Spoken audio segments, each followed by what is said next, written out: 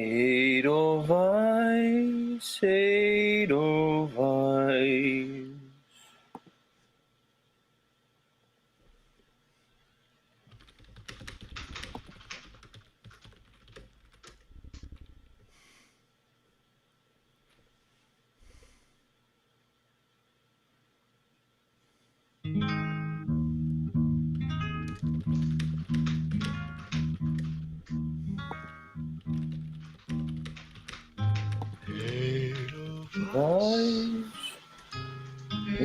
Edelweiss.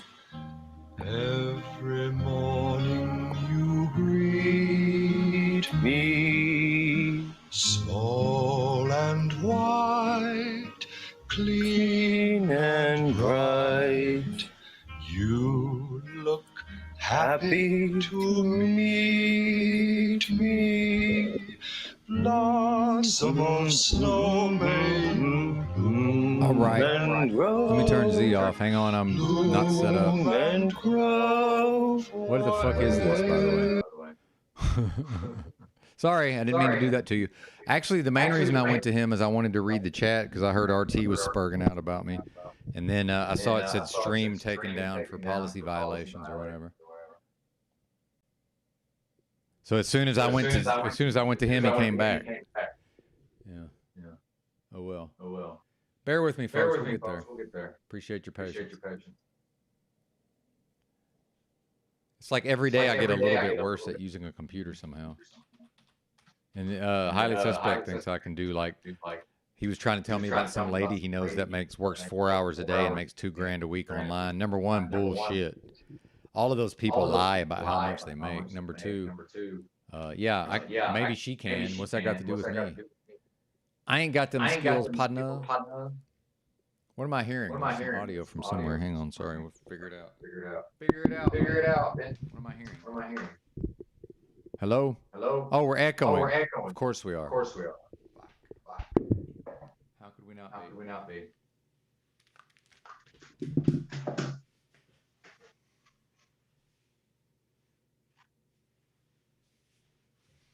All right.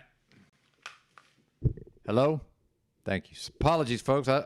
What these gremlins are that have infected the broadcast of late, I have no idea. But it's a thing. It's a thing.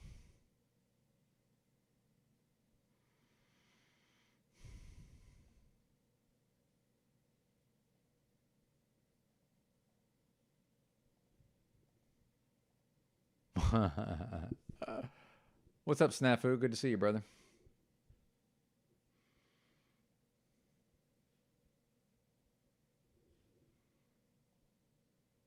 Yeah, no kidding. I tuned in and Sly Shy was doing whatever she does. I appreciate Sly Shy, but she's just off base in many regards. Oh, and this computer here is since the stream got taken down yesterday because I had no idea it was going to get so lit. Later on that I had played some content, and apparently, does anybody know what is the limit within YouTube to be able to use their editing tool, the built-in editing tools? Because I know 12 hours is too long, so I wonder what that is. Is it 8? What's up, Bex? Good to see you. Is it 8 hours? What I want to start stopping. I want to begin to stop by that point. So if I need to clip some shit out, I can.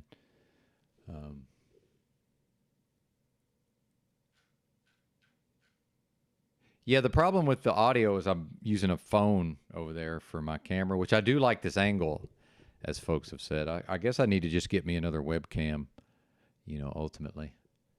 Another webcam, perhaps. And here we go, Scagnetti on Scagnetti style. Oh, my God. Scagnetti on Scagnetti. Yeah, there you go. This is what I was trying to highlight this whole time. It's always been every man for himself. Well, bear with me, folks. I'm going to go grab my coffee. It's already made. I'll be right back.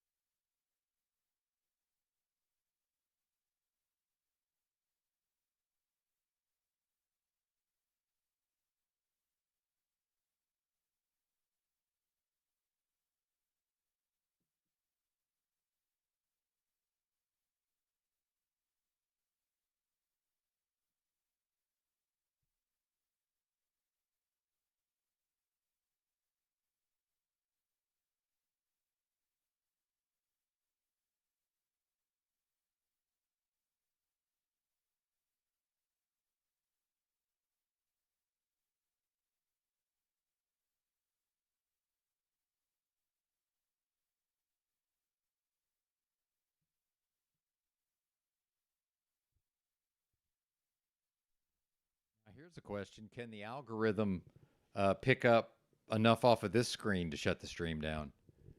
I don't think so. I hope not. I hope not.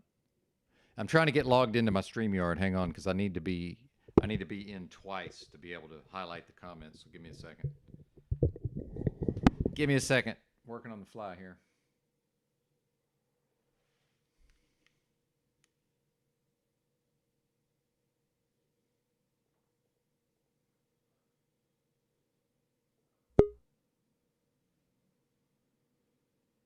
All right. All right. Echo. Of course. Fuck. Ah. Hold on. Got to log in on a different browser. I'm going to log in on a different browser. Good Lord. Good God, man. Why? Why? Now I got to go in my email and get the code to log into StreamYard. Do you see what I go through, people? Do you see what I put myself through? Meanwhile, look at how poor. This is the back camera on the same phone that I do the walk and talks from. How is it that the best phone camera I have is the selfie camera on that phone? This looks like garbage. What is this?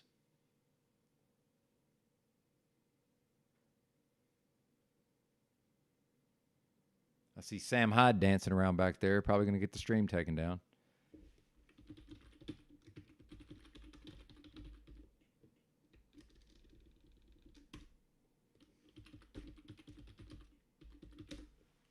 right, we're going to do something about this.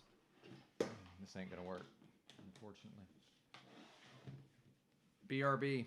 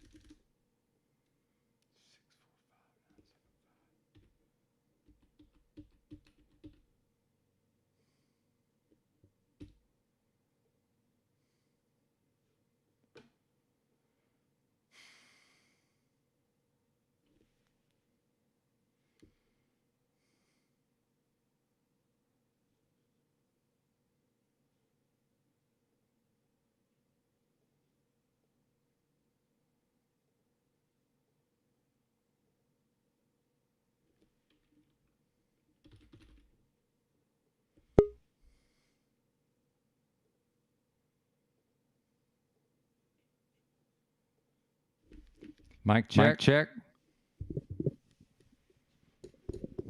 Still doing it. I don't understand. It did not do this for like 3 days, and now it does it every time.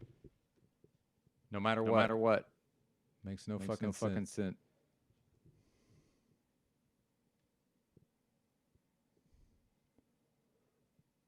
Fucking computers, man.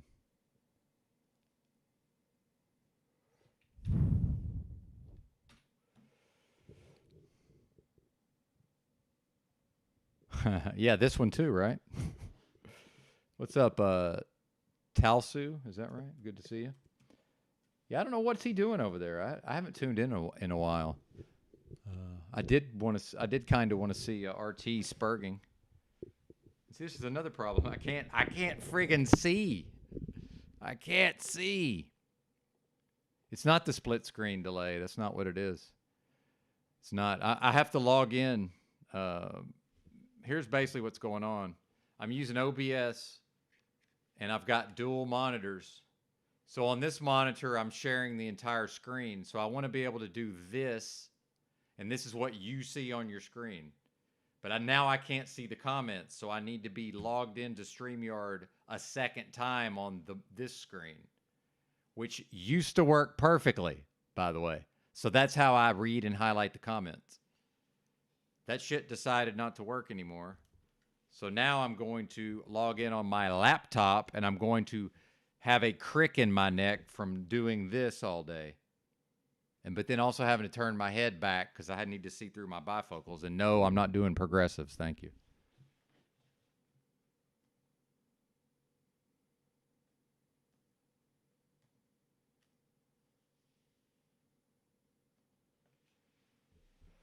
Crazy. Thanks, Rachel. How are you? Good to see you as well. We'll get there. I mean, it's going to be 20 minutes of technical difficulties at the start of every broadcast from now on, I guess. So yeah, thanks for here's why it's fixed, happy hissy fits. It's fixed because I logged out. So every time I log in on the same computer to StreamYard, it causes an echo, but it didn't used to. So maybe StreamYard made changes to how their shit works, maybe. That's the only thing that could account for that. Because it worked perfectly for several days in a row. And I changed nothing. Okay. But I can log into StreamYard on a different computer and accomplish the same purpose. But what that does is it causes me to have to angle my body in a way that causes me physical discomfort and pain. Yeah. Fuck it, I'll do it live. That's right. No shit, brother. Couldn't agree more. Couldn't agree more. And by the way, with you and Drew, man, I'm Switzerland, bro. I got my own opinions, and that changes moment to moment, but I'm Switzerland, man. I'm going to kick it with everybody, and if they can't deal with it, they're just going to have to fuck off. And I don't mean you, I just mean generally. Drew fucked off for a while, that's for sure. I'm going to get along with everybody as long as we're able.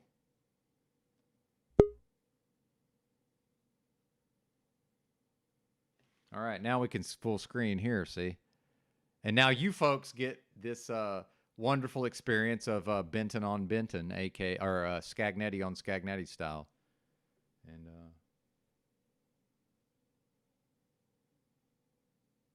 well, I think the audience saw it a little bit differently, Machine Lies, but I'm not here to change your mind on the trashing Paul and Drew. I'm pretty sure the audience called it for.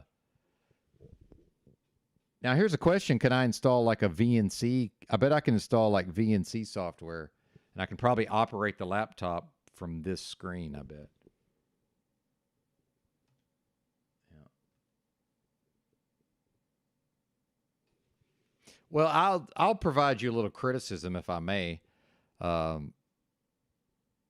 think you would do a little better to just make yourself stop talking sometimes, because I get the same way as you. Like, I want to just talk over everybody when I'm in a mode, right? But it's just my opinion only. It would be better for you, if, even though you don't want to just be quiet just long enough for them to get through what they're trying to get through and then hit them again, right? But it's tough to do, believe me. I'm no master of it, certainly. And sometimes I just flat can't do it, like we saw with Timmy. Sometimes I'm not able to.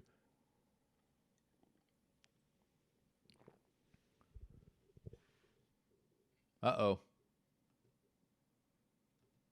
What's up, Mr. McGee?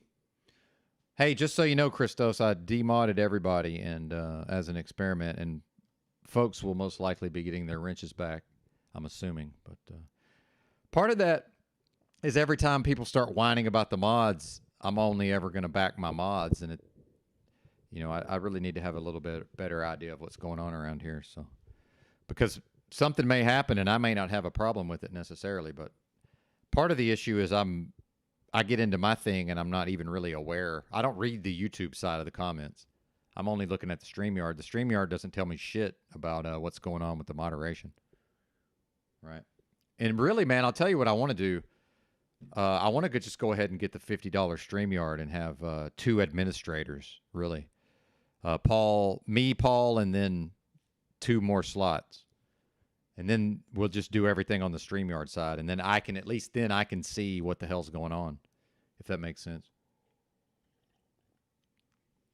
I don't need another thing to look at, the YouTube side.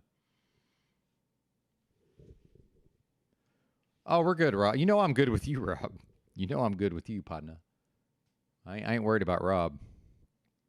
Like I say, I demodded. Music Holds a Secret doesn't even have a wrench. I had to email him personally and make sure he knew what was going on. I guess I could have emailed you, Rob, but I was trying to get this show started here. Plus, I knew you'd be here. He might be off doing stuff.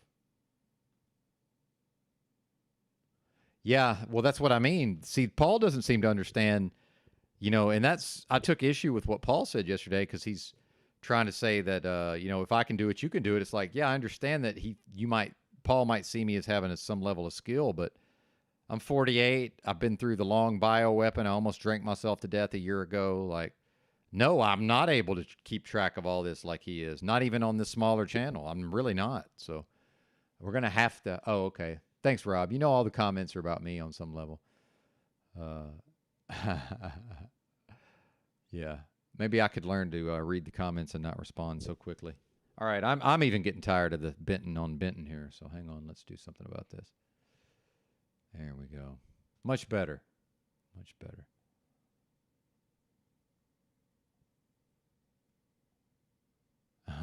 That's right. I wish I could shake dreads. It's funny, man, because when I had my hair down to my shoulders, my second wife, she likes the white dready guys, and she was like, I can't wait to see what you're going to look like with dreads. And meanwhile, I'm thinking, yeah, I don't know that I'm ever going to have dreads, but if I'd grown my hair out long enough and kept living fucking barefoot on a pseudo hippie commune in Oregon, hell, I'd probably would have dreads by now. But then my health issues kicked in, and my hair just stopped growing. It got shoulder length. It wouldn't get any longer. Crazy, huh? I wish I would have grown that shit out when I was a kid and just kept it. Oh, I turned it off, Rachel. We're not demonetized. I turned it off. That's a bit of an experiment. There have been folks who dropped a super chat that I'm pretty sure would have hit the Cash App if they'd known about it. And, Paul does have a point about all of that. But I personally like the super chat dynamics because I do enjoy being able to put it up on the screen. So I will say this. If enough people say that they want the super chat back, we'll definitely bring it back. So, it's more of an experiment, I would say at this point. We're experimenting with things. And see, I go out of the full screen because I need to be able to look at the comments on my big screen. So this is, all right, old man, get it together. Get it together. All right. Just every time I do that, maybe somebody will help me. Hang on. Let's see if we can do something here. Now I got my back to the camera. That's not going to work. That's not going to work. Or is it? I don't know. Can we make this happen, folks? I think we can.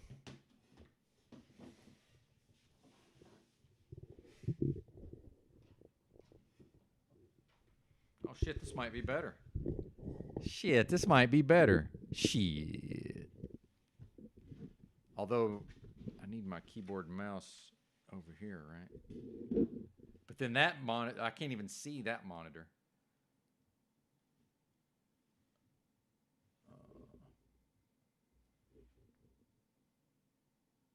Yeah, real quick, Machine Lies, I can hook you up. I glanced at your email. I'm not going to be able to read the whole thing, but yeah, I got you, bro.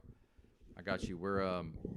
I accidentally played a copyrighted clip earlier in the stream before I knew it was going to get lit. So, because of the length of the stream, YouTube won't let me remove the objectionable material, right? So now the camera doesn't work. This camera angle no longer works. Let's see. It's just going to be more. Oh, well. Guess you're looking at my back, folks. I don't know what to tell you.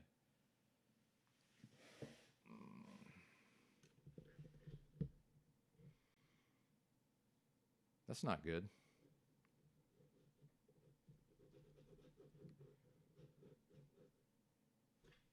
That's not good.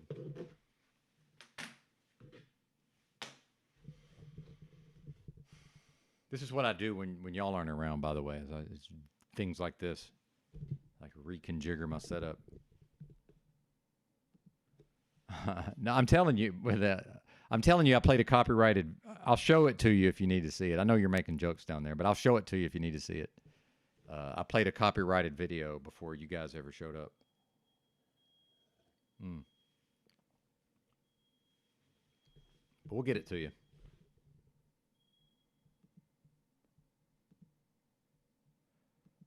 Rachel, it's here you go. Here you go, Rachel. But thank you for being willing to contribute, by the way. And I suspect that you've contributed.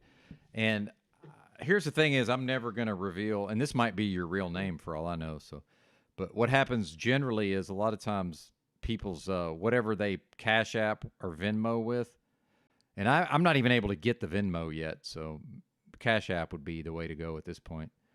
And thank you. Unless, you know, other than Rachel, who this may be her, although Zinger, I don't know if that's your last name, but I guess basically is I'm not going to reveal whatever name is associated with somebody's Cash App, if that makes sense. And typically people just wouldn't think to say, hey, it's such and such, right? So just, I guess, let me know if you want to be recognized or not.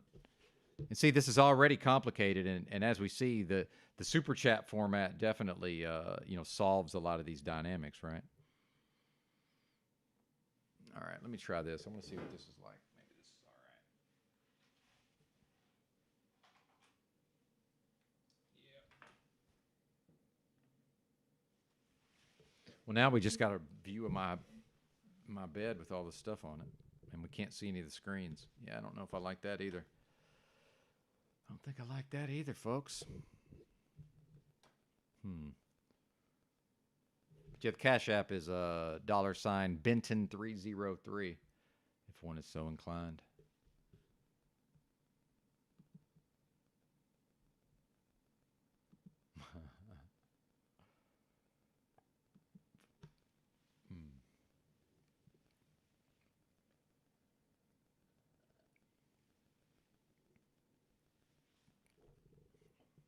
I mean, who wants to look at all that back there? Nobody. This ain't gonna work. What's up, Christos? Hey, I demodded everybody as an experiment, so just so you know what's up.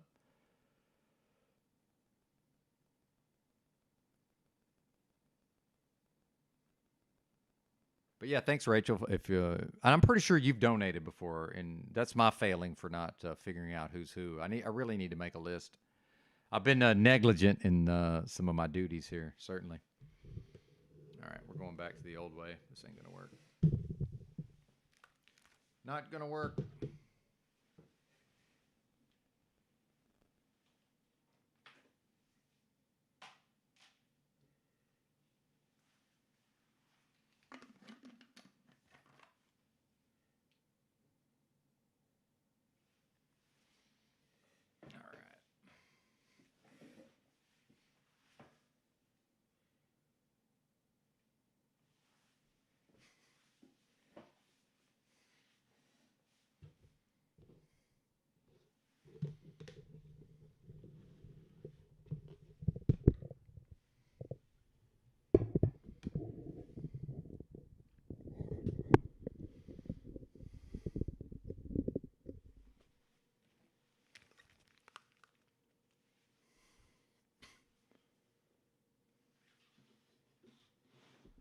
I love that, Rachel. Rachel says she doesn't see the wrong in giving what I've been given. Yeah, and I am a little disappointed with certain folks' attitudes around giving, I must say. Now, some of that is upbringing, right? And I came from a culture where what the funny part is, you know, especially in the Christian context, where I grew up, most folks, you know, would want to at least be seen as the type of person who gives freely, right? But then a common thing you heard from those same folks was, well, I don't accept charity, or I'm not a charity case, right?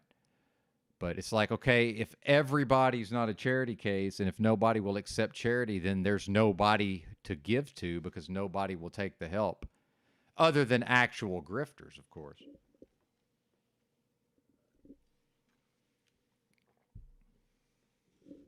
Other than actual grifters.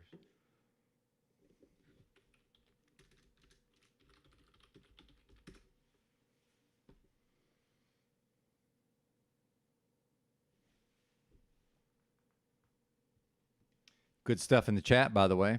Shout out to the live chat. Thank you, expert live chat. I don't have an expert panel. I've got an expert live chat. All right, this is just going to have to work. If I could actually see if I could see that screen from here. Maybe I'll just zoom way the fuck in because I don't need the video part. Let's just do this. I love this level of problem solving. It's just not doing it though. There we go. There we go. Look at that. Much better. Much more better.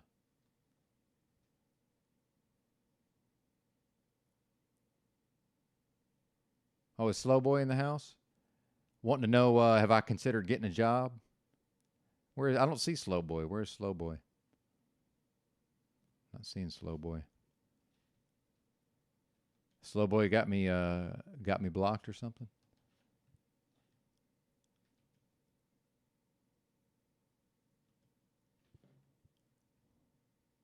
Can you even do that to the person who's running the channel? Probably.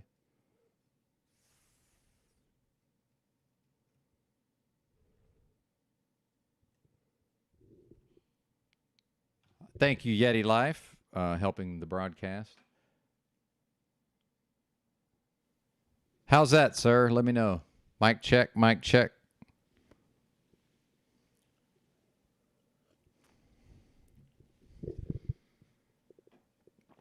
Mic check. Mic check.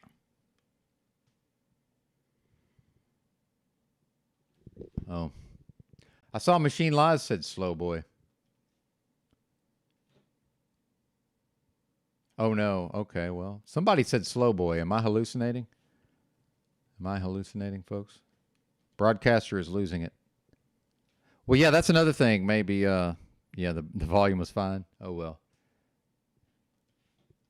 This isn't going to work either.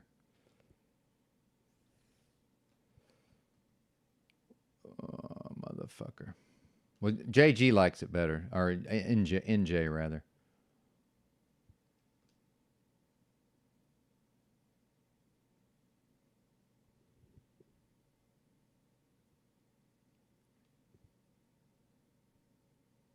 Well, I must be hallucinating.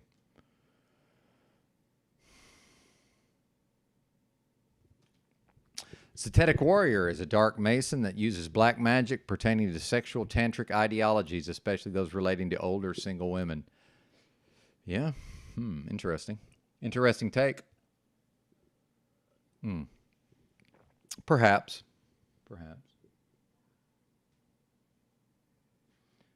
Well, I hate to break it to you, Machine Lies. Nobody's reading anymore. I haven't read anything in quite some time, I must say. And actually, part of truck driving was they got me onto audiobooks. So I have 100 books on my audible.com, right? Audiobooks, but that's not even really a book. You know, it's somebody reading aloud, you know. That's certainly a thing, right? But yeah, I would like to get back to reading. So it's like something's happened to my brain. Maybe the internet has finally destroyed my my attention span fully.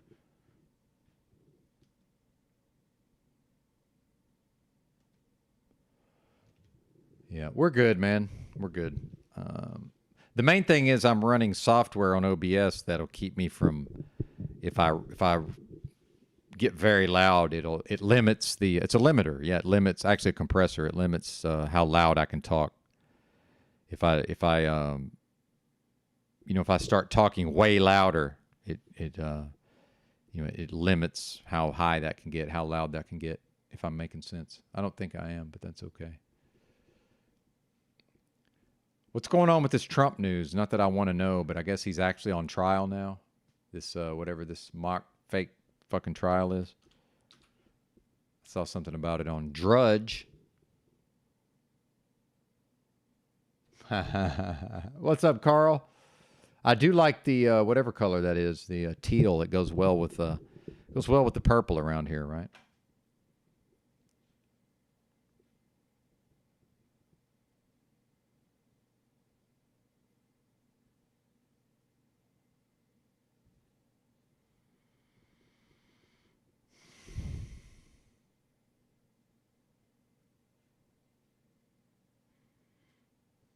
It says a trial.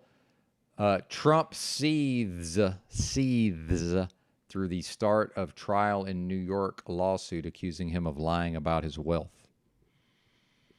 All right. I guess I have to do that on the laptop too, right?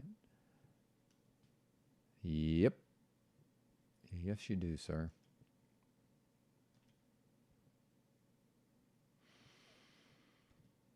Let's watch an old man use a computer. The final stages of Walter White. Yeah, no kidding, man. Yeah, that's the thing about my hair. If I try to cut it with like the #1 guard, my clippers aren't good enough, and I can't get it even. And I really can't even get it even just using the clippers. But which is funny because I used to use these like $17 Conair clippers from Walmart, and I could cut my hair just fine. Even with the guard, I could still get it fairly even. I don't know what's up with this new bullshit.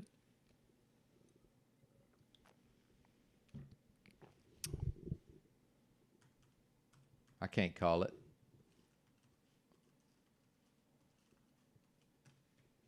Anyway, good to see you, Carl.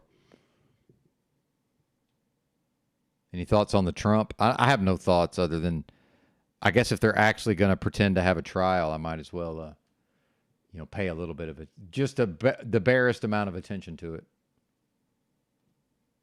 Oh, I haven't even installed the right. I don't even have the friggin' extension installed. What the hell?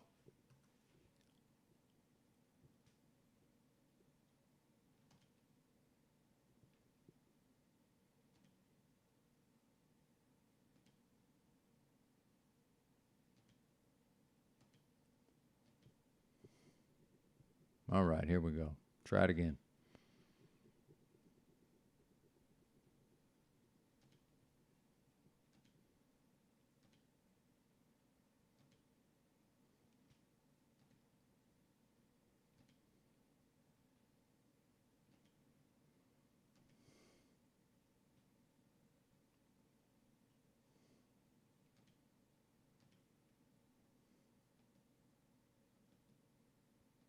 All right, I'm going to have a heart attack. Nothing is working now. Almost nothing.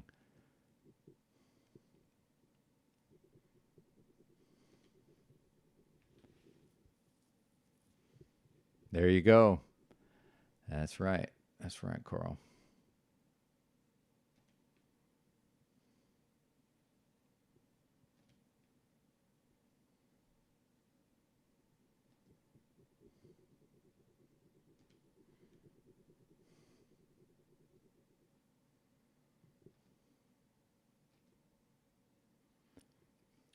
Well, and Carl, that's the thing folks don't like to hear is that I don't have a metaversal daddy, but if I do, it's Drew.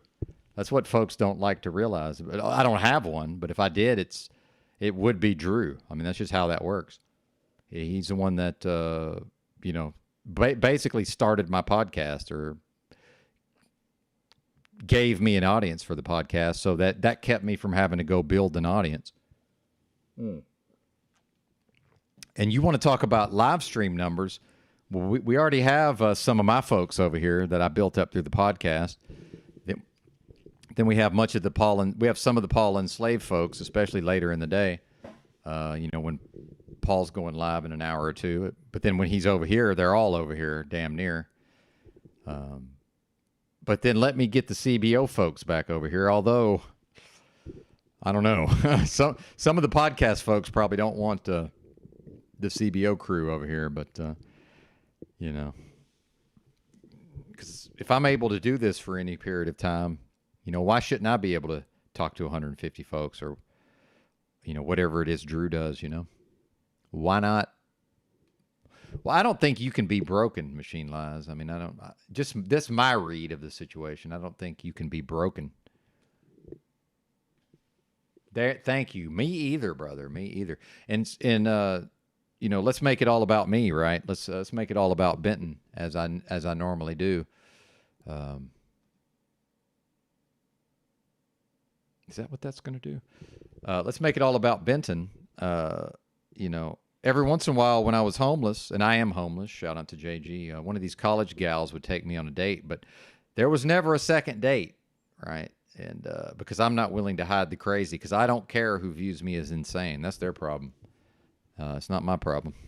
Now, I might want to, you know, have a little one-on-one time with a co-ed, but I don't want that one-on-one time enough to, you know, hide the crazy or care who thinks I'm insane, because definitely far from that, folks.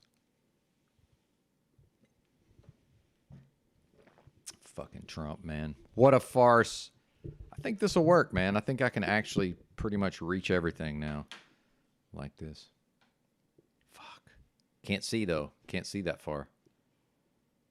Oh, my God.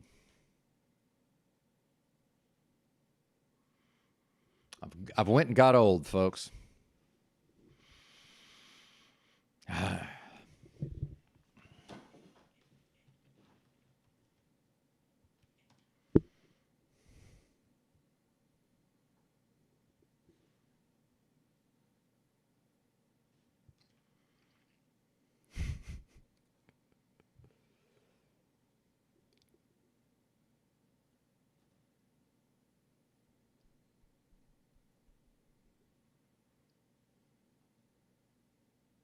I'll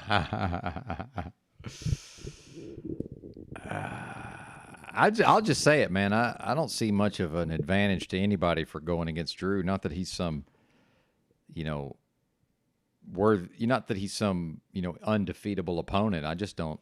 Me personally, I don't see any future in it. Just my opinion. But everybody's got to do what they feel is right for them, right? Oh man, it was quite a fun time. Actually, I'm still tired from that. It was way too much streaming yesterday, and I broke my own rule. I was going to stop at noon, but you know, who could stop with all that going on? Not that I would have anyway, because I'm addicted. Let's call it what it is. I'm addicted to the streaming at this point. Yeah, most definitely. Hey, Yurt. Can we get Bobby B. Warrior in here to counsel me on how to make all my screens like a senior citizen, like to get the text to be where a senior citizen can read them, can read the screen? Yeah, good to see you, Yurt. You made it to my notes for the walk and talk, and I don't think I ever quite got to it, that material. How are you, sir? You got Venmo? Does Yurt have Venmo? Maybe I'll start forwarding the Venmo donos to Yurt to get him to come onto the broadcast. I know this is not the proper time of day for him, though, I'm assuming.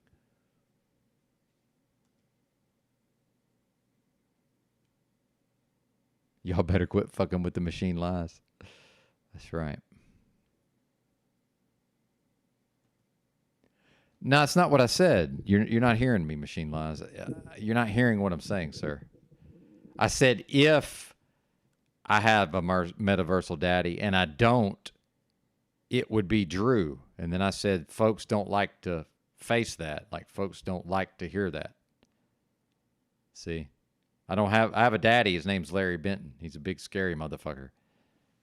Thank God. Because a wild man like me needed a big, strong, tough, terrifying, scary father. Otherwise, I wouldn't be talking to you folks. I'd be dead or in the penitentiary. Believe that. Yes. So No, I said if, sir, if. I said folks don't like to face that. Meanwhile, I don't know if you remember Machine Lies. People tried to force me to choose between Drew and Paul, and I will not be made to choose. And in fact, that's part of what led to me and Drew falling out for a period of time, right? And I don't know if you remember Machine Lies, but me and Drew were doing a morning show every 4 days a week on his channel, Get Chalked Up. That was quite well received at the time. Many folks enjoyed it very much. So, yeah. That's why I said if. And I'm loyal, okay? That's just my choice. I'm not saying you're not. I'm loyal. So, even to my own detriment at times. If a person, even if he did it for his own reasons, which I'm sure he did, he juiced me up and, you know, it's a big part of why I'm able to do this. So, and I did 10 episodes of a podcast at a certain point that nobody ever heard because I wasn't able to get it before an audience. So, it's important to me that there's folks who will assist me in getting before an audience, and that's one of the reasons I like to promote channels. So, even yours, Machine Lies, I also promote your channel. I'm a fan. It's just you're either live when I'm asleep or I first wake up and I just can't I can't wake up and then just start paneling. I mean, I just can't. It gets in the way of what I'm doing. What's up, Drew? Yeah, Drew's spiral sense was tingling. Oh, thank you for stopping by, Drew. That reminded me. Layla dropped a video with some fantastic art, and I am a fan of the visual arts, so you know that stuff's right up my alley. It's funny, people want to talk shit, and I don't mean Machine Lies. I just mean in general. And Drew's wife drops a 7-minute video, and it's one of the best damn videos I've seen in months. Right? And, what does she maybe have 3 videos on her channel? Funny how that works, right? Funny how that works. All right, y'all want to look at the back of my head? Not really. Go, hey, Rob, go ahead. Go ahead. I would like to see a rematch where Machine Lies just brought it down just a little bit to just let the opposition say just enough and then go back in. You know, I have my own opinions about the way that the thing turned out, but that was the major error I saw and it's hard, man. I get in that mode where I'm just gonna, you know, I'm gonna fire too. So I get it. I can relate to it, but yeah. Go ahead. Go ahead.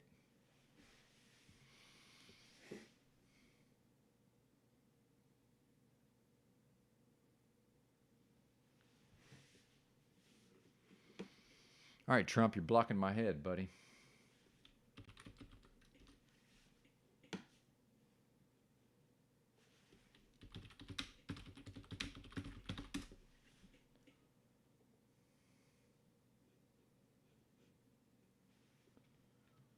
Oh, yeah. Screen share, partner. Oh, that's right, you can't. SMH, got to do it over here. Fuck. Fuck!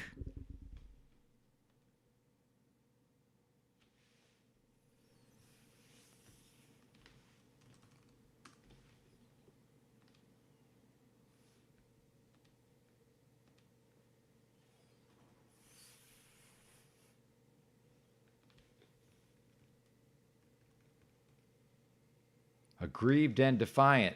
Former President Donald Trump spent a day. I can't even read. I just can't do it. What a fucking farce. Just can't do it.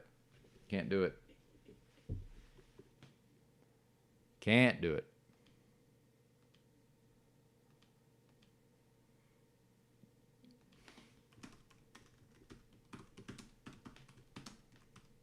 And I'm not going to play her video. I want you folks to check it out on her channel, but oh, channel. Never mind. Typing in the wrong shit.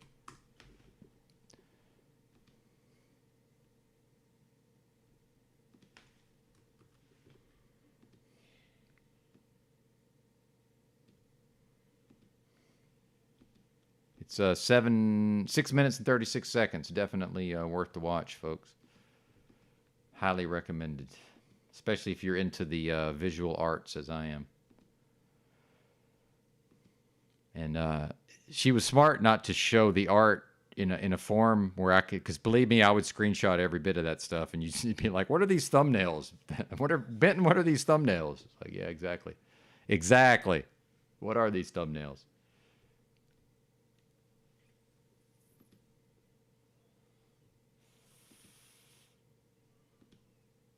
There we go.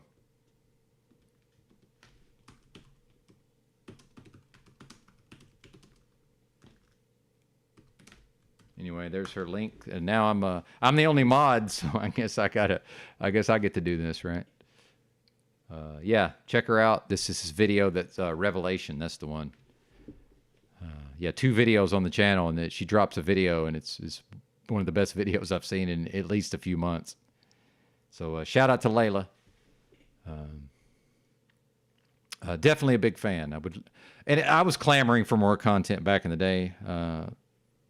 You know, I'll take what I can get, I suppose, at the level of content. So better than nothing, right? Something's better than nothing. So pretty cool, man. Pretty cool. Well, I'm not. I'm no Jay Dyer fan. So yeah, that's. What's up, JT? Hey, man, I might, anyway. Good to see you, brother. I'm gonna hold my tongue. I'm gonna hold my tongue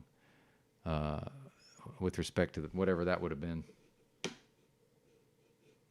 We're just gonna let it all play out, JT. We're gonna let it all play out. As we should, I would say. Okay, I think I got the setup. Now, can I get the camera angle? I can actually see all of the screens, sort of. I can kind of see that. Kind of. I can kind of see the laptop. Oh, yeah. Awesome, Layla. Always happy to see Miss Layla. Well, Mrs. Drew. I don't know. What are we calling her now? Drew's wife? Layla. Always cool seeing Layla swing through the channel. So, hell yeah. Hell yeah. Yeah, awesome video, Layla. Loved it. Loved it. I watched it twice now, I think. And a good job showing just enough the artwork where I couldn't really screenshot it. Well done. But if that ended up on some T-shirts, I'm absolutely buying some T-shirts.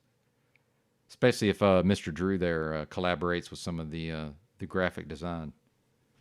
Yeah, Drew's not a Dyer guy. I can tell you that. That much I know. Not a Jay Dyer guy. Yeah. And that TBE was the main Jay Dyer guy, as I recall. Although I'm sure there were some others. But yeah. Oh, stretch it out, Ben. Oh. Getting old man. All right, what can we do here? What can we do here? Is that any better? Yeah, it's less of my head. Go ahead. Yeah, I kind of like that. That ain't bad at all. Ain't bad at all. But yeah, we're not showing the video, so please go check it out on Layla's channel if you're so inclined. Subscribe. You can hit all notifications. She's definitely not going to be hitting your feed all the time. Yeah, absolutely. Make it happen. If we're talking about what I think we are. The merch. Maybe even a hoodie, right? So winter is coming, folks. There's Ms. Whiteboard. Good to see you, Miss Whiteboard.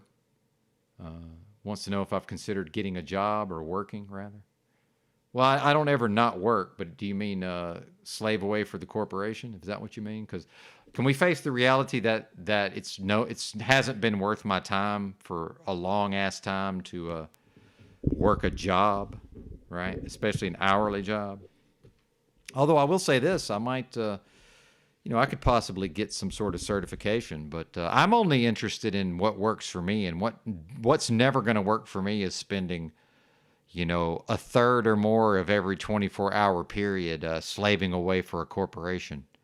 That's never going to work for me again. Now, the truck driving, when I was able to still do it, that worked for me because I could live at my workplace, which is awesome. No more commute time, right? And I like living in a truck.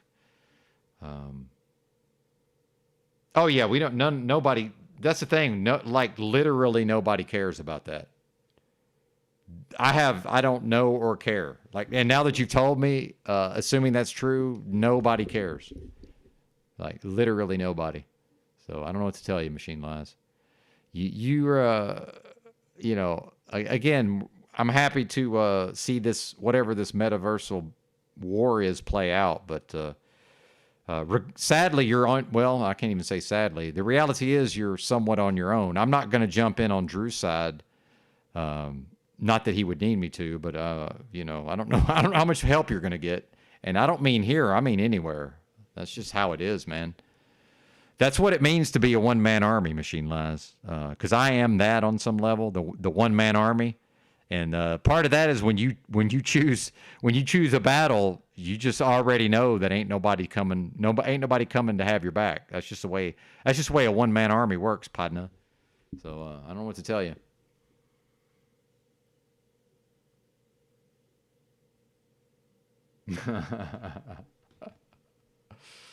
Oh man.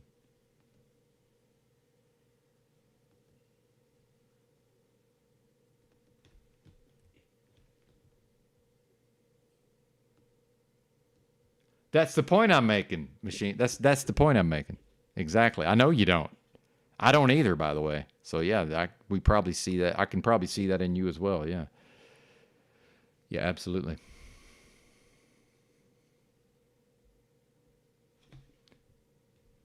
But as a one who's burned many bridges, remember, you cannot unburn a bridge, right? So, just to keep that in mind. Or don't.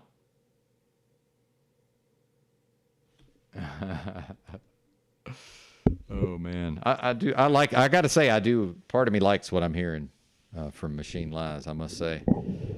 Yeah, part of me likes that. I like it.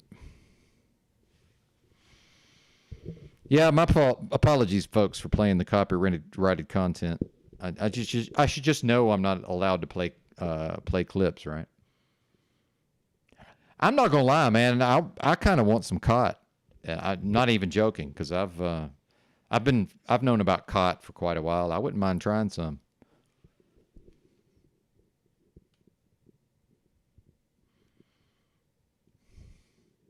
How many people are watching this, by the way? Are there people here?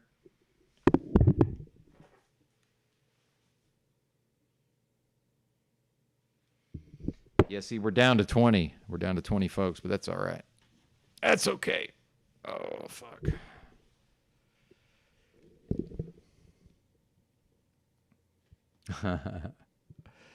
Of course I will. Of course I will, Christos. Of course I will. In fact, I got shit to do. So yeah, we'll do that now. But, folks don't have to come up right now. Since I'm doing everything, right? Since I've decided to try an experiment where now I'm the only one who gets to drop links. So yeah. Now I need to go pin it. That's what I need, Benton. That's what Benton needs, just signing himself more work. That's what I need. Now this says 40. There's 46 people here? That's what Benton needs, just signing himself more work. Is that real? 48 people. What in the fuck is going on? Huh, it told me 20. Wow. Well, shit. Hey, Yurt, did you see me deal with Thomas yesterday? What'd you think of that? Because people may not know that I first saw Thomas on the original In a Yurt with Books channel, and took issue with some of the spiritual cosmology. Is that the right term that was being espoused? Him and Talcott and Freedom Grower, who's certainly grown on me over time. It was like Talcott, Thomas, maybe a couple other folks that I don't recall, and Freedom Grower, like, just sort of a circle jerk of spiritual type of cosmology is how I would characterize it. Yeah. Well, I will say that, Drew, that, I'm not a super big fan of the backstaging either. I don't do a lot of it, but I'm starting to do more of it. But typically, I just kick them off the panel and tell them not to come back. I'm not a fan of the, like backstaging them just to bring them right back. I'm not a big, although I do that occasionally for specific reasons.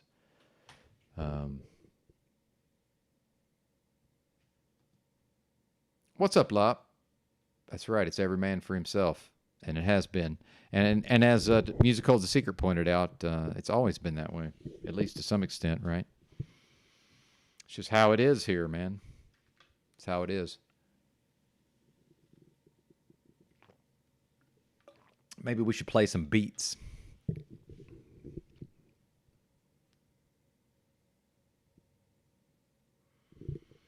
Oh, yeah. I was supposed to be pinning the link. What am I doing? How silly of me.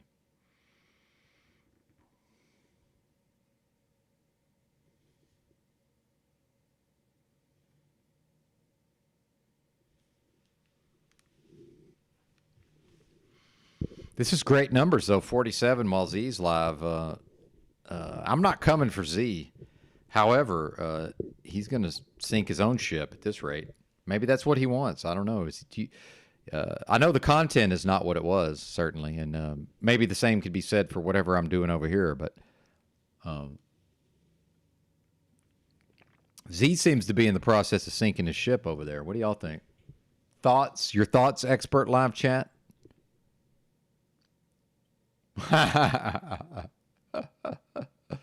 Oh, man. Exactly, sir. Exactly. Nice.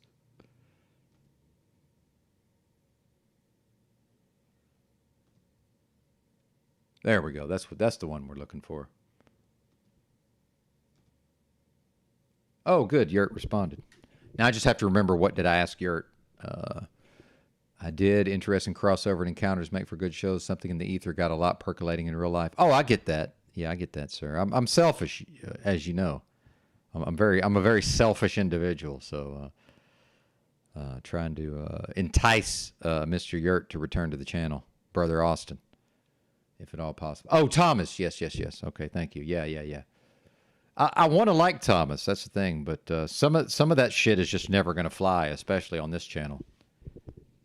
I even had to give that Life is Good fella. I had to give, is his name Aaron, I think? That's my name for folks who may not know. I was Aaron most of my life. Do I seem like an Aaron to anybody? It's my middle name. I'm just doxing myself, but yeah. In fact, some of my family still calls me Aaron, but when I chose to live in the streets, also known as a homeless person, I was regularly accessing services, and there was too much effort around trying to explain that, well, no, I'm actually Aaron, but my ID says Jason. So I just became Jason at a certain point. But then, my mom tried to push back, and I was like, yeah, but that's my name is Jason. So I don't, like, what is this, in fact, you named me. So, right. I guess they thought Aaron Jason sounded funny.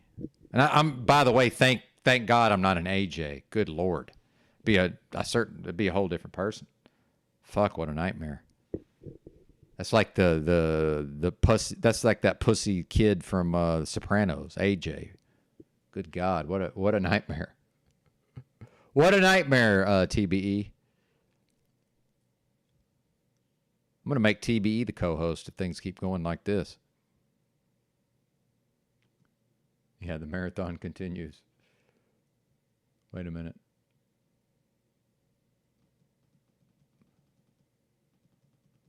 Well, let's call it what it is. I mean, some of us do appreciate a good spiral, right? Some of us do appreciate a good spiral, tinfoil.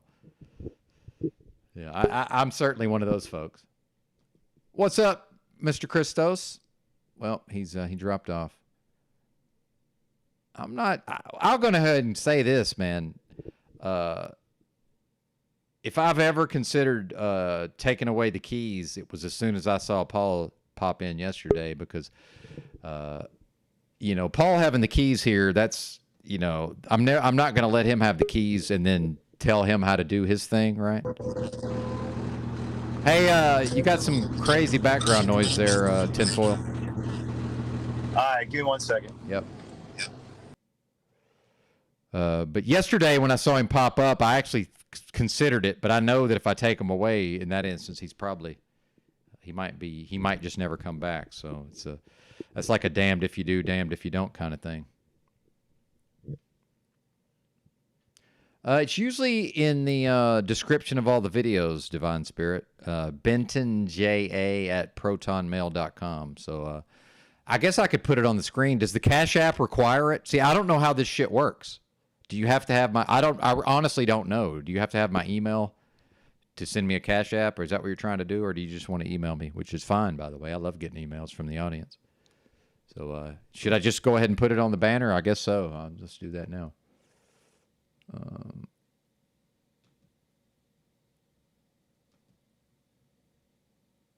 Christos, are you there? Hello? Hey, man, what's up? Hey, yeah. So did Monday's stream get, I missed some of that. Is it still completely down and you're not going to be able to bring it back up? Is that what I heard? Well, I might. Earlier you were telling someone. I might put part of it up, but nobody will watch it if I do. That's the thing is, people are people are into views so much. When the thing goes up with no views, nobody's going to watch it. That's just kind of how that works. I know how it is with replays, yeah. Is that better or is it still shitty? Because I'm in the truck right now. Yeah, we'll just deal with it.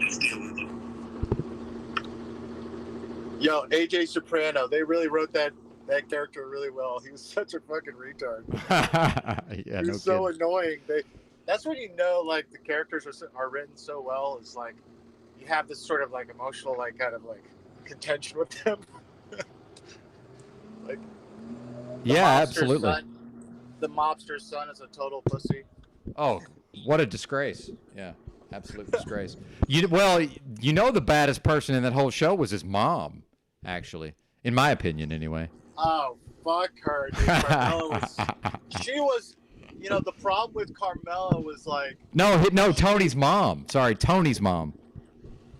Hold on 1 second. Yes, Olivia. I said that wrong. Oh, yeah, Olivia Soprano. Oh, man. Yep. I know some Olivia Sopranos out here. Yep. But yeah, Carmela was the dual citizen. The amoral dual citizen, where she accepted all the spoils and booty of the mafia, but then she would be like, "Oh, this is wrong." Yeah, exactly. I know a lot of people like that too. I just want to hop in here real quick and say it was insanely cringy when I saw Grace Thorpe pull out one of those long cigarettes and just as she was lighting it, I'm like, this fucking dumb little cunt. Trying to be like a, all edgy and like a hipster and shit. I hate these bitches, these young little white girls and their cigarettes. Get the fuck out of here. Go ahead, guys. Thanks, Christos. Appreciate that. Thanks. Yeah. I'm just catching up on the chat, TBE. If you got anything, or we'll just hang out, chilling. I'll just hang out for a second. I'm in fucking terrible traffic right now, so. Yeah, I never want to tune into the Thorpes for real. I just, like you said, Benton, it's only gonna ever be like contextually or through other people. Yeah, absolutely. No, I don't want to see any of that. That shit looks weird. Like it just seems like magnifying glass of just toxic, screwed up family dynamics. I guess. Plus, I guess they're Catholic. I'm not sure. I don't really care. That's besides the point. But yeah, y'all got it. Yeah, TB's the working man out here. He's out there actually working a job. That's right. I'm a field nigga. You know what I'm saying? I'm out here slaving away.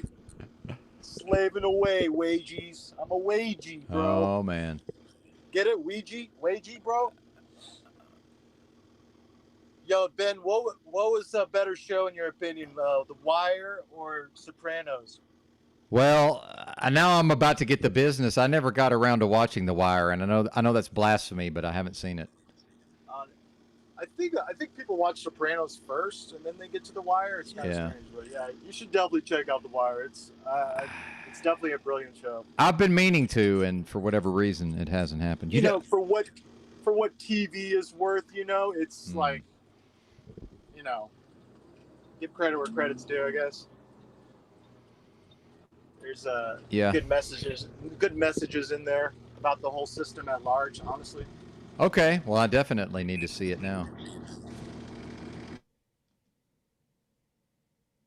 Yeah, go ahead, man, go.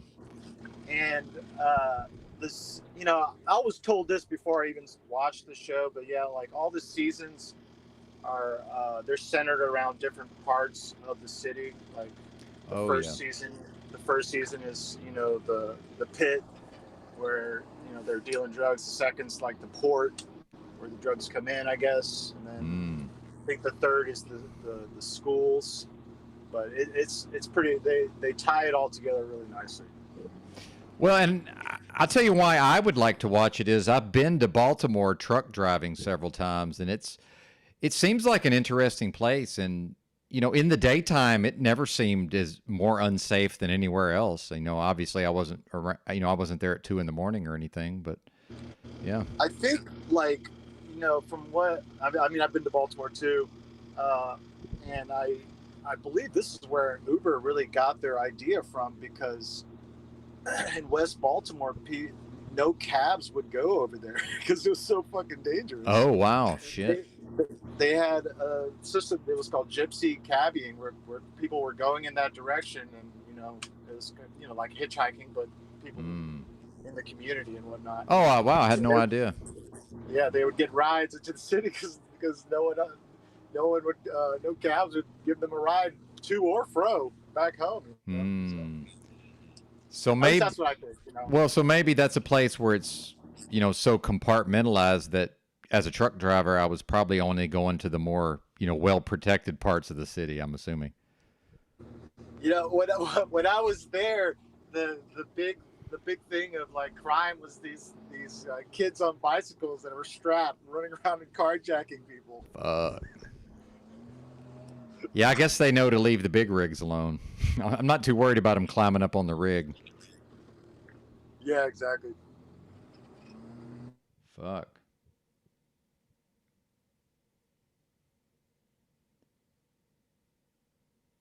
What about Philly? You been to Philly? No, I've never been to Philly. I've been to DC, you know, Chocolate City or whatever. I don't know if they still call it that, but probably. Been to DC, Jersey, New York, all that shit. But I never got to Philly though. Philly, it's underrated in my experience. It's a pretty decent place, as far as I'm concerned.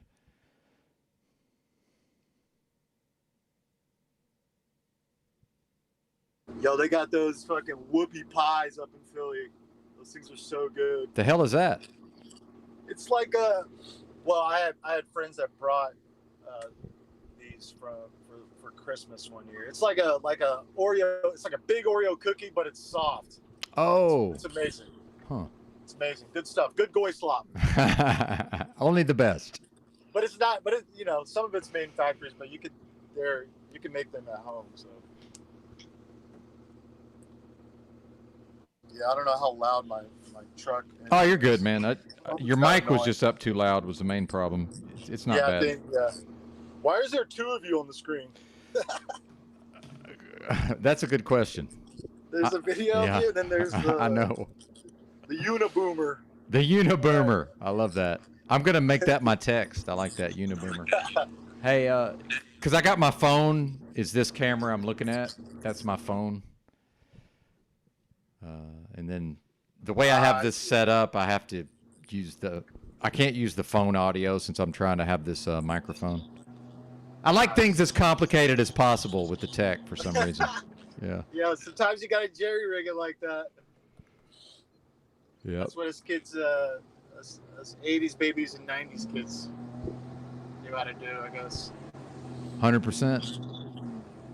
I remember on the Nintendo, the console, there's that switch that you screwed into the back of the TV, and sometimes that shit would get broken, and we would strip the top off, and it would just be bare wire, and we would just tape that to the fucking TV. Oh, 100, yeah, all of that, yeah.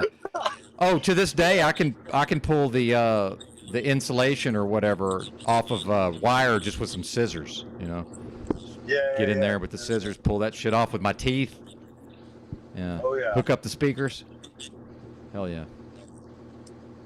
All that.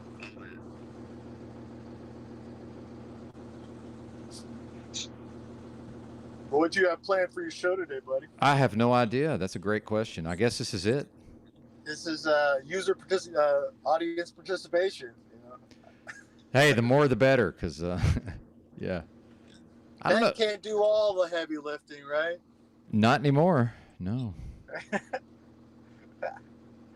Yeah, I'm still coming to terms with not really being able to work as a truck driver, at least not on any ongoing basis. But I still believe I can on some level, but it's just not a thing anymore, unfortunately.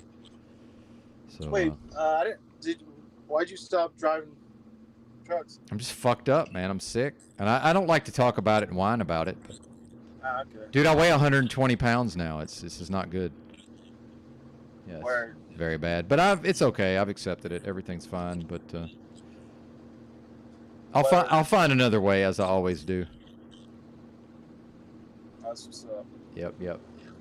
And I ain't the only one. What's that? What the fuck are you doing? Oh yeah, don't it? You ain't got to tell me. Sorry. Yeah, you ain't got to tell me. Mute there. Yeah. Yeah, these people around here, man, out Terrible. of control. Terrible. Stupid. Out of control. Yeah, it's some of the worst drivers. Especially Yeah, if you're man. on any of the interstates. It's either go-karts or burnout motherfuckers out here. They're just it's constant. You got to be vigilant out here. Keep your head on a swivel. Yeah, it's either they're driving too slow or it's like fucking Mad Max. You know, it's Well, not and normal. for the audience, we're talking about Atlanta, just in case anybody didn't know. Well, I'm in the burbs right now, but yeah, Atlanta, it gets progressively worse into the city. But they're building more lanes, so that should help. Building more Well, highway lanes, more main street lanes. That always helps. I hope you're being sarcastic, because you know it doesn't. Just more people drive. The more lanes, the more people join the road. No, that's the fucking thing. I swear, man. It These is. construction crews. I swear, I see them and they're just like fucking up the street. And it's like, what's going on? What happened to them? The street was like completely normal. It's like, what happened between last week and now? And it's like an ongoing project that goes on for a month, just wrecks traffic. And then just like, it's resumed and nothing was changed. Yeah, exactly. Just no reason. And I'm assuming you've driven. Is that I-85 going up like to Spartanburg, South Carolina, and all that? Shit, you called it. Dude, stop gang stalking me, bro. Fuck, dude. Well, Yeah, I'm on. oh, you're on 85, that right yeah. now? Okay. Well, Yeah, that's I'm on 85. no wonder you're cussing. Fuck that. Oh, it's fucking nightmare. But so when I was still new at truck driving, like the first couple times I went up that way, if you actually go all the way to Spartanburg, it's like 50 fucking miles of a construction zone. And I just, oh, dude, it never ends. Oh man. And I just remember just at a certain point, just yelling, fuck, fuck, fuck, fuck. I mean, just the whole time, just to get through it. Yeah. Because it was like, after like 15 miles, I'm just like, oh, it's just never going to end. Yeah, It's just never going to end. It's where you really try to harness some patience, and it really it's like, all right, this is where I learn how to restrain myself and my emotions. Oh my God, dude. Because it's pretty bad.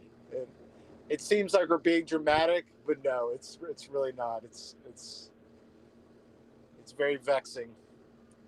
Well, and the traffic usually doesn't make me mad. So, you know, after 20 miles of a never-ending construction zone, that's all I could do was just yell "fuck" over and over at the top of my lungs. By the way, yeah.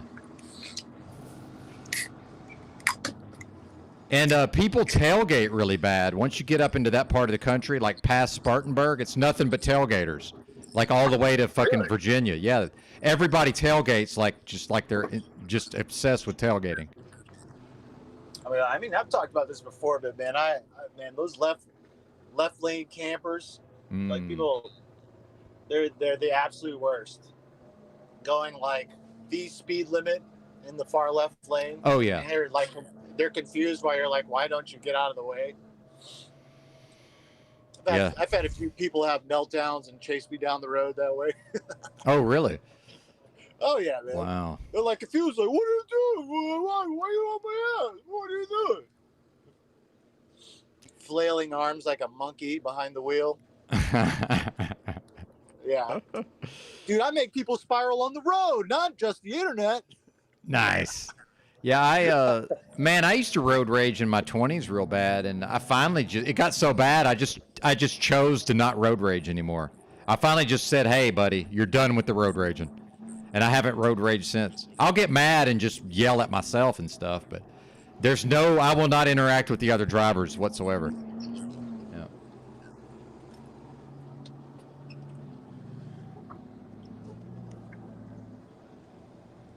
Word, man. Well, I'm going to pay attention to the road. I'm starting to move here. All right, brother man. Appreciate you calling in. Yeah. Yeah, anytime. That was Toilet Bowl Earth, a.k.a. Ancient Waves, Modern Graves, a.k.a. Tinfoil Straitjacket. I'd like to thank him for swinging by the broadcast today. Can you click the right buttons, Benton? There we go. That's the one we want. We got the Benton cam in the house. Then my icon over there vibrating. But then when we really get egoic, this is what we do. When we really get egoic, we go Scagnetti on Scagnetti. Yeah, there we go. Yeah, that was dope. I agree. I haven't talked to him in a while, so my timing is a little bit off. I stepped on him a bunch of times, but if he keeps calling in, we'll work that out.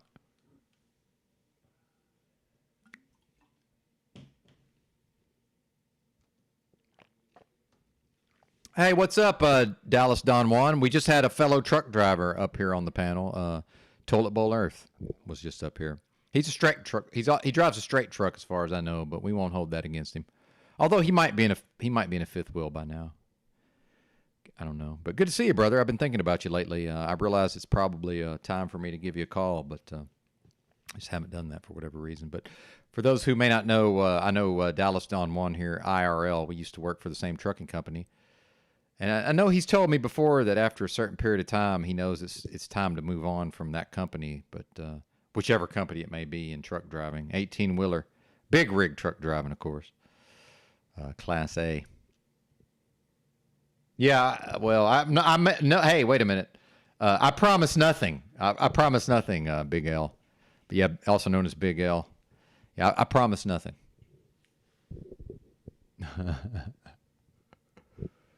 But yeah, good to see you as always. Yeah. How's the Metroplex? Of course, I don't know where you are. I'm assuming you're either there or you're out west somewhere. I can only assume.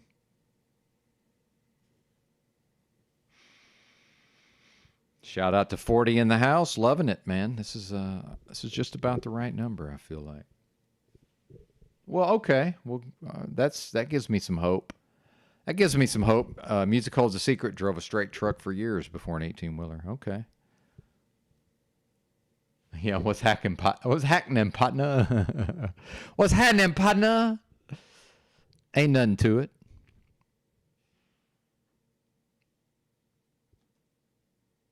Oh, yeah, Uncle Teddy pizza delivery. That's right. Maybe I'll do that. Maybe I'll get the But see, I don't want to deliver things. I'm damn sure not signing up with this Uber and all this crap. I actually looked at DoorDash or Uber or something, whatever the fuck it was, and just looking at, they want me to prove where I live and shit, you know, or like some kind of, it's like, can't I just type in I use my mama's address, like and I got everything in my mama name. I mean, why ain't there I got everything in my mama name box, right? Why I got to prove where I live and shit? Right, I got to fax them my mama's utility bill. Like, what is this? I mean, you know, Would I got to go get one of those addresses in South Dakota, like a lot of the truck drivers and the RVers do? I mean, what is this, man? Are we free or are we not? I mean, what does Uber care where I live, by the way? So, yeah, guess I'm not going to be doing any of that. And then if I try to go work for Papa John's or whatever, they want to steal my labor. Again, trading my hours for a handful of dimes. So it's like then they want me making the pizzas. It's like, well, yeah, I've made pizzas before, but I'd really rather just deliver them if that's okay. And meanwhile, in Arkansas, they don't even pay you an hourly wage. It's servers' wages. All right, if it's servers' wages, why am I cooking the motherfucking pizzas? Right? I worked at Outback. They paid me servers' wages plus tips. I wasn't expected to prepare the food. All right? Like, what is this? Oh, I like you, Old Bill. Yeah, that's big fan of Old Ill Bill there. Most def. Well, most definitely, not the rapper. Oh, you're out in Midland? Oh, okay, right on. The DFW is crazy right now in Texas. Oh, yeah, I bet. Yeah. Where is that held, by the way? Is that in Arlington? It just sounds like Arlington for some reason, but I don't know. I guess it's probably in Dallas. No idea. Yeah, there you go, Joe. Exactly. I live in my body. Why do they look, if I'm dumb enough to use their stupid app and either drive people places or bring people things, what do they fucking care? I mean, seriously, what is it, just for tax purposes? I have a car, a driver's license, and valid insurance. What do they care? And happy to prove any of that. What's their business where I live? Or what if I live in this motel? I'm not responsible for any of this. Why would I pay for the electricity? I'm in a motel, for God's sakes. Oh, South Dallas? Okay.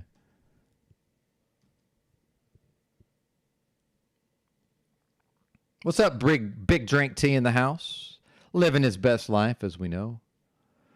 Good to see you. You still planning on heading to the slabs? You said something about October, as I recall, but at the risk of TMIing here. October? It's already October, isn't it? Yeah, it's October. Oh, yeah, tomorrow's 10-4, good buddy.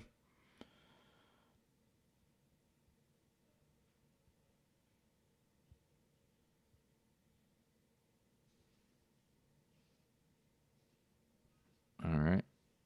Responding to an email.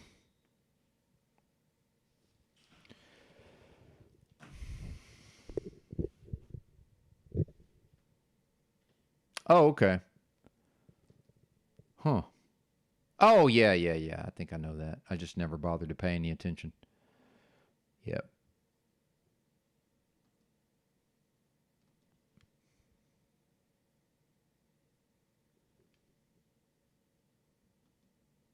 What's up, Heidi? Good to see you, by the way. Yeah, I saw O'Shea was on Bex this morning, or last night, as it may be. It was my morning. What's up with that? Yeah, tomorrow they deliver the death ray. There you go. Yeah, folks. Don't forget your Faraday cages tomorrow, right? Maybe. Please place all devices in the locked and upright position in the Faraday cage. You might want to do that tonight, right?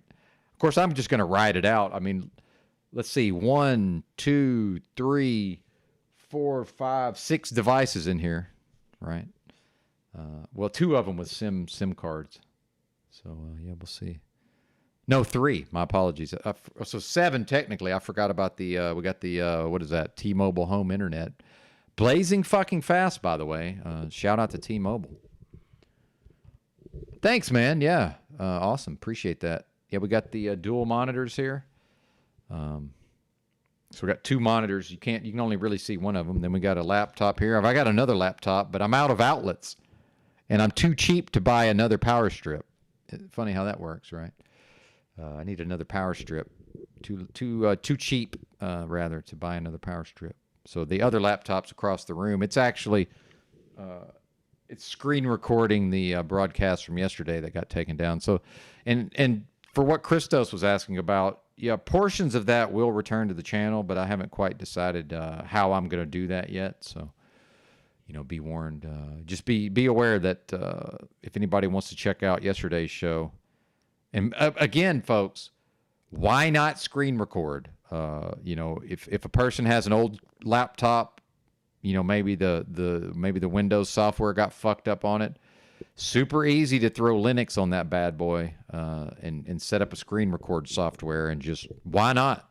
And then most of the time, you know, you won't need the recording, but then every once in a while it's something like yesterday, and you know, I saw at least one clip got put on Kubahara's channel when I went off on that tirade that apparently RT was spiraling about. But, you know, RT, do better, sir. He wants to make it seem like people just understand the financial crisis. No, they don't, sir. It's not well known.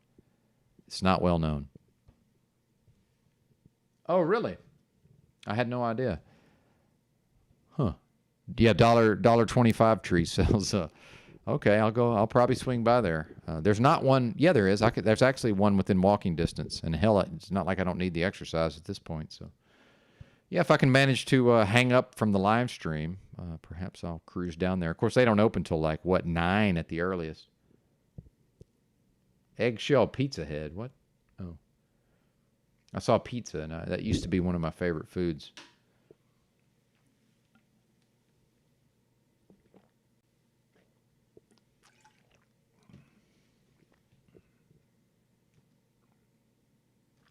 There you go, Yeti says once he has kids, he's not doing public school. Good.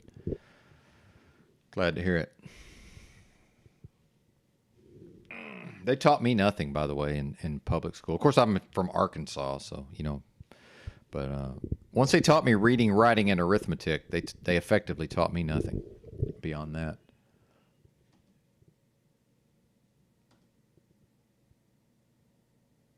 All right, Miss Layla got a few subs, and we'll go ahead and take credit for that, rightly or wrongly. So we'll drop her link again. Check out Miss Layla if you're so inclined.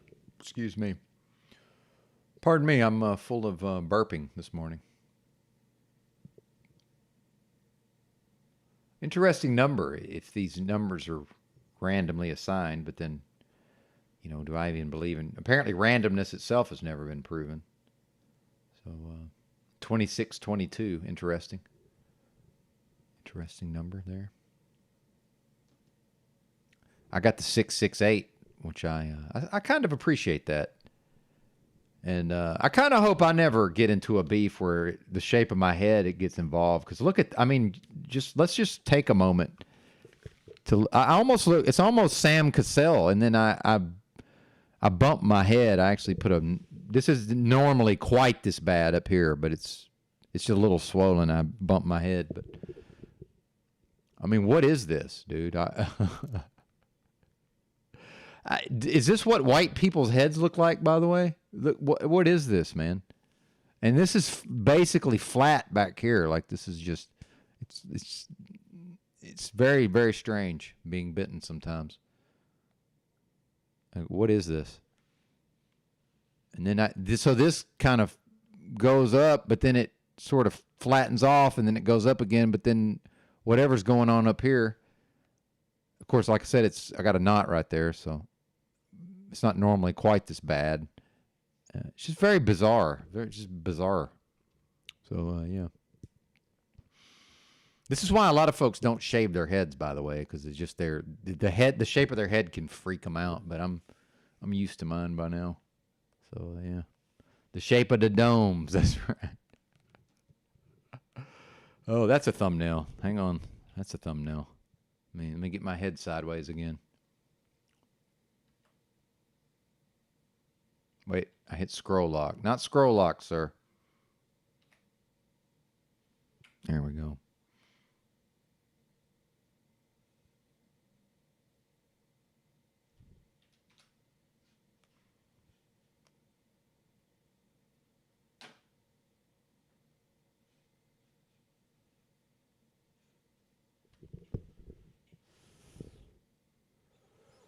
Well, there you go, Yeti Life. That's right. Now, what do you think about this? I have not a lot of body hair, actually.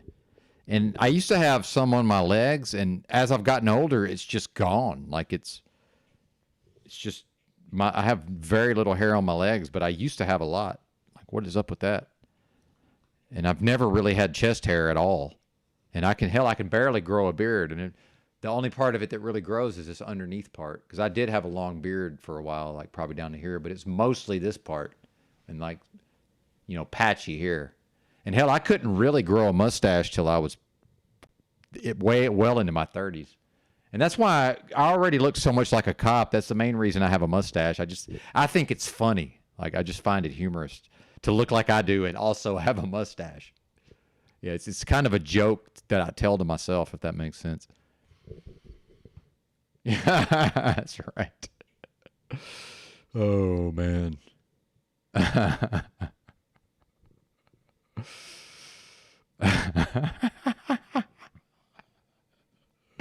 don't even know what that means, but it's funny, Machine Lies.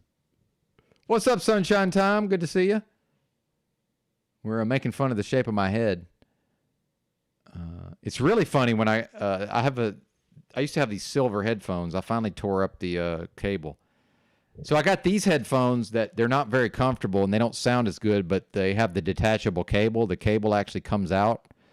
But then, and these can break somewhat easily if I'm not careful, especially if I try to take them off with one hand. I've had a few pairs of these, and I don't want to buy $200 headphones. I want to have like 8 pairs of $25 headphones over time, if that makes sense, because I'm going to destroy the fucking $200 headphones.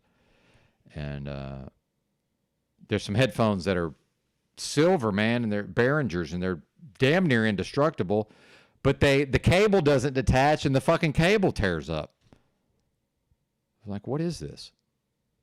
I might buy them anyway, though, and just try to discipline myself and only use them like on my computer. That's the problem, is I want to plug them into my phone and go bebopping around, and next thing you know, I tear the fucking cable all to shit.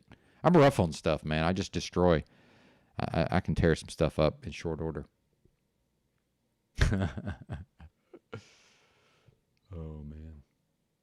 Interesting, yeah. One hairy son, one relatively hairless son, says Rachel Zinger. Interesting. Shout out to the mamas, by the way. Oh, G's back. All right, good to see you, G. Yeah, you're back. I won't even say be on your best behavior, G. Yeah. Just do just enough that I don't mute you again. How about that? Do just enough that I don't mute you, please. What's up, Christos? Well, now that I'm remembering it all, yesterday's stream was really good because we were playing you were playing all those clips, and then Paul ended up coming in later. And then watching the old clips of like Paul going in with EBT and CBO while Lumitami was on there, that was epic. Thanks, See, like, brother. I missed a lot of that stuff because either I was just coming into these communities and I wasn't aware of you or CBO, maybe a little bit CBO through like We Are Awake TV and Paul when that was going on, because CBO came in and trolled Ian, but I didn't know about a lot of those interactions. I had missed a lot of those good moments, so thankfully the fact that you do screen capture and archive certain clips or streams is definitely worth it for people like me and others, I'm sure. Or others and I. Let me correct myself there on the grammar. Yeah, and G said I'll do whatever I want, more or less, that is the proper response, by the way. So well played, sir. Yeah, he said I'll do whatever the fuck I want. That is, I do like that response. That is the proper response. So yeah, I definitely like that. But yeah, thanks for the compliments. And yeah, you know, I'm right now I'm screen recording the entire thing at 1.5x. So it'll come back at some point. But you know, maybe just wait another 6 months, right, and then play it then. It almost seems more interesting to do it that way, I think. Yeah.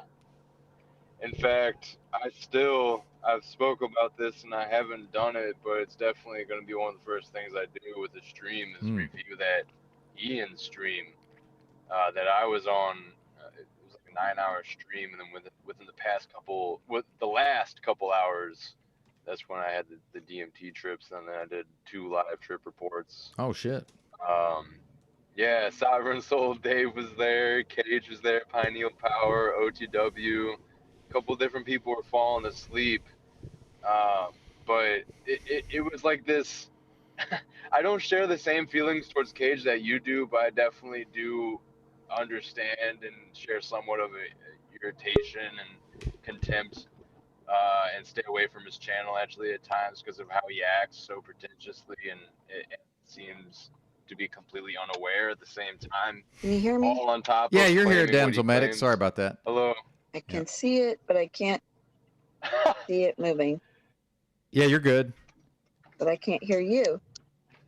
So it Sorry. was like this Uh-oh. bizarre cosmic joke to have Cage as like the guy that's gonna be up and awake to talk to me after my DMT trips, and like even then he was getting his little personality bits in there, and like I didn't care because I just had such powerful experience. I was just kind of laughing it off in my own head, like, okay, that's just Cage, gotta love the dude, blah blah blah. But yeah, it was like a sick twisted joke that when I come out of my DMT trips, everyone else is asleep except Cage. It's like at least there was a live chat to talk to and explain myself. But he kept he kept trying to like question me, and then like even after my DMT experience, he was finding little like windows to like to flex on me basically, and one up spiritual pissing contests. Well, and I or think I figured out. intellectual- Yeah. I think I figured out why I hate him so much is because. So when you say that he's looking to pick at little things, I do that before I talk. I pick apart what I'm about to say before I say it. So I'm super fucking annoyed when somebody else tries to pick apart what I've already picked apart, if that makes sense. Yeah, and not to just completely bash Cage, but to go along with all that, yeah, this just I don't remember exactly how I was going to put it. It's basically just a failure of communication, but that doesn't always mean that both parties are involved, and there can definitely be a ratio when you're interacting with someone that they make it. You're really trying to give them that time and be patient and work with them, but it's like 80% of the user error we can say is happening on their end, just as a hypothetical. Well, and by the way, just let the person finish and maybe take some notes. I don't know. Just he doesn't have to say it as soon as it comes to his mind, does he? Right. It's that he just starts mumbling, and it's like you can tell he just can't fucking hold it in any longer, And it's just this fucking muttered stream of consciousness or whatever. It's like, what? It's the Canadian consciousness getting to him. He's been stuck inside with those plants too long. He's always trimming and watering those plants inside, staying up all night. Yeah. Listening to Manly P. Hall. Yeah, listening to Manly P. Hall. Not that there's anything wrong with that, but yeah, certainly. God bless him. I just can't deal with it. But doesn't make him a bad person that I can't deal with him. Just means he's not going to be on the panel over here mostly, and it means that when I see him on a panel, I do not watch. So I can't be the only one, right? But there's probably folks that feel the same way about me, right? They're like, it's that Benton guy again. I guess we're going to go do something else with our time, right? But yeah, thanks, Yurt. Appreciate you, brother, for the kind words. Music holds a secret as well. Yeah, we're just chilling. Oh, fuck. 7 o'clock. How many's here? Well, all right. Spec's doing 15. 7 o'clock. Better bring your ass over here, Bex. Oh, I think Damsel was probably still on the panel. She was trying to come over. Have the roads been so divided that each path will have no trespassing signs? I hope not. G's giving Mitchell the day off, apparently. Yeah. That's funny. Somebody's hitting the private chat. Okay, I'll be right back. He says Christos. Just be aware I don't always, sometimes I forget to read the, well, I often forget to read the private chat. Let's just call it what it is. Thank you, Yellow Cake Maker. And just so you know, everybody got demodded. Apparently, I'm actually going to have to moderate my own channel, right? Which is probably for the best. But certain folks, especially the link droppers, I think will be getting their wrenches back. So that's Rob, of course, is one of those. Music Holds a Secret. Well, he's still a mod in my heart, so you know, and he probably uses it the least, I'm assuming. Of course, I don't know what's going on. I don't even have the YouTube chat up. I watch it all through StreamYard. So, yeah, that's right. Rent free for life, indeed. Indeed, Mitchell. Indeed. I am not going there, sir.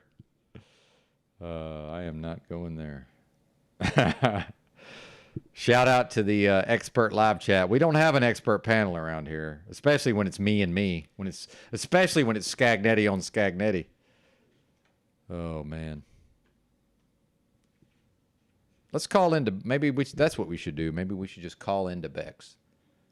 Oh, did I ever drop Layla's link again? I meant to. Let's do that. So I'm not sure if I did. All right. Oh, the domestic strife rears its ugly head.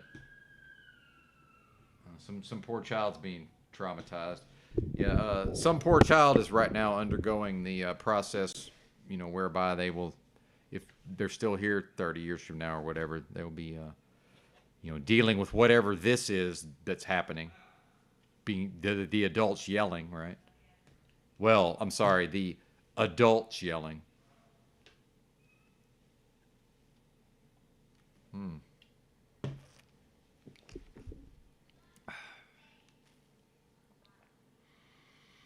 I'm minding my business, but I don't like hearing this. Certainly not going to be calling the policy enforcement unless it gets real ugly. Yeah, exactly. Exactly. Yep. Indeed. Yeah, it's a bummer. It's a bummer. But yeah, it's mostly as an experiment to just sort of see how it goes. We'll see what happens.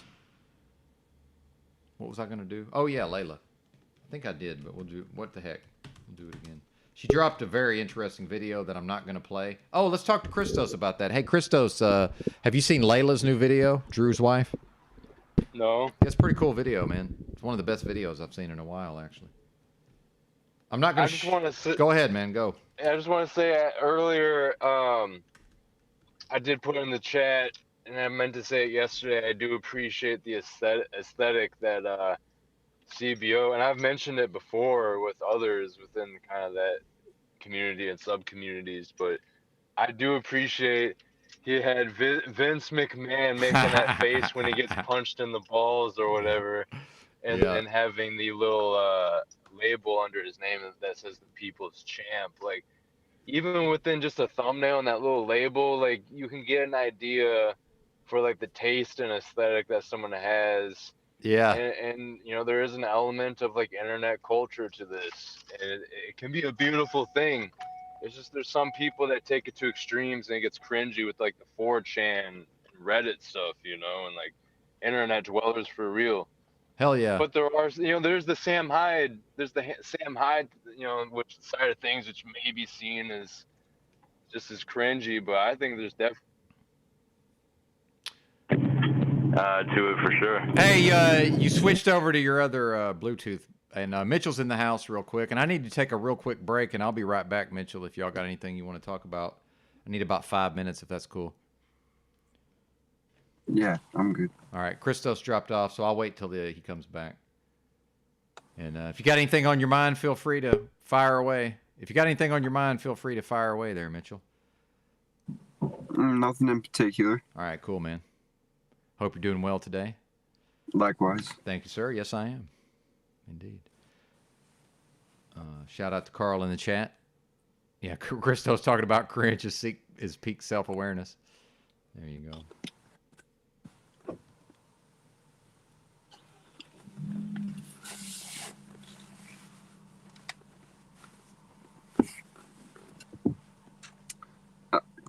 Did I hear you say you're 5'8"? Oh, I'm 5'10", actually. 5'10". Yeah, it's bizarre. I'm like, my dad's 6'2", and back before I lost my backside, if I sat next to my dad, we were the same height, so I got the short legs. Huh. And I got size 12 feet and gigantic hands, but like I've got scrawny shoulders. It's a weird, man. It's weird. It's a weird combination. But yeah, I weigh 120 pounds. That's a real thing. Yeah. Yeah. I wonder what the average weight is for 5'10". For 5'8", it said 121.7.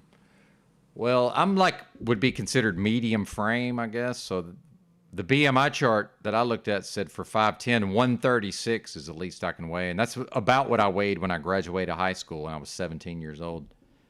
Yeah. You looked kind of obese in that picture, though, huh? Which one? That driver's license picture? Oh, yeah, dude. I was hitting the weight. So I was fat.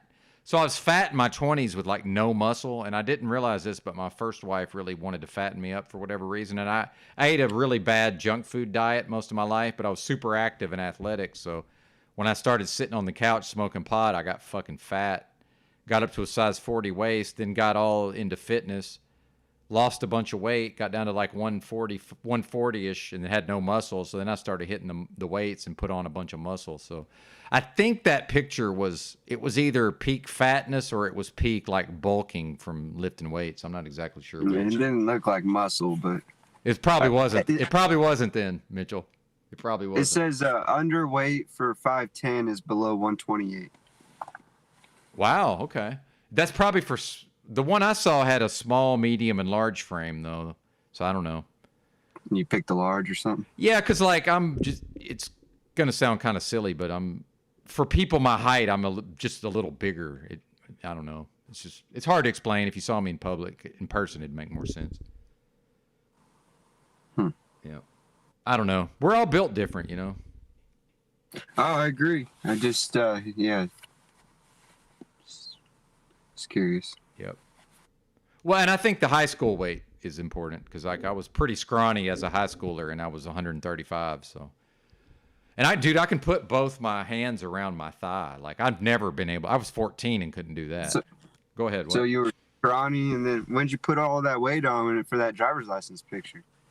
Well, if it was fat, Benton, that would have been from like 25 to almost to close to 30, probably like 24 to 28, I guess, and then lost it all after my divorce, and then started hitting the weights and put on muscle after that. So, assuming that's the fat pick, which it probably is, then yeah. But then the muscle pick when I was at the peak of the muscles, as far as bulking, my head looks about the same. Actually, it's kind of funny.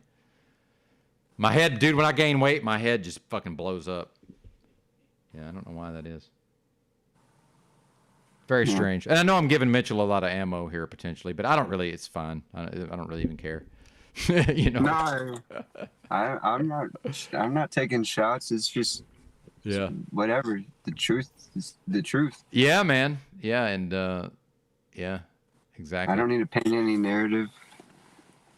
I got no interest in it. It's no benefit or detriment to me either way. There you go.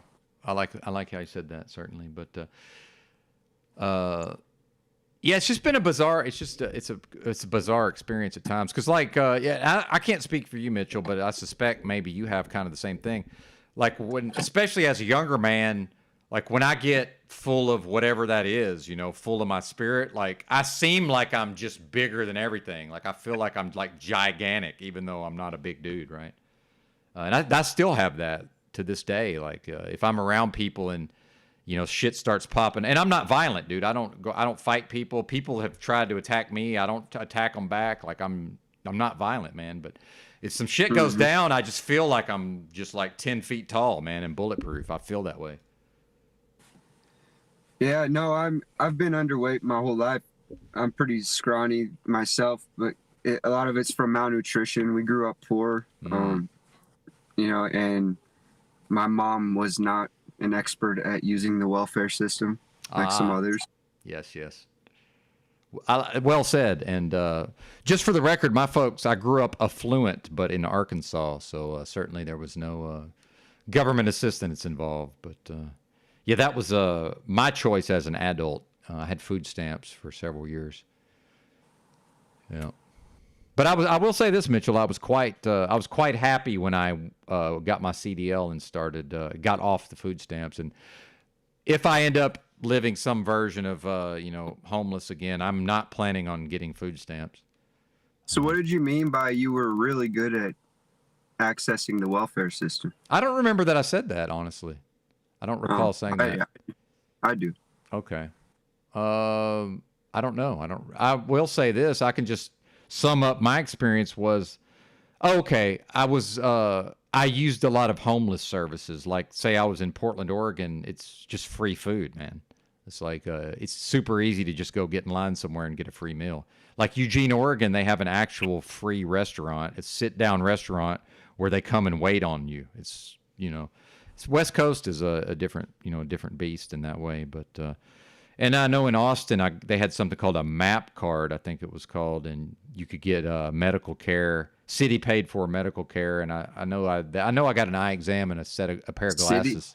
City paid for it? Yeah, Austin has some interesting programs. Yeah, the city paid for it. Yeah, and then California has that Medi-Cal. So I went to the dentist on Medi-Cal at a certain point. I've never liked the actual medical system, so I've typically avoided that for the most part. But yeah. And I'm open to talk about any of this stuff, and I actually like talking about it quite a bit as far as the way the systems work. Yeah, go ahead. Yeah. Oh, I didn't mean to interrupt you. Yeah, sorry. I was just going to say it's quite the passion of mine, too, because I tried for several years to access some programs and services and got pushed around, got denied access. And I saw a lot of people going through the system, and that's what kind of fueled my passion. Is like I wasn't good at working the system, Yeah. And some people were like, made a living off of it. 100%, absolutely. So my experience of sleeping rough and traveling and backpacking was, I call it the disability cycle of misery. And what happens is a lot of folks get some sort of mental health diagnosis as teenagers.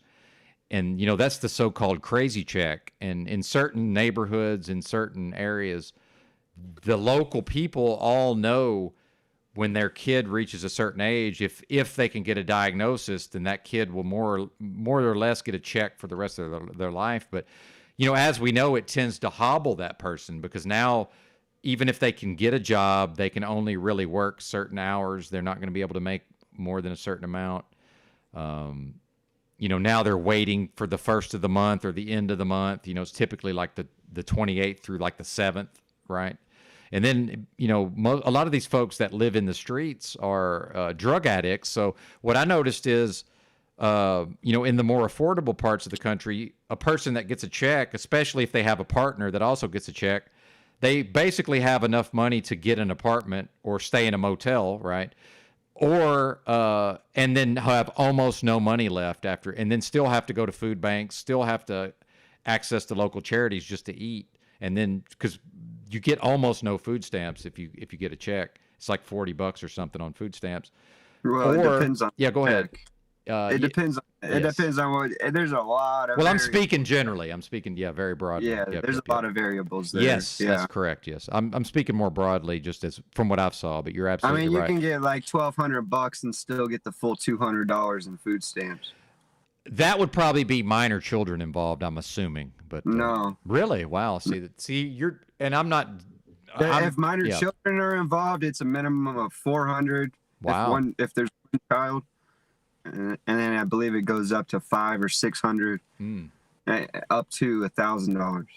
Well, and then we also get into the reality that some of these folks, just again from what I saw and from talking to people, if they've had certain convictions, especially drug convictions, that seems to limit their access to some of the programs. But beyond the food stamps, that's as far at the state level, that's all I ever did was food stamps, EBT.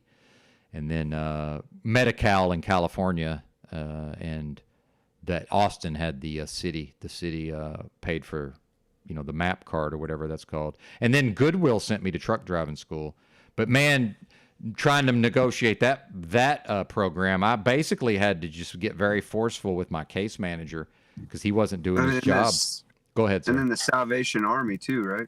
Well, I stayed there in their shelter. Yeah, exactly. I've done that multiple times. Yeah, I've stayed at a Salvation Army. And I've stayed at a lot of homeless shelters, but generally I would only stay there just for a period of time, like if I needed to rest or, maybe I had some sort of goal in the local area or just for various reasons. But I preferred to sleep outside most of the time. That was my preference. Various warming shelters. Yeah, go ahead, sir. What?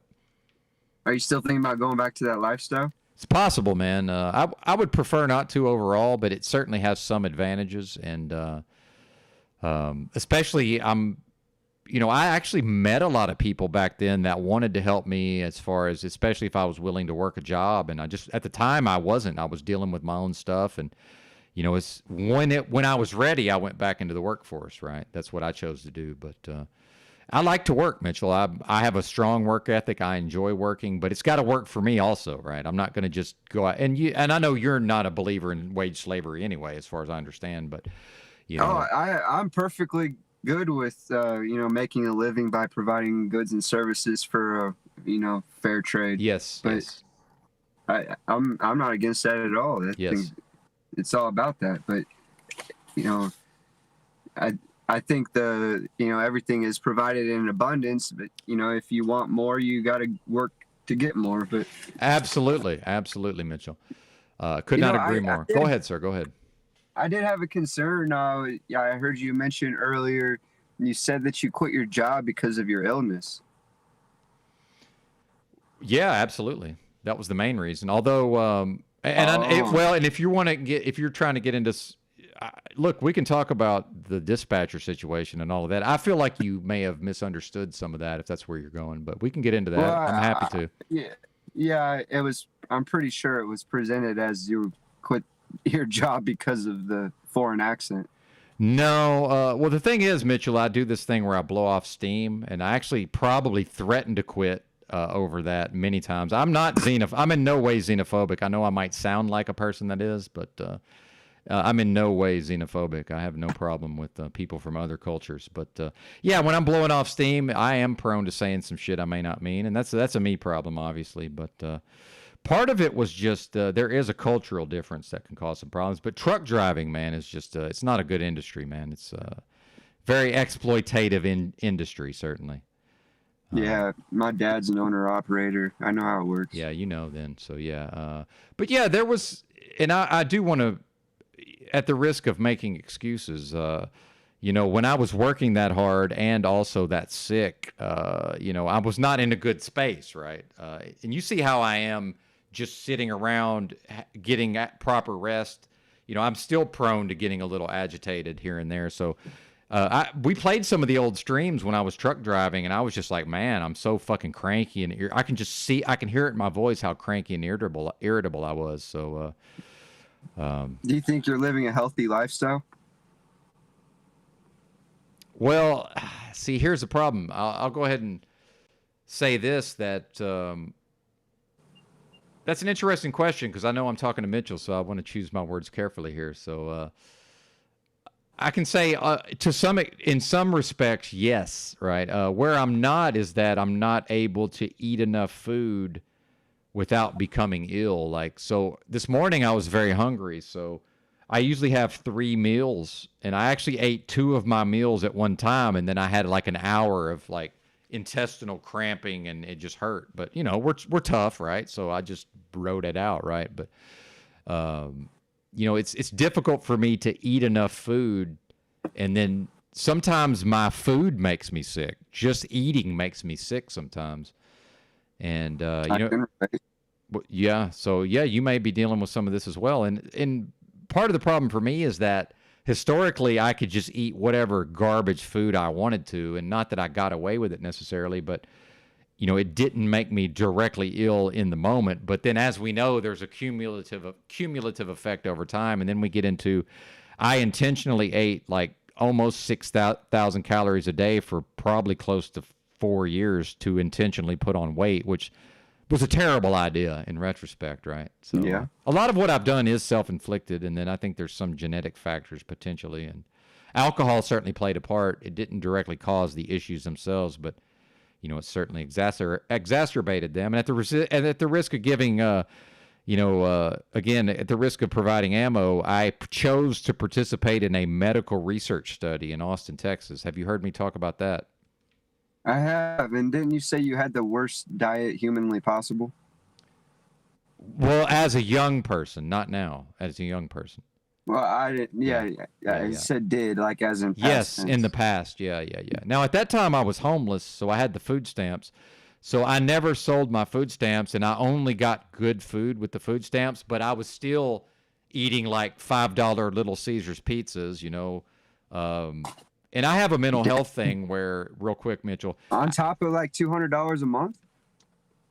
Oh, dude, I can eat so much food. You have no idea how much I can eat. I can eat like a crazy person. Yeah, absolutely. I can eat it. Right now, I could put down enough food, like a lot of food, but I'm going to be sick. I'm bloated, dude. I'm bloated most of the time. But, well, yeah. Yeah. I mean, that's not healthy. Well, I'm not eating like that now, though. But I'm saying I'm able to. Like, what I mean is, I basically force-fed myself to put on muscle because I was so into my looks and shit at the time. It wasn't good, man. This is I'm not a proponent of these things, Mitchell. Was not the way to live. Good. Certainly, definitely not either. I'm paying the price. And what's funny is, people want to talk about eating disorders, but if I had an eating disorder, it was that I wanted to be gigantic. And the way I figured this out was, like, I wanted to get up to a certain weight, which was about 195 pounds. When I got there, all I wanted to do was be 220. So I said, okay, well, clearly this will never end. Eventually, I would have been like a professional bodybuilder, or I would have looked like one. And you've seen those guys I'm sure every once in a while you've seen one out and about. It's fucking ridiculous, bro. It's ridiculous. It's cringe. It's so ridiculous. Yeah. But I've been diagnosed with, I believe it was involuntary anorexia for long times. It's just an eating disorder that's involuntary. Oh, wow. I don't, So, I can relate to a lot of what you've been describing lately. But yeah, I've been dealing with it for over 15 years. Fuck, dude. Any advice? Just minimize your stress unless you are feeling well enough to handle it, and then eat healthy. Lots of exercise, sunshine. Minimize the Metaverse stuff. Yeah. That just seems very unhealthy. I don't know if it's the frequencies all around you, or if it's the stress that it. I don't know what hormones it might release, but Well, and I will say this: I'm pretty adept at managing the hormones. That was something when I did all the traveling, living out of the backpack. Avoiding hitting my adrenaline stores and all these things. So I'm pretty in touch with what's going on hormonally, and I've just had a lot of testosterone my whole life, which is certainly an advantage. But hey, don't forget to use the restroom, man. Sorry to interrupt you, but I think you were going to use the restroom or something. So I think I was going to get some water, actually. So let me do that. Thank you for reminding me. Yeah, I was going to get some water. Yeah, man. Yeah. Appreciate that, Mitchell. You're welcome. Yep. But check out. I got to pull up the chat so it's not just dead air.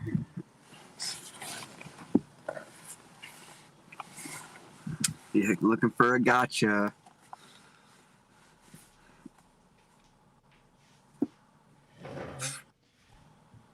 All right. $200 a month was nothing. Wow. Okay.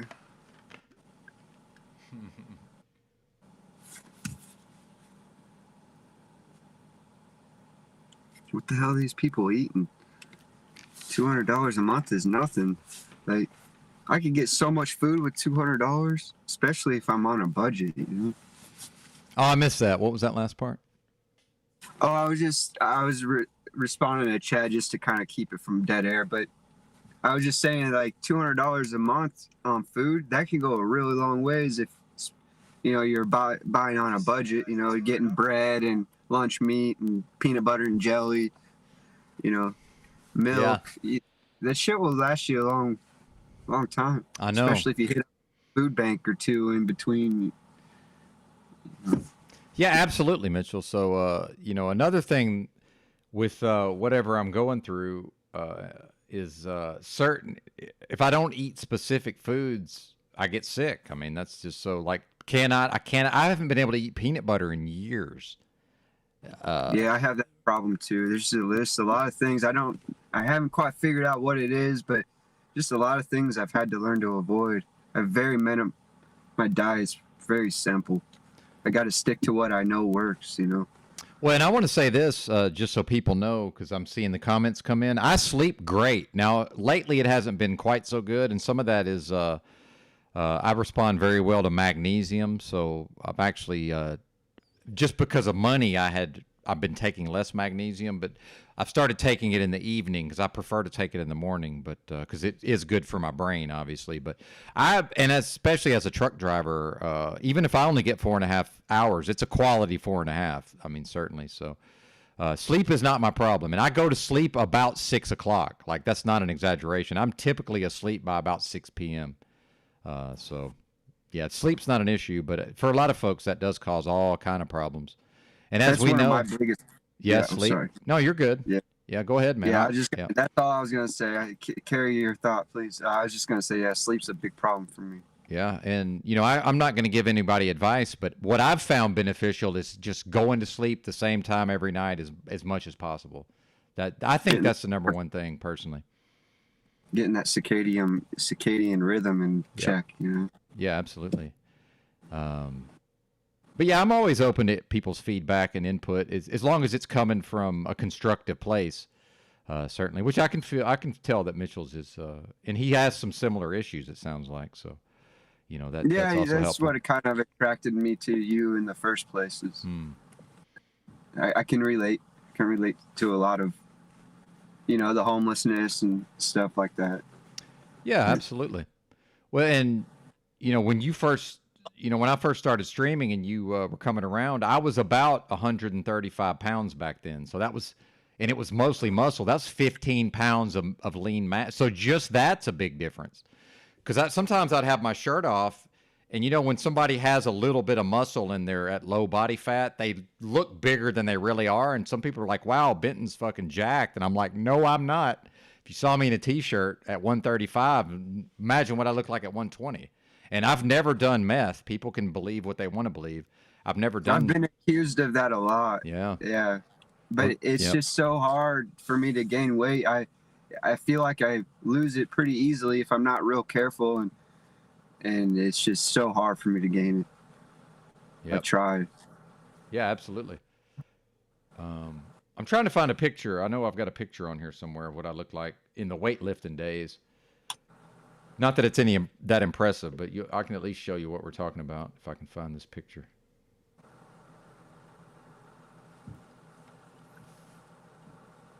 Yeah, it's got to be in here somewhere.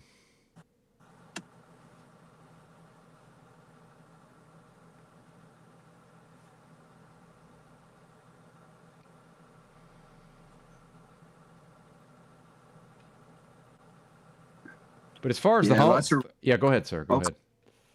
Oh, I was just gonna say, lots of raw fruits and vegetables. Works for me. Yeah, I've been cooking the vegetables, but I've been eating a lot of watermelon. That's really been helping out, just generally. But the season's pretty much over with, you know, at this point. I don't know where this is a problem. I have all these files. I don't know where anything is.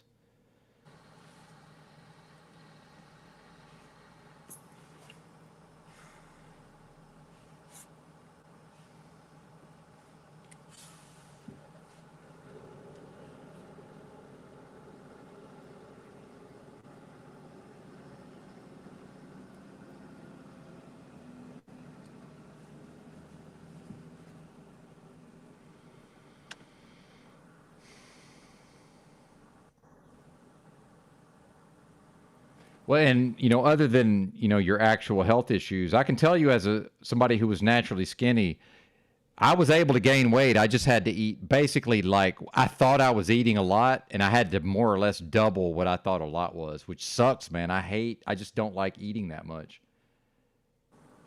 Yeah, I haven't been able to eat a full meal in years. Really? Mm-hmm. Do you just eat like a lot of times during the day, or? Yeah, usually take a few bites, try and let it settle, then take a few more bites. Just a little bit throughout the day. I never am able to really sit down and eat a meal. If I do manage to pull it off, it makes me feel sick, and I got to try and sleep it off. But Damn, dude.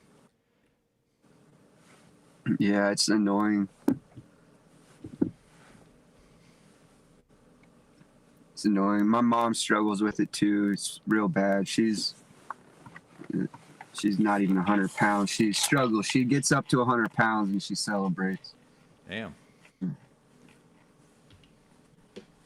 Well, and this is another thing. Like, all the men on my dad's side of the family are like gigantic. My dad's huge. Yeah, and He's that's weird, huh?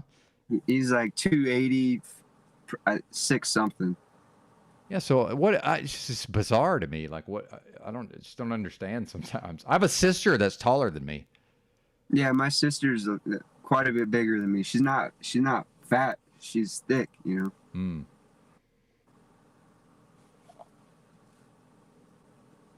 Yeah, sometimes I can't figure out what's going on with that. But yeah, she's a lot taller than me too. She's probably over 6 foot. Well, bear with us, audience. We're getting to something here. It might just take us a minute. Yeah, this isn't even the picture I'm looking for, but so this is like I probably weighed 155, but you can see that I still had like a little bit. I still had the thickness like in the chest and the back. It's funny how our vanity can play into that also, because it was easy for me to just not face that I had lost weight because of an illness, right? It was just in my mind, it was like, oh well, I guess I'm not. I'm not lifting weights anymore, and I'm not eating enough food. But realistically, it was whatever this is I have. So let me see. It's the vanity where I still, looked halfway decent with my shirt off, right? But whatever the issues were, like, certainly would have been present at that time. So, like, for example, just so you know, like, I have big hands, and at that time, I could have put my hand, like, on my side, and my chest and my back would have been like deeper than the length of my hand. And now it's like I do that and there's like barely even any muscle there at all. But it's just like the tricks we play on ourselves, So that would have been, God, this was probably 8 or 9 years ago, I guess. Yeah. Yeah, at my worst, I don't remember the exact details, but it was probably 5 or 6 years ago. I went 45 days. I was only able to stomach 3 meals. And it just like, God, it was so bad.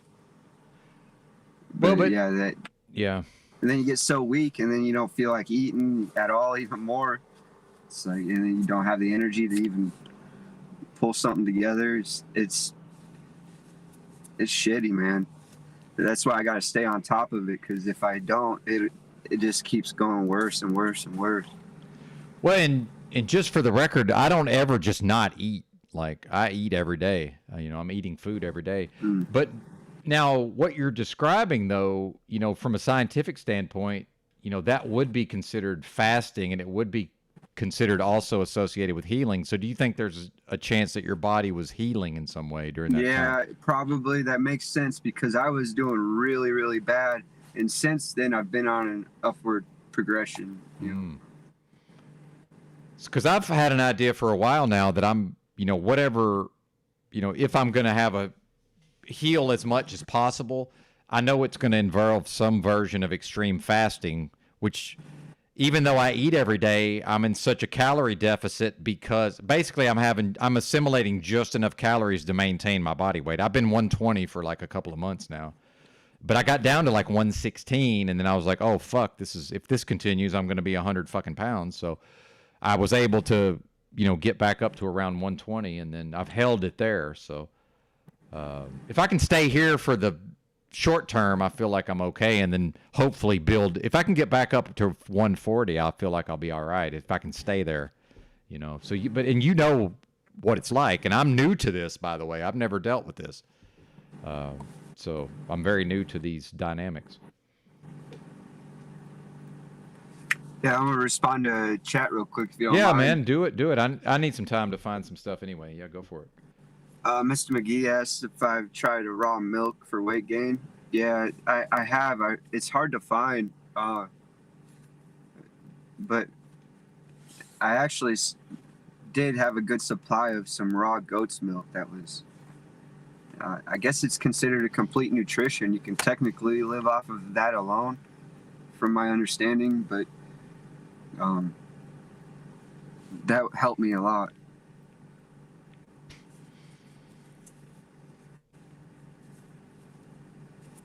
Raw milk is, I don't know, I think they did some regulatory stuff on the raw milk industry, and it made it real hard to find for me. Well, and this is not an impressive picture, but this will give you an idea of, I went from 135 in high school, then I got fat, then I lost weight, and then this was when I was intentionally putting on muscle. So this probably would have been as big as I got, but I obviously had put on fat, but I was only at about a 36 waist here, which is not too terrible for a guy who, I was probably weighing about 190, 195 probably, but then, in body, I wasn't a bodybuilder, but that's the idea, is to put on a lot of size and then cut as much of the fat while keeping as much of the muscle, right? So after this, I think I went down to like 180, 185 probably. And I stayed at about 180 for the first probably 5 years I was homeless. I was right around 180, 185. I was able to maintain that. So whatever, my health was pretty good at that point, I'm assuming, But looking back on it, I was sick the whole time. I just wasn't, especially for those of us who are fairly tough individuals, it's just, we can power through some shit, And I don't want to get too gross, but I've had the fatty stools for over like 15 years now, the oil in the stool. And that's, dude, if you Google that shit, it's nothing good that's associated with. So, and then I wanted to mention this earlier, with the mental stuff I've gone through, which has just all been, outside the system. I recognized pretty early that a lot of that is when I'm not getting enough saturated fat, especially. So there was times when I was having a certain issue, I would just go crush like 2 honey buns, because it's not good for you, but it's got a shitload of saturated fat, right? So that was like a temporary way to sort of get my fucking brain where it needed to be. But obviously, you're talking cottonseed oil, all of that, and I knew, by the way, that it wasn't good for me as I did it. But now we get into not having the money necessarily, not having access, to these things. And then, $100 and $200 of food stamps might seem like a lot, but, not living as Mitchell did, which I could have maintained a vehicle and a way to cook. I was just intentionally not doing that. So, more or less buying the things that I could, be bought and just consumed right then, So yeah, it's a lot. Everything's a choice, as we know. Everything's a choice. So, I'm not a victim of any of this stuff, certainly. Although it's not necessarily all self-inflicted. And as the more time goes by, Mitchell, I'm convinced that almost everything this system promotes is actually bad for us. It's all by design. My friend, probably my best friend growing up, and his mom, he was diagnosed with diabetes. I think, what is it, type 2, where you're completely insulin dependent? Oh, type 1, I think. Type 1. Okay. Yeah, type 1 is, go ahead. Yeah, he had the one where he had to have the insulin pump, or I guess he didn't have to. He had to have shots, but he had the luxury of having a pump. But then his mom really put a big fight towards the fact that the government, and she was real smart. I forget all of her credentials, but she was definitely qualified and made a big wave. But bringing awareness to the fact that it's by design, you know, the high fructose corn syrup and stuff like that, and that they're creating the diabetes. And Yes. my mom got late onset diabetes. It's like, oh, what's that quarterback, Green Bay quarterback? Aaron Rodgers? Yeah, I think he got it Wow. too, like right around the same time. Damn. But it you never used to hear about late onset diabetes, but right around that time it became all of a sudden, and it was very common. So it was real interesting to me. What do you think about the fatty liver? That's also a huge thing, apparently. Fatty liver disease. I don't know a lot about it. So I don't know anything about it. I don't know a lot about it either, other than it apparently affects a lot of people. But it is reversible, as far as I can tell. And the type 2. So actually, I think you are talking about type 2 diabetes. It is reversible, actually. That's yeah, that's what I've heard. Yeah. They won't teach you that. Exactly. Exactly. And my mom, you know, she almost, you know, her life depended on the medical system there for a while. So now it's like she has this subconscious trust in them for, you know, getting, you know, she's by the books on managing her diabetes and stuff. So yeah, and I tried to teach her, and she's catching on, but it's hard for her to process the fact that she could potentially manage it well enough without the medicine. Yeah, I think a lot of people just don't believe that they can make different lifestyle choices. I just don't think they believe that they can do that and it will actually work. Because I know for me, you know, I've been able to adhere to a very strict regimen, and, you know, if I just went out here and ate like everybody else, dude, I wouldn't be able to get out of bed. I mean, there's no way. And maybe you can resonate with that as well, possibly. Like, if I didn't intentionally eat actual real food, I'd be fucked. And most people are just unable to get off of the fast food, and they just can't get off the junk. They're just not able to. I was so freaked out. And back to the fasting, though, I did not eat for 12 straight days, but that was when I was coming off of alcohol. I had 3 straight weeks of alcohol withdrawals. That was a fucking nightmare. And I was near death, whether, you know, people want to believe that or not. I came very close to passing away. And I'm convinced that high doses of cannabis in conjunction with not eating for 12 days is probably what saved me in the short term. I mean, I really think that had a lot to do with it. And then also, and my cam will be back in a minute. My phone was on like 1%. I don't like to run the battery all the way down. So yeah, it was kind of a bummer. Yeah, it's supposedly bad for the battery. Yeah, I think that's the first time I've done that. So I'll be right back. I'm gonna plug this thing in. Cool, man. Yeah, Yeti, I saw your comment. Ask if I was strong for my size. I can push a lot of weight around. When I'm feeling good, my problem is I'm often real fatigued. So I feel real weak often. But when I'm not feeling weak, then yeah, I'm pretty strong for my size.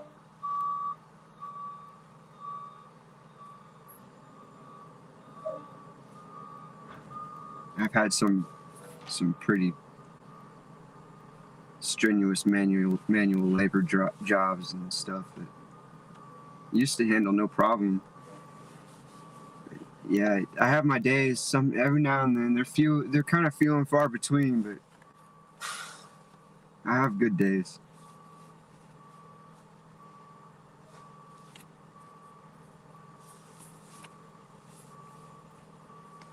Where it just all comes together. I'm eating right, sleeping right. But yeah, this internet shit definitely doesn't help with any aspect of my health issues. It's not beneficial for them at all. So I have to definitely take that into consideration and balance it.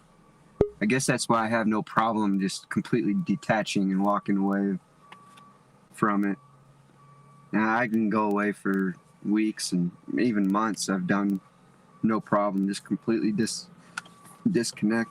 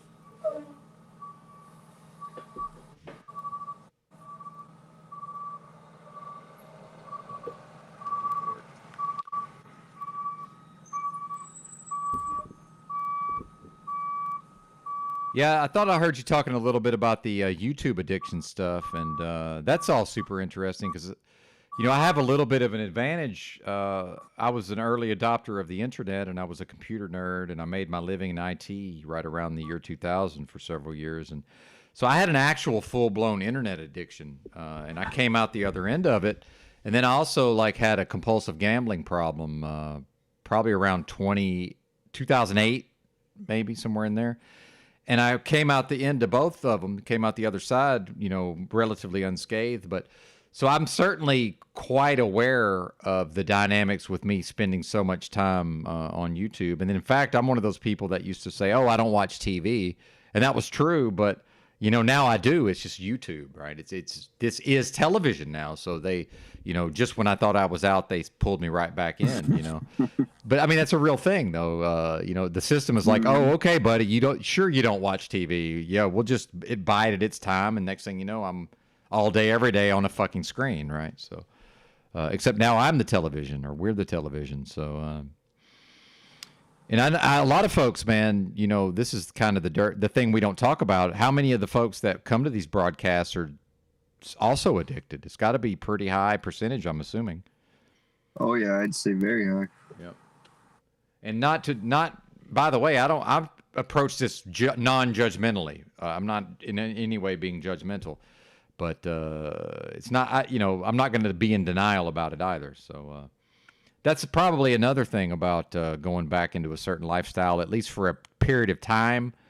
That I was not on screens that much. I would download podcasts or and listen, you know, on my earphones some of the time, but I wasn't on a screen all day, and it did not have phone service, so I would have to actually go to where the Wi-Fi was, and I think that is a healthier lifestyle overall, right? But at this point, I don't know that I would even be willing to go back to that, honestly. That's how thoroughly, you know, this is, you know, how thoroughly I'm enmeshed in whatever this is now.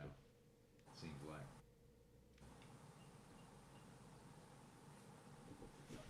Come on, man.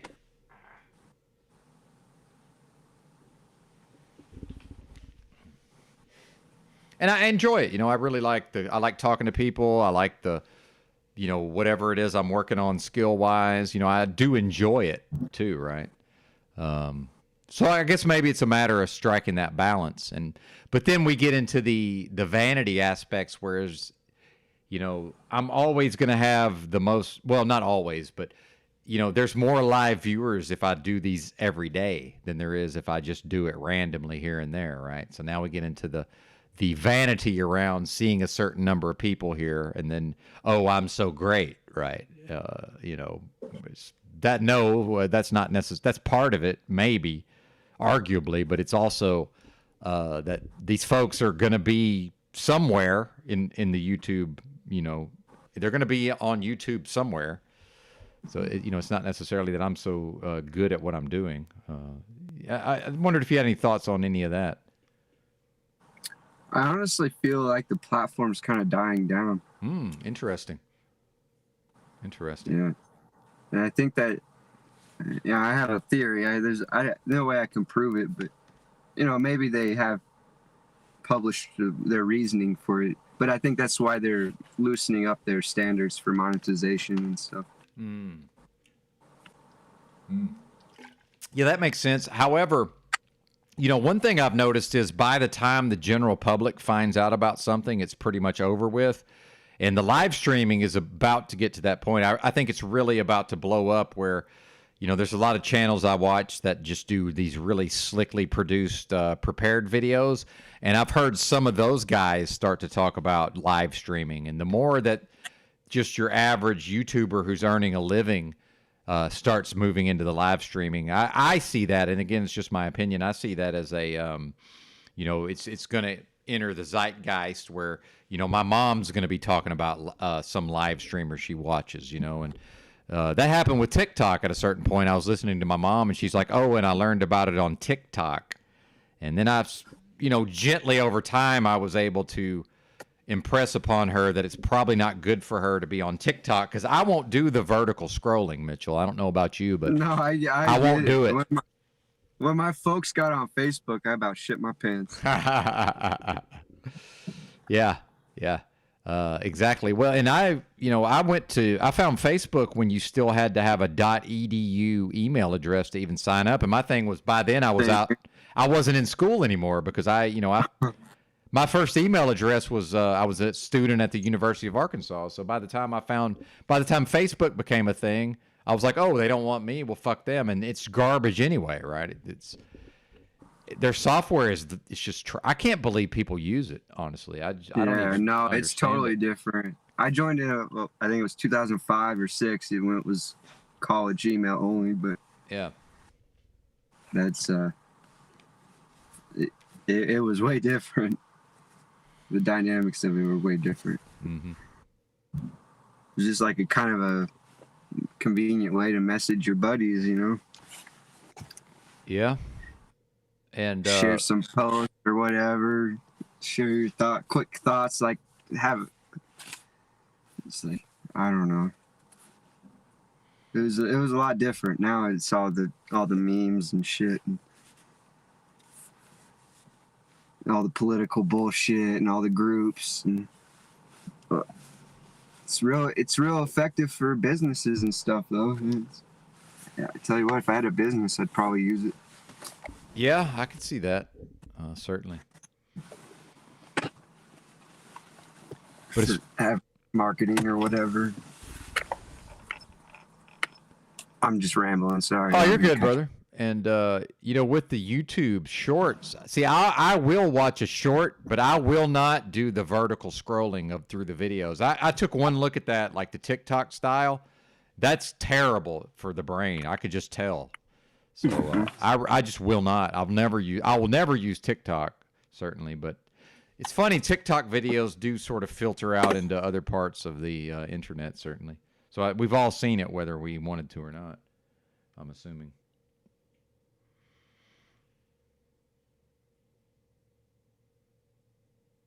Well, I appreciate the chat, man. My pup crawled out of bed. Hell yeah, dude.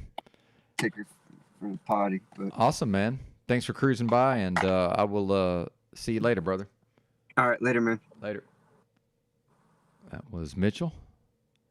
It's pretty cool that he, yeah, Nuba says 50% physical, 50% digital. Yeah, and I always wondered. You know, and you know, I do this thing where I just haven't really developed this ability to I'm very disciplined, right, in many ways, and I just never have developed this ability to like fully balance things out. So, you know, one thing about going back to a certain homeless lifestyle is that, you know, does necessarily limit, you know, the digital space, but how much time I'm able to be on screens. But then, you know, I do have a notion that IRL content's coming back, and you know, like it or not, for me, you know, I do the best when I'm intentionally utilizing my creativity, and I am an artist. I mean, I know it sounds ridiculous, but you know, and I grew up in a certain culture where just to even think of that is sort of cringy and repugnant and repellent. But I mean, the case is, you know, we can call it content creator, but it's artist. I mean, really what we're talking about. But then we tend to think somebody who draws pictures or paints, but it's like, well, there's many different forms of an artist, right? So I found that just for my own well-being, if the more I'm doing something artistic, I just do better, right? Everything, my mood's better. You know, I'm less agitated. I'm less, you know, I'm more able to, you know, be in a space of love, right? When I'm around other people, you know, as much as I don't even like to talk in those terms, you know, I'm less fearful. You know, not that I have anxiety necessarily, but, you know, just less of the negative things get, and just, so I've combined the YouTube addiction with the directing my artistic endeavors. And the reality is, you know, when I wasn't streaming so much, I was watching YouTube. And this, you know, I understand it's still screen time, but this is better for me. It's less bad, rather, for me to be the one making the content or performing the content than to just be watching somebody else, right? And I had an idea years ago.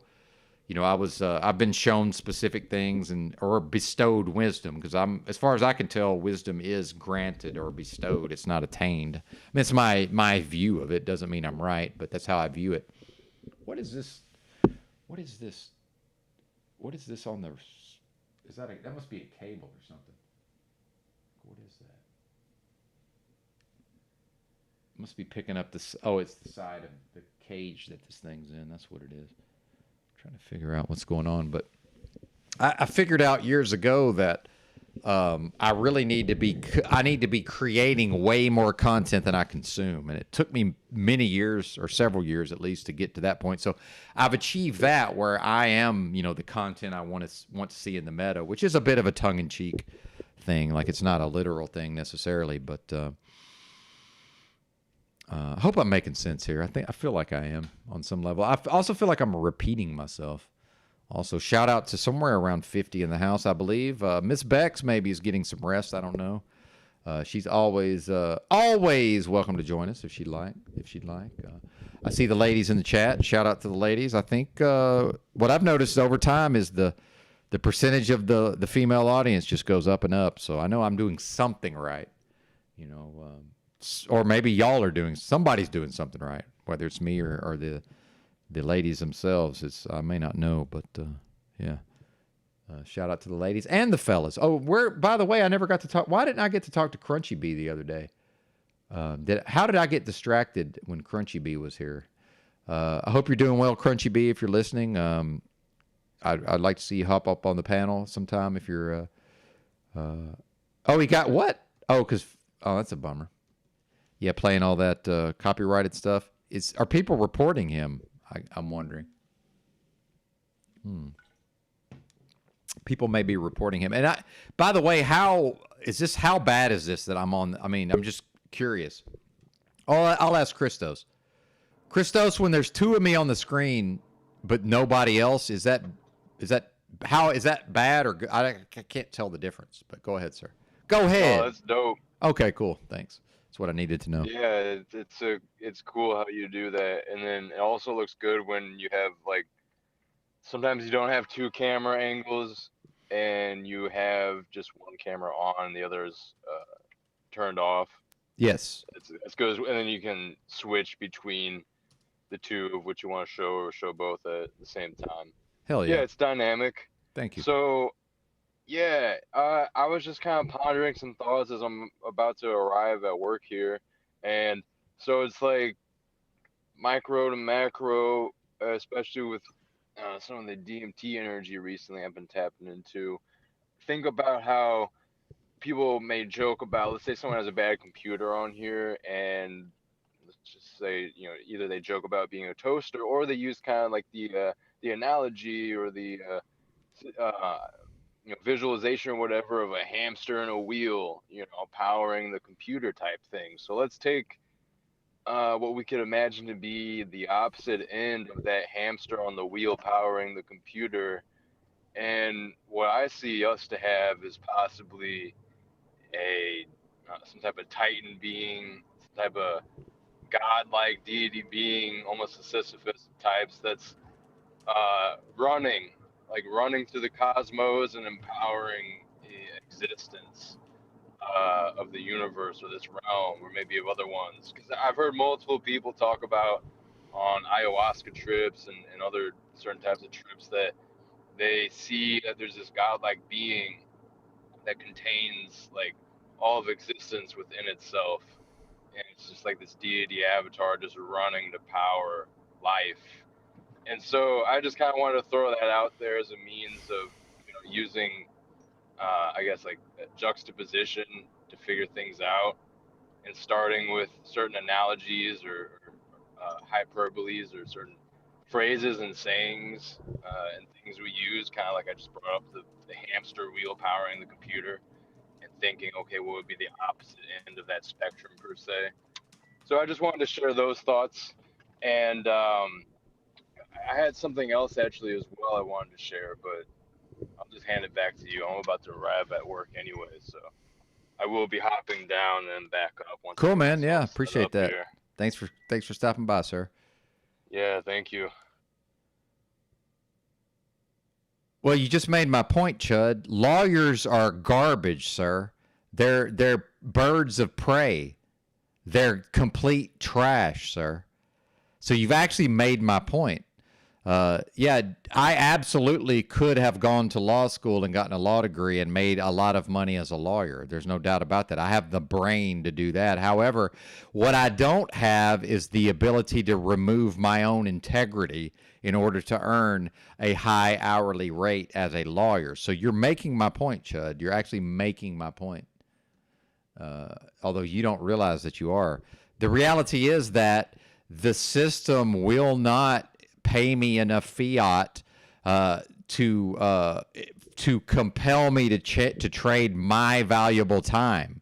And you can't say, Chud, that my time isn't valuable, because you don't have the way to determine that, because it's valuable to me, right? So the fact is, the system will not pay me enough fiat in spite of me being an awesome worker. I can literally work 7 days a week. I have many talents that I can bring to the table. However, it's not for me to go out there and mold myself into what the system wants me to be in order to reward me with the fiat. It's for the system to figure out how to pay me enough money to bring me to the table. See, here's how capitalism works, Chud. Capitalism is always seeking efficiency, and if capitalism cannot provide me enough incentive to go back into the workforce, that's capitalism's fault. It's not my fault. But what we do, because many of us do, because our brains are products of this system, whether we want them to be or not, our psychologies are formed by this system. When we see somebody like Benton who just has the gall to say, well, actually, it ain't worth my fucking time to go out here and wage slave. Meanwhile, but they'll just say, oh, that's because you didn't get these skills, or you didn't do this, or you didn't do that. It'll always be put back on me. Well, fuck you, by the way. Go fix the banking system. See, I'm always going to bring it back to this. You have no problem with bankers who are already rich getting piles of money literally for providing no value whatsoever. They take value. They do not create or provide value. So if I'm dumb enough to give my high value in exchange for almost nothing, just enough money to barely subsist, that's me being an idiot. Meanwhile, I'm one of the toughest motherfuckers of all time. I can just go out here and live on almost nothing, as I did for damn near a decade. So fuck you, Chud. And I like having you around, but you're just fucking wrong, right? And if you really have a $600 an hour lawyer, maybe you do have it like that. By the way, let's assume you can afford a $600 an hour lawyer. You best break bread with Benton. You best drop some fiat on old Benton. But I expect about a G, sir. I don't expect $10. I don't expect $50. I don't expect $100. Because if you can pay him $600 an hour, you can drop about a G on old Benton and not even think twice about it. So either you're not what you say you are, and you're lying and you're LARPing, or you just don't value what I'm doing. Because when $20 ain't shit to me, and we bringing up Bex, when $20 ain't shit to me, I just drop $20 on somebody that $20 is a lot to. So I'll be honest with you, Chud. 20 ain't a lot to me. 50 ain't a lot to me. 100 ain't a lot to me. $1,000 gets my attention. So if you value what I'm doing, sir, why don't you drop $1,000 on me? Let's find somebody else that can drop $1,000 on me, and now I can live on that. I can do that with the other donos, and I'll happily do this 12 hours a day every day. You like it, I love it. But if he's really can afford to pay his lawyer $600 a month, an hour, he can just drop $1,000 on me and not think twice about it. So, are you what you say you are, Chud, or are you LARPing? I suspect you're LARPing, but we'll see. And he'll have some excuse why he can't send me, that amount of money. That's fine. He'll have some excuse. He'll never just say, well, actually, sir, I don't feel like you're worth it. He's not going to say that, right? Welcome to the panel, Christos, Damsel Medic, and Bex. I'm going to step away. If you could take it away, Bex, I'd appreciate it. I'm going to go try to get in hold of Highly Suspect. I'll be back shortly. Okay, cool. Well, hi, Christos. Hi, Damsel Medic. Hi, chat. How's everyone? I'm doing well, and I'll keep it short. And then I want Damsel Medic to get it because I think she hopped in earlier but didn't get a chance to stay. Well, actually, it was a whole accident, Christos. Bex had posted the link for Benton's in her chat, and I didn't hit the wrong link. But I didn't mind. But I couldn't get my phone to work either, so I couldn't talk. Oops. Okay, righteous. Got it working Oops. now. That's funny. Yeah, I'm just trying to catch up on streams. So like I still have a couple of yours that I need to go watch Bex from the past couple nights because I've been asleep. And I only have last night's up. Oh, okay. Well, I'll go ahead and just watch that. And I need to watch OTW as well. Yeah. He seemed to have some And if you want, you know, I was just doing it because I can, you know, not to be like powerful or anything, but you know, yeah, not to play. Anyways, yeah, I put everything down last night. Just have last night's stream up for now. I've got lots of stuff I plan to restream and perhaps like put back up or whatever. But you know me. Yeah, I understand. No worries. No need to explain. Thank you. Thank you. Might suggest that you watch OTWs first. Yeah, I started to. I skipped like to 2 hours and something in. I'm gonna watch the whole thing through. I was just kind of skimming through it on the way to work, and I'm liking what I see. I always tell OTW I enjoy when he goes live later in the day because it's novel. Just like I always use that word novel. It's something different because it seems people have their time slots they kind of start sticking to, which is good and dandy, but it is cool when someone decides to go live on a day or time of day that normally they wouldn't, just to mix it up and see what happens. Well, O'Shea shows up at the end, towards the end. I heard something about, wait, on whose stream, Bex or OTW? OTWs. Oh, okay. And then he showed up at Bex for a little bit too. Okay, sweet. I don't think he said much, but he was there. Yeah. Yeah, it was nice to see him though. Yeah, it was good. Yeah. But he was funny as all get out. I think you'll get a kick out of what he did on OTWs. It was pretty funny. Yeah, I look forward to it. Maybe I'll ask Benton if he wants to review any of it later when he gets back. If I don't know how long he's going. I don't think he's going as long today, but if we ever need a moment, things die down.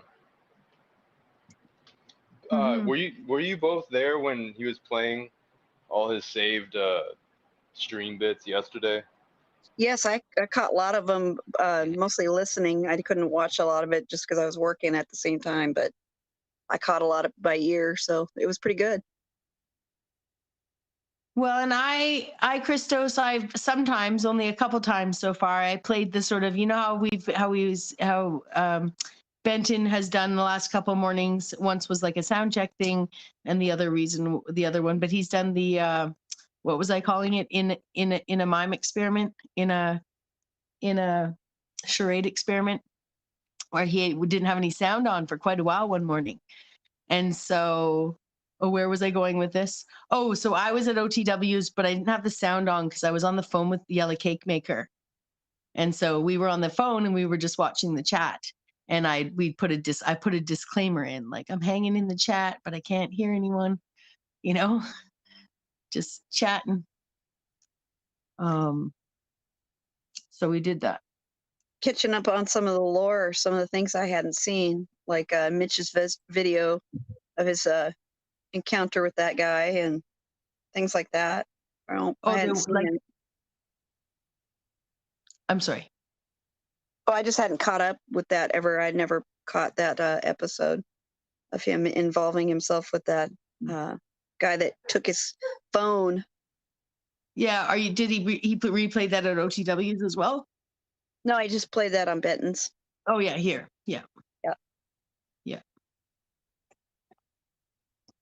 I see. It was good. I thought that was really great. valuable. It was great. Yeah. I love watching the restreams with Benton. It's good stuff. There's a lot to learn in that one, though, for sure. Damsel Medic has offered to, when I get my computer, come over and maybe we'll do a little panel of best of episodes, best of Paul's, best of the lore. Bring me up to speed. Well, we definitely need some type of clip channels, more, like, or better or / more clip channels dedicated to certain communities or broadcasts. We kind of have that a little bit in a couple different areas, but I really just see a lot of kind of random users in the background that will just like repost stuff, but they won't even raise the quality and put it in full screen by going horizontal on their phone if they're screen recording. Like, I see a lot of amateur things going on. Not to say that I'm anywhere near professional, but I think we could definitely use that type of outlet or medium of a channel. Yeah. By telling Bex that she needs to see the Unslavia takeover of Talcadia on Paul's birthday stream. It's probably one of the classic ones. 100%. That was really fun. Yeah, I remember that. Yeah, because she wasn't there for that. Yeah, that was pretty epic.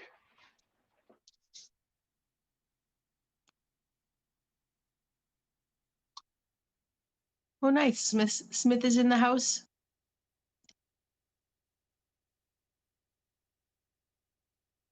Cool.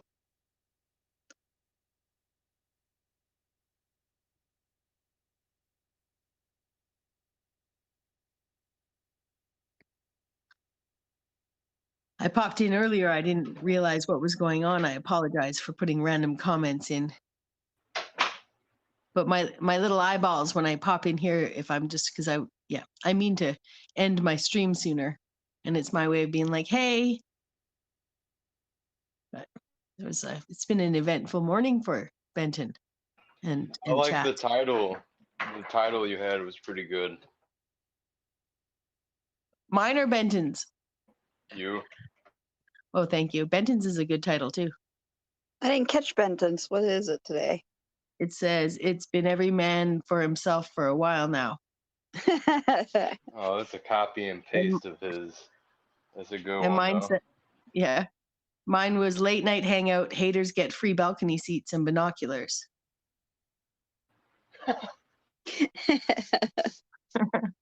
And I blocked and hid. It's like, not tonight, peeps. Not tonight. It's my room.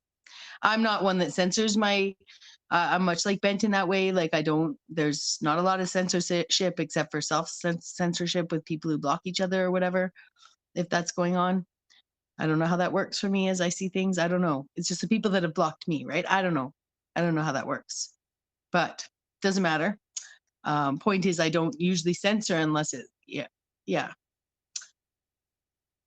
But I did, and it was fine. It's good. It was definitely a time and place for it, and I'm looking forward to giving my keys to Paul. And I'm interested to see if Benton really does get the extra keys. That's for somebody else if he does. Yeah. Well, you can pay. You can pay by the key.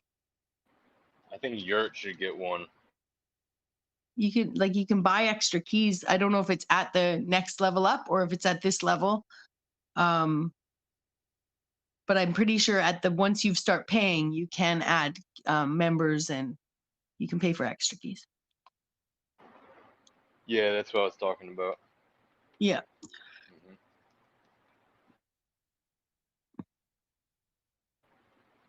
Hey, you guys have somewhat matching avatars with the color scheme. I can appreciate that. Not on purpose. Yeah, I resurrected Pythagoras Bex for a while. Oh, yeah. I didn't even realize that. Yeah, I've even got the bracket Pythagoras as a throwback. You know, Pythagoras Bex had to be sent to the Smithsonian because, well, she's really smart, for one. And second, I mean, what a great avatar. It was made by GenCraft AI, like with just the words Pythagoras Bex. Okay, and you should see her whole body. It's great. That's just a little cutout of her face. That being said, yeah, I just entered the Smithsonian because it just wouldn't have worked in the YouTube algorithms. It just wasn't going to get up there. So I switched it to the Bex Factor. And it was a good move. But Pythagoras Bex, she crawls out of her cage and under the Vatican once in a while and appears to play in the Metaverse again. But that's all I have to say about her. Is that adding on to the whole Mitch thing where he was pointing out that you have 666 in your whatever? Oh, was he? Is that what he said? You come from out of under the Vatican. Well, no, I can play all sorts of metaversal lore. I can do all sorts of truth or lore like that. You know, someone was recently calling me, I'm the Mother Teresa or something. I think I'm the Mother Teresa of the internet, and I was, or of the YouTube or whatever. And I was like, what, Mother Teresa? Isn't that isn't that actor-based reality like Fauci? And well, am I allowed to say that? Fauci, and isn't she like in trouble for doing a lot of bad things? Like, I don't know how I'm supposed to take that. So does that mean people think I'm a man, a powerful man? Or does that mean people think I'm a fraud of a nun? I don't know how to take it. Oh, numbers are dropping. They don't like that. But yeah, so no, it was more, yeah, I've played, I sent her to the Smithsonian long before. I've used the Smithsonian reference before. Welcome back, Benton. We see him on the cam. I see him. I like the dual cam thing. I like the Benton cam.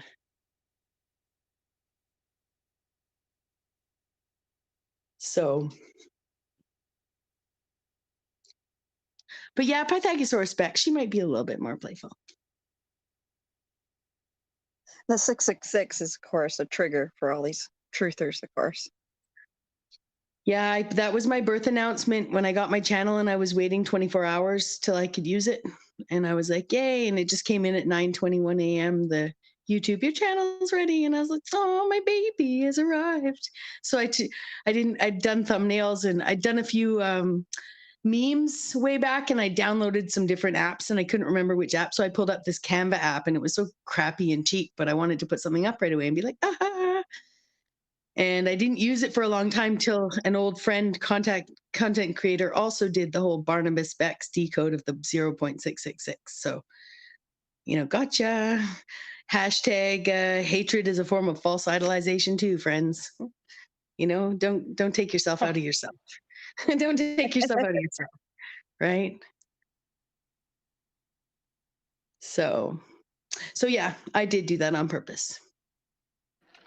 Tricked out of position once again. Well,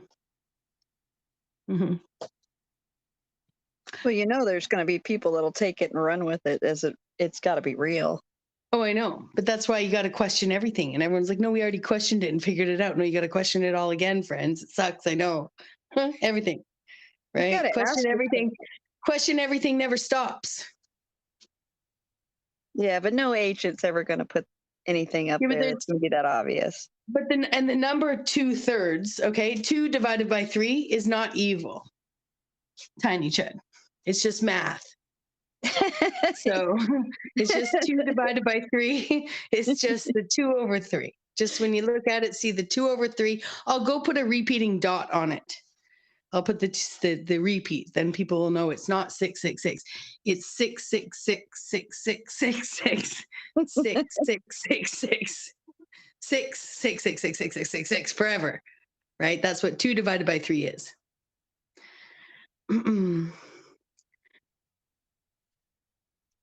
I don't even know what that means.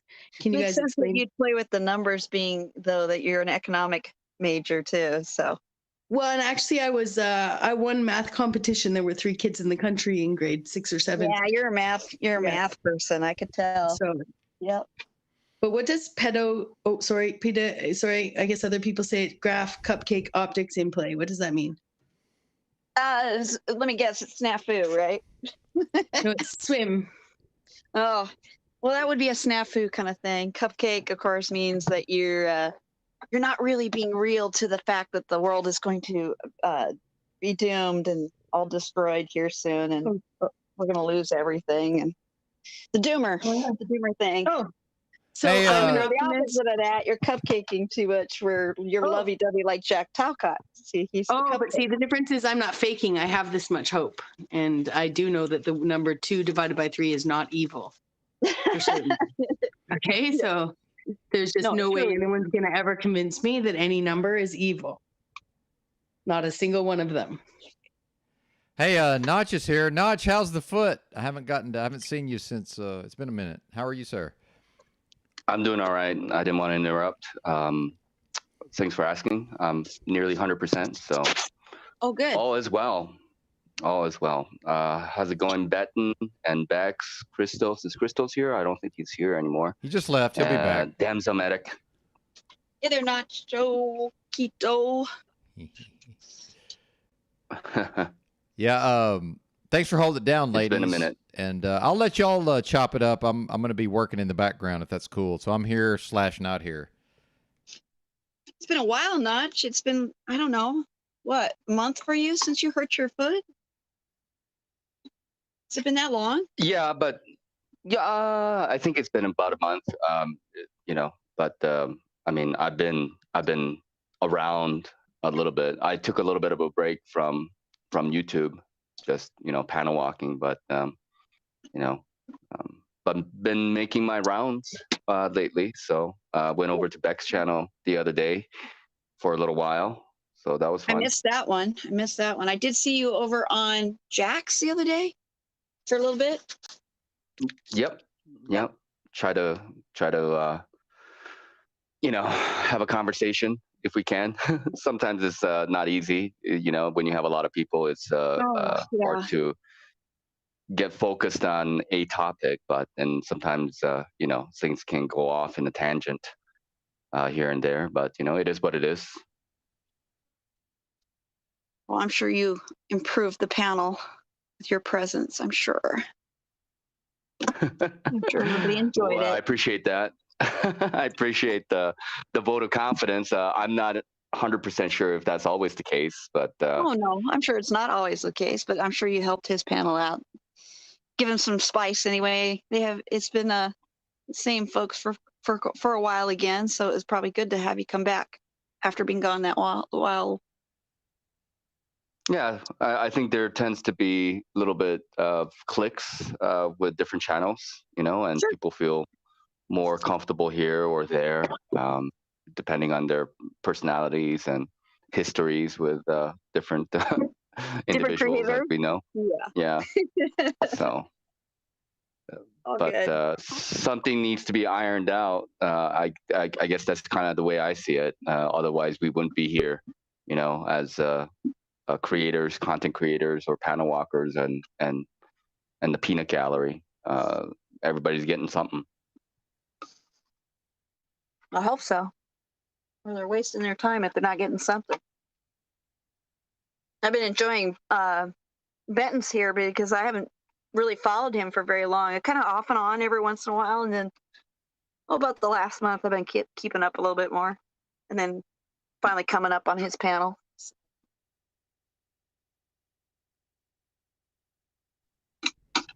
So we have a discussion with Aphrodite. I don't know if you know who she is. I spoke with her twice, I think, total. I was on her channel once, and then I think she came over here on Benton's channel some time ago, and but I didn't really get to talk too much because there was a little bit of a skirmish between her and Toilet Boy Earth, I think, at that time. Oh yeah, yeah. Same thing happened on Benton's my first time up, and she's a PA just like I am, and except for I don't practice in the public anymore. So I was trying to get a chance to have a discussion with her, but she kind of got it wrapped around some other things and was pretty unavailable to talk to up here. But that's okay. Hey, maybe next time. Did y'all see that this is what it says on Z's stream that got took down? It says this video has been removed for violating policy on spam, deceptive practices, and scams. Wow. Well, I do know that I heard rumor that they were claiming that it was somebody from Slavia that did it from their side, but I don't think it was. But who knows? Who knows who it was that struck them? So, but I had heard even on Friday that they were losing the channel. He was losing the channel for something, and Bex told me a different story than what I had heard. So she was saying that it was a copyright violation of some sort. Yeah, that's just what I'd read in a chat. I haven't been over there to see, so. Well, this is from today. This is what YouTube says is the reason why the one today got removed. Yeah, well, that would match up with the claim that it was somebody that struck him. Paul's gotten a few of those. I've seen that kind of a warning with some of his stuff. Interesting. Yeah, so it's going to be interesting to find out if they ever figure out who did it or if it was something else. But I know that there was a rumor. That's all I can say. I heard the rumor that they were speculating that it was somebody from Paul's side. Yeah, hard to know exactly who would have been responsible. Who knows? Yeah, who knows? But don't be surprised if you hear that going around. Yeah, I don't have too much right now. I'm going through some things on my computer, trying to get some ducks in a row. So y'all are, please feel free to chop it up. I'm also here. I'm just trying to get the chat going because I like to do both. You know me, but my phone's kind of acting wonky. I think I'm gonna have to wait a minute. Service might be slow. It's overheating. Her devices overheat. No, it doesn't. It doesn't get hot. It never gets hot. Doesn't mean it's not overheating. It's just on low charge. Oh, are you charging it while you're using it? Yeah, but it always does it fine. Wait a minute. No, it doesn't. You drop off all the time, and that's absolutely your hardware. It's super. Hey, wait a minute. Wait a minute. Yeah. I know what I'm talking about. Yeah. It doesn't have to feel hot to the touch to be overheating. Okay. There's circuitry in it that could be more sensitive to there's tolerances built into the hardware. It's not all exactly the same. See what I'm saying? One phone can be hot, real quick. One phone could be hot to the touch and work. Another phone could not feel barely warm and it can just repeatedly not work because of heat. I'm telling you, this is it's definitely an overheating issue. I promise you. That's good to know. Okay. At least then you know what you can do to fix it. Yeah, I was in hardware for years. This is absolutely what the problem is. Yeah. I do know my phone. And I guess also there's times. What's that, Bex? There's times where it does hop out that I don't see, right? That you'll see that I won't see. Yeah, exactly. That's that's the hardware. So that's 100% the hardware of the phone and nothing else. Yeah. Yeah. Absolutely. Yeah. Yeah. And that's just normal. It's just normal that phones don't work the way they're supposed to. I have a phone that it doesn't work how it's supposed to either. It's just what they do. I didn't mean to personify the phone by getting defensive. No, you're okay. It's just part of this is that I was tech support for so long. I mean, it's just I'm used to just having to be firm and like, no, I promise you, this is what it is. I assure you, this is definitely the problem. Because I've noticed with my phone, my main phone, it never had a problem with StreamYard. But if I try to charge it and do StreamYard, It might work. It might not work. But as long as I don't try to charge it while I'm using StreamYard, no problem. So they all kind of have their own quirks, if that makes sense. Yeah. Well, that might explain some of my issues I've had at times then. Because I've dropped in and out on pause because of that. So maybe that's what it was. Yep. So I was plugged in, charging. Definitely. And there's nothing wrong with using it on a phone. It's just with Bex doing as much streaming as she's doing, I mean, it's just you're just gonna run into issues sometimes. It's almost unavoidable. Yeah. Yeah. Of course, I had like 20 minutes of tech problems, but I think that was mostly self-inflicted to start the stream. It's mostly me. I think error exists between keyboard and chair, so I think that's what we were dealing with there. Yeah. The error exists between keyboard and chair. That's funny. Yeah, that's a real thing. It's a real thing. Yeah. Yeah, I used to have to call people, and I used to have to walk people over the phone into. This is how old I am. I used to have to tell these people how to type in DOS commands on the command line, and so I would, I have a bit of an accent, so I would say, okay, type copy C:/ whatever, and they hit enter, and they were like, it would say bad command or file name. What's literally impossible. You can't. That's not a thing that can happen. So finally, I said, okay, just letter by letter, read me what you're typing. The dude was typing COFFEE. He was typing coffee instead of copy. That was a real thing that actually happened, yes. So that's why I'm so good at troubleshooting, because I know when the shit doesn't go right, just go to the most basic level possible and then build up from there. So sometimes it's like, is the phone plugged into the wall, type of stuff. Yeah. And then they're like, then they just say, yes, it is. I said, no, and I had a certain manner. I wasn't rude, but I said, okay, I understand that you're telling me it is, but would you please go and visually make sure that it's plugged into the wall? And then it's like a pause, and they're like, oh, I guess the cleaning lady unplugged it and forgot to plug it in or whatever. Like, yeah, exactly. It's exactly what happened. Imagine doing that in exchange for fiat. Not a lot of fun, certainly.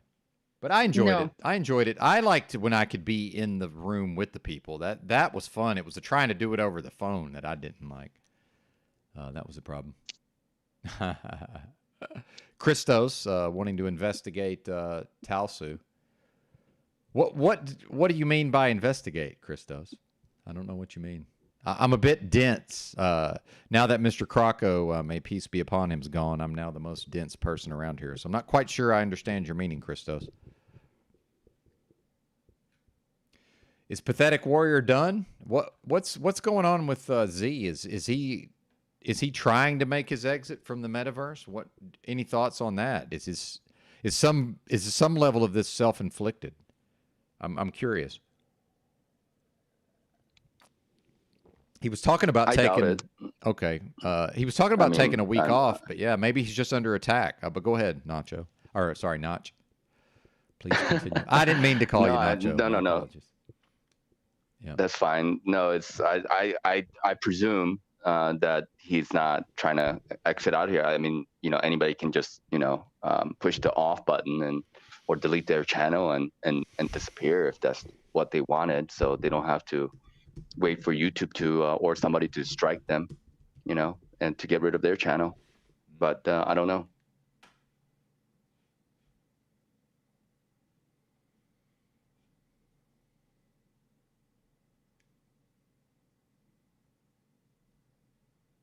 Well, and like I said, I'm to the selfish part of the broadcast. When there's folks here I know that can carry the conversation, I tend to shut up most of the time. So, yeah.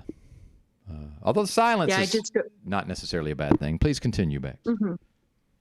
Yeah, I don't know enough. I'm not very familiar with the goings on over there. So I just hope he's well and he gets his channel back quickly and enjoys a week off, maybe.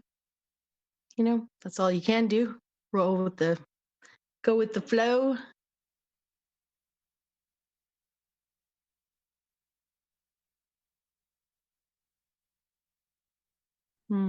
So you've been putting in a lot of hours lately, Bex. I've noticed, and I don't know where you get the energy or the time to be able to do that. But you know, what's been like for you to have this experience of having all kinds of people come on your channel and you know, talk about various topics and sometimes kind of spurging off as well. I don't know that I would call everything spurging. No, not everything was spurging. That's I think, yeah, I would say that there's people are wallowing in limbo. And I've enjoyed it. I've been out on panels for months now, since last April. It's just the circle of panels that I've been on kind of overlaps into this community a little bit differently. And so I've been doing this many hours, maybe not quite this many hours, but definitely doing this a lot of hours every day since April. And so having the space on my own channel has been great. It's been an evolution. No need to go into too much into the meta lore because there's not a lot of history on my channel right now. My Pythagosaurus Bex days I got rid of. Just yeah, I did. So I have some. Well, yeah, so no, you did. No, you did not. No, you did not. But please continue. Thank you. Yeah, so I've been really enjoying it. To answer your question, I've been really enjoying it. I've been learning a lot because I started my own channel because I was tired of sort of sitting with being in situations where I was making the best of the conversation we were having, but I myself was repeating myself and the people around me were really repeating themselves. And I just couldn't handle it. So I started my own channel hoping that the people who were like, oh Lord, here she goes talking again, you know, were like, they just wouldn't follow me there if they didn't like it. Because the hosts of the channels that I hung out on typically really enjoyed hanging out with me. And that, you know, but I also noticed that I like to try and take care of an audience the best of my abilities. Sorry, Benton's audience, for being so abusive when I first came here. I didn't mean to. That being said, it's been really nice. It's been nice to have a different challenge after already I'd sort of like kind of cleaned house. Like, and I don't mean to be rude about that. Like, I already had this group of friends that kind of followed me to come out and hang out on my channel, just like wherever we were hanging out, but they didn't realize that I'd been watching Benton. I'd been watching Z. I'd been watching different channels that do different things. And I'd been like sort of evolving what I wanted to do. So I played with all of those and all sorts of people popped in and I had all sorts of like emotional breakdowns and 27-hour streams and 14-hour streams and 18-hour streams. So lately, the last 2 weeks hanging out with all of you guys, I mean, it's been a blast, right? But it's also an evolution of realizing like just because I made some new friends doesn't mean that I have to deal with situations on my channel I don't want to deal with, right? Like, simple. I already gave like 2 full streams to this whole whatever, like, you know, the level of obsessive behavior that's been happening is just literally bizarre. So I addressed it on my own channel yesterday. It was it was, you know, the stream that's up's fantastic. We did the whole, you know, when have you ever heard of the theory that when somebody sorry, let me get focused here, guys. I've been talking a lot. I need to just get my brain slowed down to say. Okay. So in old village lore, I'm not going to attribute it to any particular tribe. There's a situation where people, when they've done a transgression against someone else, and the person is in need, instead of lashing at the person, they would take the person down to the middle of town and they would all circle around them and they would say all the kind things they know about that person to remind them of who they are rather than humiliate them. Right. So we did a little bit of an exercise like that last night just for fun, talking about all the good things that I might have learned from a particular person who seems to want to talk to me. And I'm just, I didn't get that script. I'm not here to do reruns every day. It's just not part of my contract with the agency. So I'm not sure where the wires have gotten crossed. He'll just have to talk to his handler, because I talked to mine and it's just not on my docket anymore. So I don't know what else to say. But yeah, so it's been great. Ultimately, I didn't mean to go off sidetracked on the most recent stuff that's been going on, but I may as well, because some stranger, ever since I came into this community, who may be close to all of you, and I tried to get really close to, but ultimately he's just a stranger who's having a very bizarre, obsessive behavior around me and my words. And it's a battle that, since I've given it all my energy up until now, with kindness and love, hasn't gone anywhere. I just put it all down. I'm not playing that game anymore. And I'm not going to run away from it, but I'm not engaging with it. I'm not going to give the drama that everyone wants. And it doesn't really matter how much he amps it up. I wish him well, because he's not well to be behaving like this for any reason whatsoever. Period.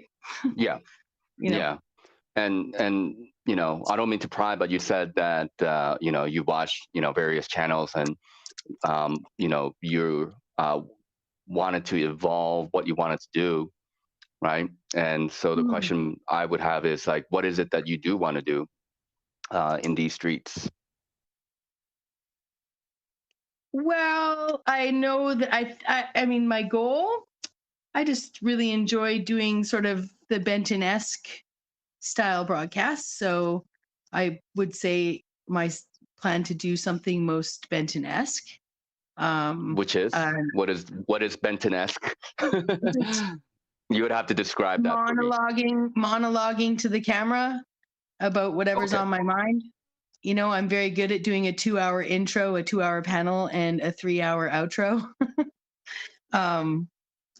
Actually, it's more like a 2-hour intro, a 2-hour panel, a 3-hour break with Bex talking, a 2-hour panel, a 4-hour outro.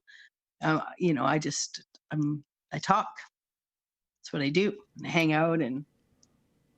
Well, I want to jump. I want to jump in real quick, Yeah, Bex. Notch is. Some people become enamored with like people and personalities, and I don't see Notch as one of those people. I respect it. Like I'm also not enamored with people and personalities, so I don't know that my personality alone carries much weight with Notch. So I think that's probably why he was possibly confused by your comments. But please continue. I just wanted to provide that for context. Thank you very much.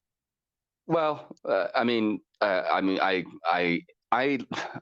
I'll say this: I like everybody in these streets, even the people who are a little bit abrasive, you know. And I do see that they have something to offer. I try to see positive traits in people. Have you had someone even though follow you around for 2 weeks straight, screaming in your head, even when you've given them like 6 hours of your time, 8 hours of your time, 1-on-1, 2-on-1, showing them who you are, right? No, I can't say I have, but I would never allow that myself, because I don't have that kind of patience. So, like, I commend you for, you know, giving your time in that manner. But, like, you know, usually within a short period of time, I try to assess what's going on with people. And if I feel that, you know, my quote unquote help is not really bringing people the kind of assistance that they need, I just disengage. But that's the way I operate. But you know, that's not for everybody, and maybe that's not the best route. You know, for people, some people really want to feel, you know, that there is somebody there that's like rock solid, that they can be, they can do a solid for them. You know, I am not that reliable, to be honest. I appreciate your honesty and your insight. Yeah, boundaries. I think.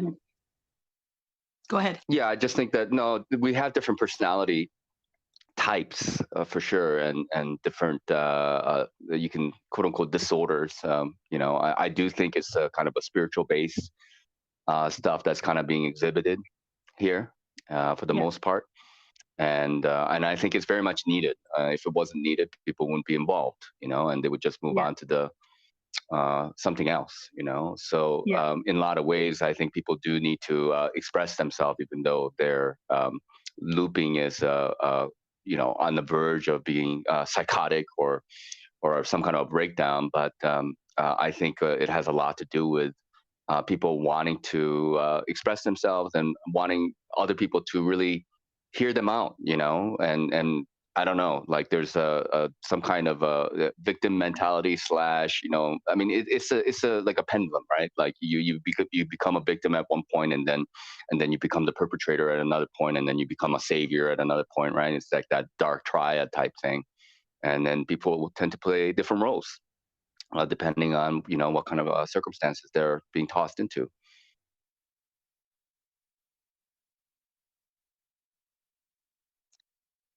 It's true. It's true. I would say though, I went into it on my own channel tonight. So, and I've probably talked about it already at least once this week. So I don't want to go too far into it, but we all influence each other and we all engage with each other. And I know that I'm always trying to better myself. I'm not here to tell other people what their goals are, but I know for me, having the same conversation every day is not productive to my development, nor is imagining everything, and nor is finding the best in what everyone has to say around me if they're looping, right? So I'm not here to hi Keith. Hi Keith. Hey. Yeah, I'm not here. Yeah. Nice to see you. Yes, likewise. Mm-hmm.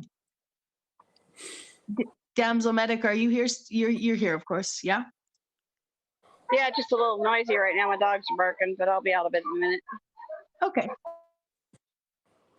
Is this the first time Keith and Damsel Medic are meeting? Yes, I believe so. Cool. How's your morning so far? Oh, it's good. Yeah, I'm good to go. Nice. Good to go. How's yours? It's good. Awesome. All right. Yeah. Yeah.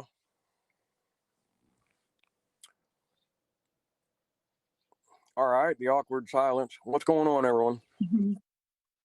The silence is a meditation. Oh. Come on, Kira, Bella. Kira, come here. Kira, come. Go. Kira, go. I'll put you guys in there, I guess. Bella, Hey. come here. Hey, Bella. Bella.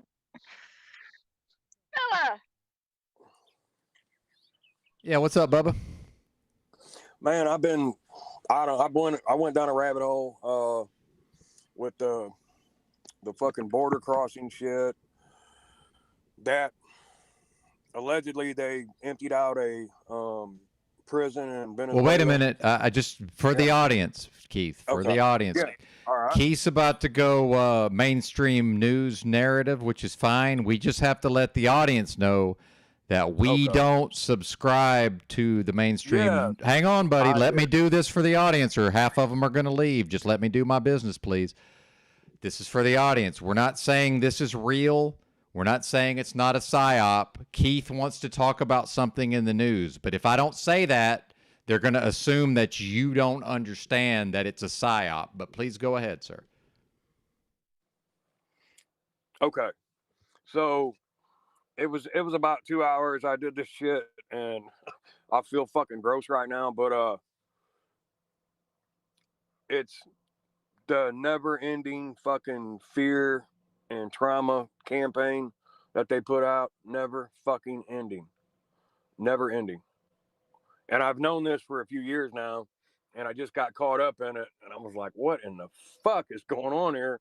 And now I'm good now, though. I'm good. It's just recognizing it. I'm glad I fucking seen it again. I don't know why, but yeah, I just thought it was fucking insane. You know, not that any of it's true or real or really happening, but you know, I think some of it may have some validity. I don't know. Well, let's go back to the Chinese balloon story. That's when I really just, because I like. Well, you're laughing, but I enjoy reading news articles. So that's what finally I just said I'm done. Like I still look at articles, but it's just out of entertainment. I'm out. Yeah. I'm done. So this is a version of the Chinese balloon. Doesn't mean people aren't crossing the border, but Yeah. you know, obviously whatever rabbit hole you went down, you know, part of that is putting a person into a state of fear and also rage, you know, just, we're angry right now. By the way, Keith, I don't think it's a coincidence that this is ramping up at the exact same time that everybody who's upset about the border, their savior is now being put on trial. So do you see how these, hang on, do you see how these narratives are playing out, certainly intentionally, but please go ahead, sir. Yeah, no, I got you on that. Copy that, man. It was just, I'm just a little disappointed in myself because I got caught up in it. I just kept looking at these videos and this shit. So anyway, I do recognize that it's, you know, the fear campaign and all that shit. It's just fucking insane that I don't know how many of us, I'm not saying us, I'm saying how many citizens are fucking buying into this shit. The brain dead dum-dums. That's who you mean. Right. Yep. The brain dead dum-dums. Yes. Another one I looked at said that, like, as soon as they cross the border, they're getting a debit card, and it's like for $2,400 a month. And so I get outraged. I'm like, motherfucker, you know, well, I don't pay taxes no more, so that's the money's not real either. The money's fake. Right. Yeah. Then there's another one where if you go on the government website, you know, where we have our debt, our national debt, like it's back to zero now. Well, so let me ask you this, Keith. Yeah. If actual human beings are crossing the border and they've been in poverty their entire lives and they've never been able to buy a new set of clothes or a new pair of shoes, why don't you want them? Why would you not want them to get $2,400? I don't want to buy it for them. Wait a minute. You're not buying it for them. They're creating the money out of nothing and giving it to them. You're being lied to, and the media is lying to people and saying this is your money. No, it's not.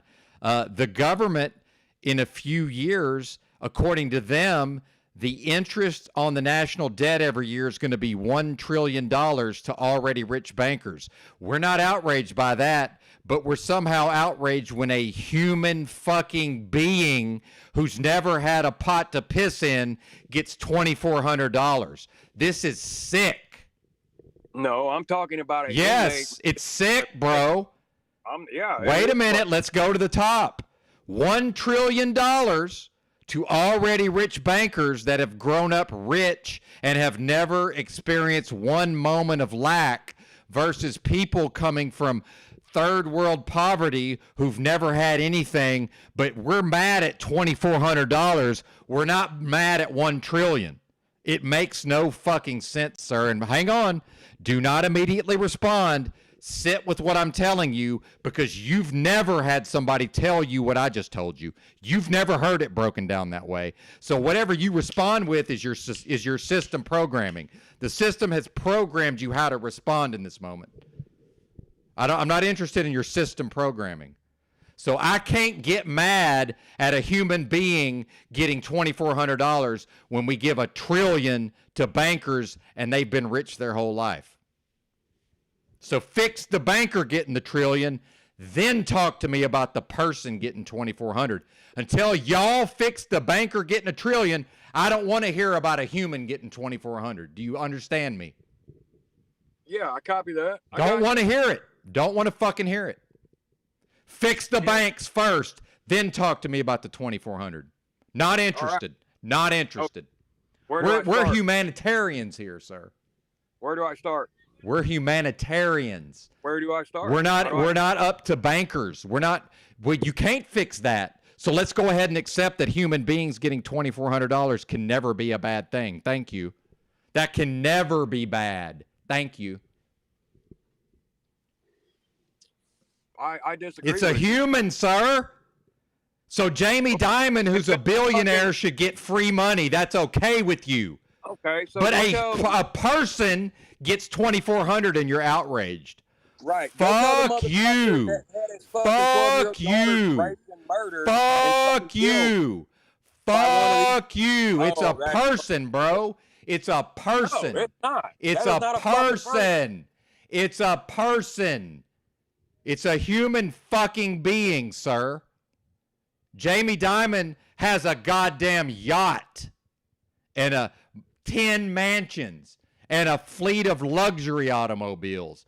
You ain't mad at Jamie Dimon. You're mad at somebody that's lived in a state of poverty that none of us can even fathom for their entire life, getting $2,400 bills, by the way. Which, you know what? Ain't shit. $2,400 ain't shit.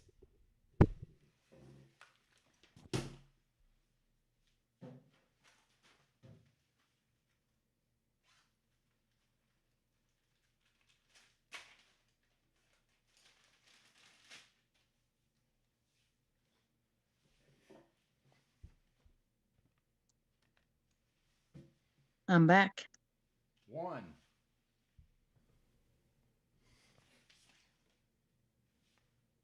1, 2, 3, 4, 5, 6, 7, 8, 9, 10, 11, 12, 13, 14, 15, 16, 17, 18, 19, 20, 21, 22, 23, 24.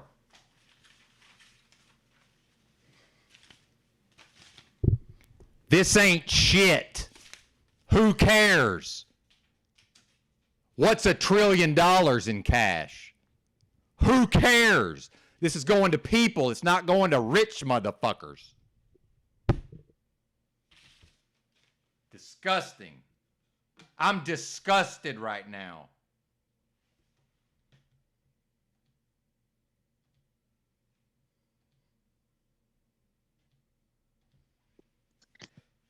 Yep.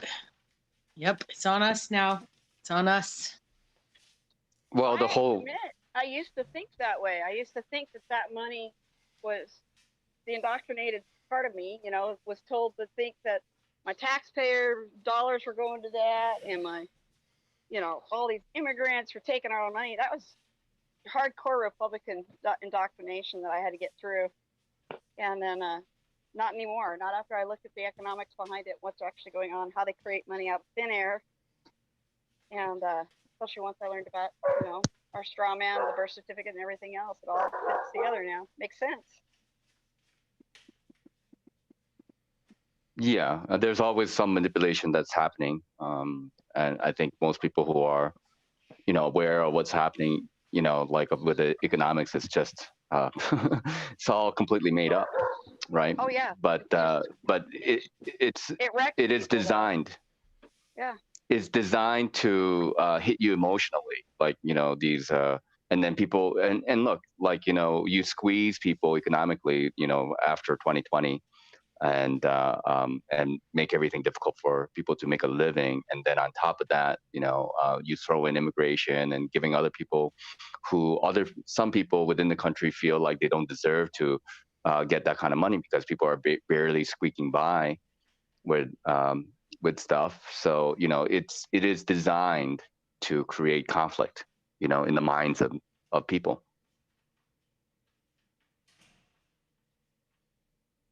And I would, yeah, go ahead. Divide.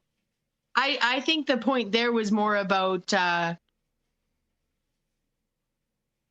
people, was more about the idea that people don't complain to the bankers about their banking scams and accuse content creators with PayPal or Venmo or whatever apps that they have, as being illegitimate ways to earn money. And so the point was, if people have an issue with the monies that patrons pay or donate, or whatever word we want to use, there's remuneration involved.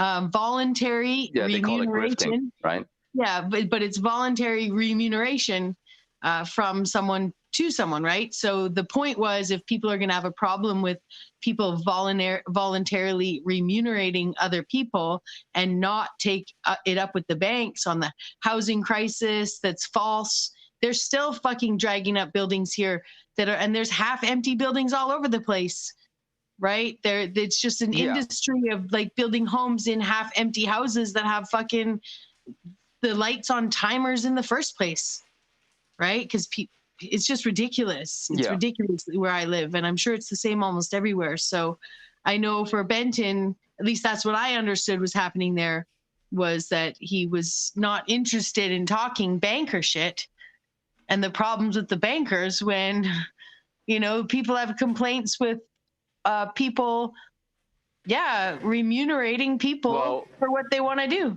Gifting money, gifting.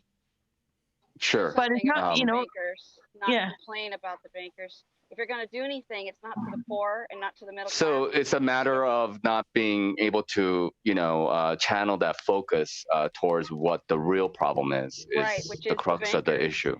Well, it's it's the exact same thing that has a bunch of grown men saying the kinds of things they say about Verily instead of going and fucking taking on the institution.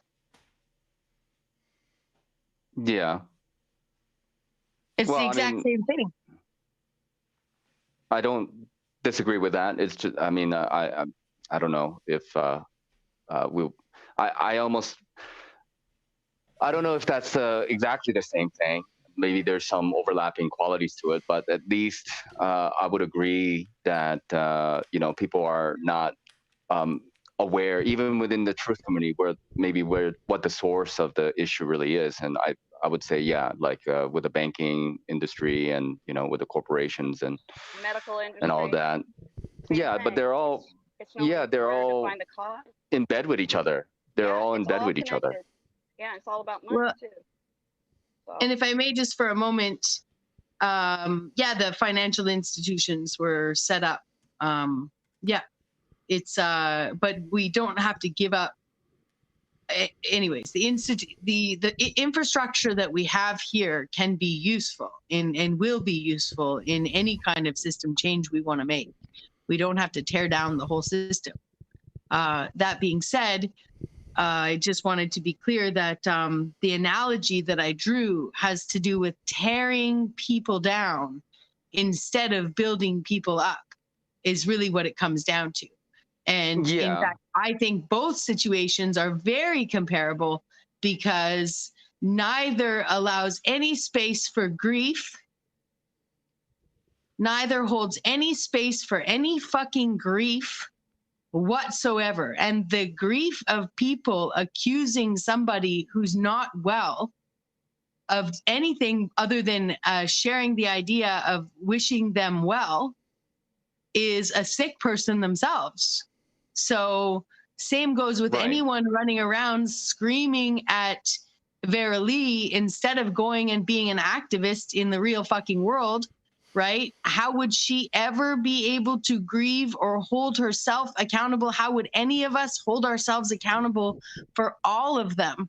The only space to actually get any woman to safely talk about anything like that is not screaming the disgusting, inane words that we claim to be amused by at a brave woman when there's probably 50 other women in this community that have been through the same thing, right? So for entertainment purposes, right, a grown men, right, which I actually will take a page from Benton's book here and call them males, right? And some I believe are grown men that are hurting, so just not to actually act like, but it's just, it's abhorrent. There's different grades of men, and I think man's a status that's attained. Yeah. And I can absolutely lose my man card. So a lot of these fellas never became men, and in the younger generations, we got rid of rites of passage.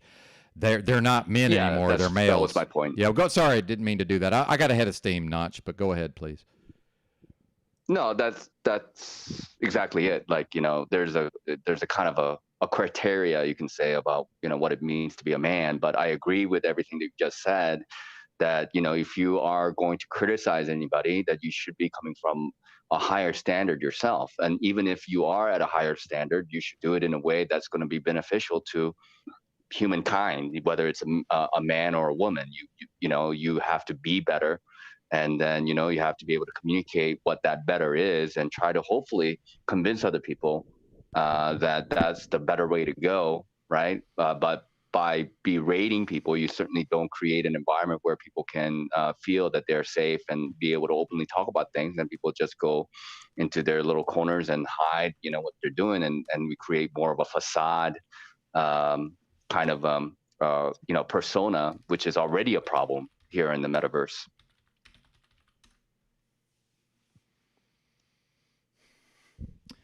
Jamie Dimon has a net worth of $1.7 billion. He's only ever worked for banks. This man has never owned or operated a business. He's worth $1.7 billion. Until the people rise up and put a stop to this, which they are not going to do. I don't want to hear about people on food stamps. I don't want to hear about people coming to the country and they're giving them debit cards. I don't want to fucking hear it, because at least those are human beings.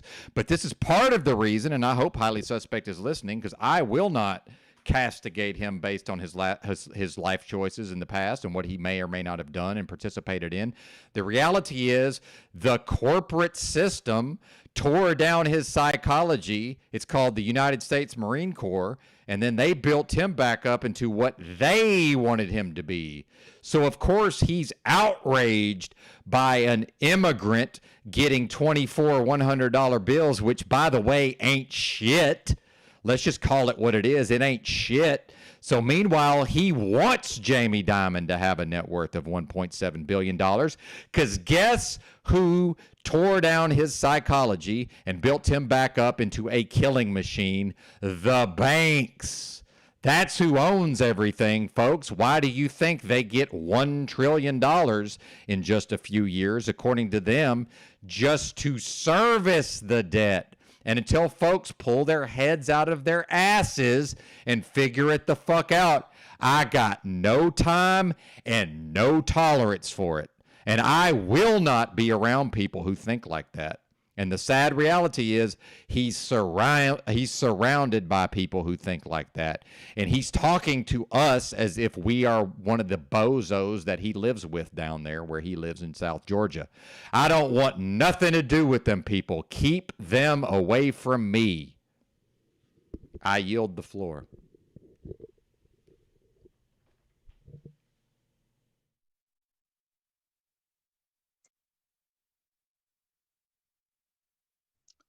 Personally speaking, I really don't see a lot of like tangible solutions to, you know, some of the major issues. I mean, like, people are so programmed one way or another, and even within the so-called the truth community, I see a lot of people kind of messed up. And I'm not claiming that I'm coming from any kind of authoritative or like all-encompassing understanding of what's happening in this world.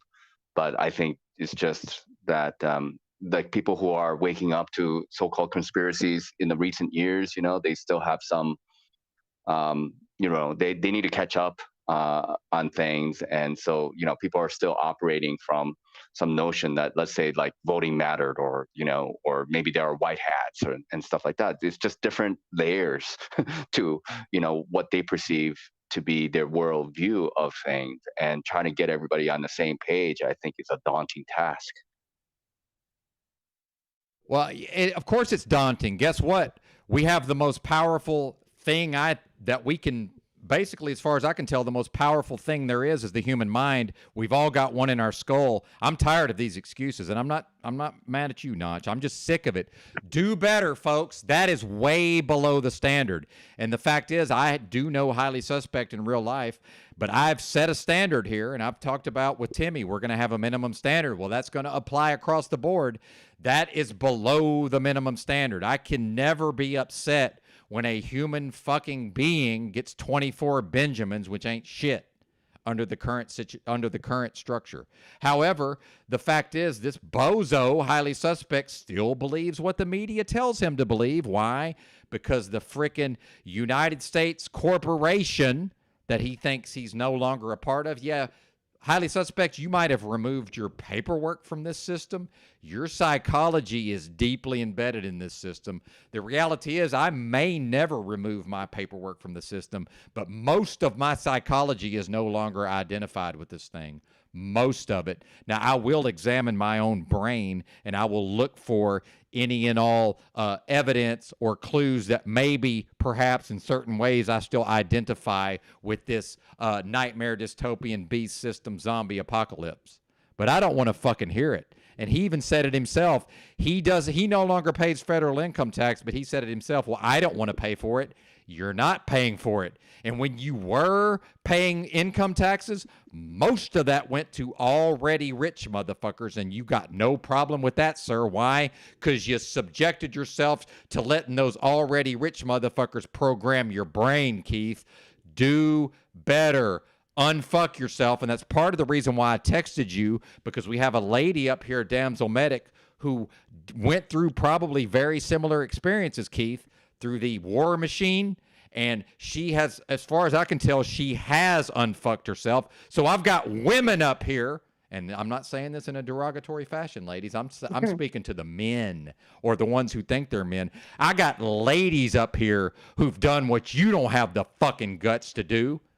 The fuck out of here.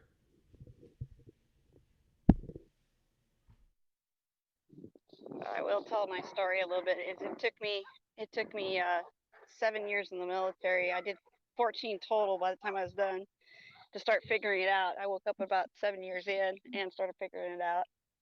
And by the time I got sick and had to drop the military, be let go, I knew what was going on, and I had to repent. I literally did a repentance. It was hardcore, admitting what I had been participating in, and coming to repentance so I could actually get forgiveness for it. Because, yeah, I participated in a beast system that harmed people that were innocent, and I couldn't stand it when I was over there. I came back really messed up from Iraq because I couldn't stand the fact that I had participated in something that was tearing down an entire society of people that didn't deserve it. And even though I didn't carry a weapon, I was a medic. I had to take care of children that we had injured because of our armament, and all for the pointless banker shit. And knowing that I was loading caskets with people's sons and daughters in them, and knowing that they were dead before their mommies and daddies did, and sending them home knowing that they died for nothing. They didn't die for patriotism. They died for each other, of course, but they didn't die for what they were told they were dying for. Well, and I want to jump in, if I may, and my apologies for cutting you off, but the fact is, the military-industrial complex at a certain point fueled, they dispatched this guy to the other side of the map to murder the people that live there. So the reality is, until he resolves his own psychology and his own issues, he absolutely would he's still the same person that would go to these areas where these people are getting $24 $100 bills and kill them on behalf of bankers. So of course he's outraged about that, but he thinks it's more or less completely fine that Jamie Dimon has a net worth of $1.7 billion, and he's only ever worked for banks. He didn't start his own bank. He didn't start his own business. He's only ever been an employee or an executive, and that's his net worth, right? But again, completely fine. Who does Highly Suspect bank with, right? Who does RT bank with? Okay, but it's 08-09 crisis, and now it's taxed enough already, and it's Occupy Wall Street, and everybody's angry for a year and a half or whatever, and they go right back into the belly of the beast. It's hypocrisy of the highest order, and I will not watch it go by without calling it out. Do better. And my apologies for jumping in there, Ms. Medic, and if you want to continue, I would certainly appreciate it. That's all right. Well, like I said, then I had to, work on separating myself from the system. I do have a bank account, but it's not with any of the major banks, with a credit union, a real small town one. And and things like that. I'm planning on separating from that eventually and just using it as a path through, kind of like what Keith Little has talked about, El Perro. Because I've done the research behind him, and yeah, it looks like that stuff works. So I can get out of some things that I don't feel comfortable with anymore participating in. But yeah, I renounced my oath, did the whole thing. I do not call myself a citizen or a patriot, because those things have been misconstrued and are wrong. I love my nation. I love the people.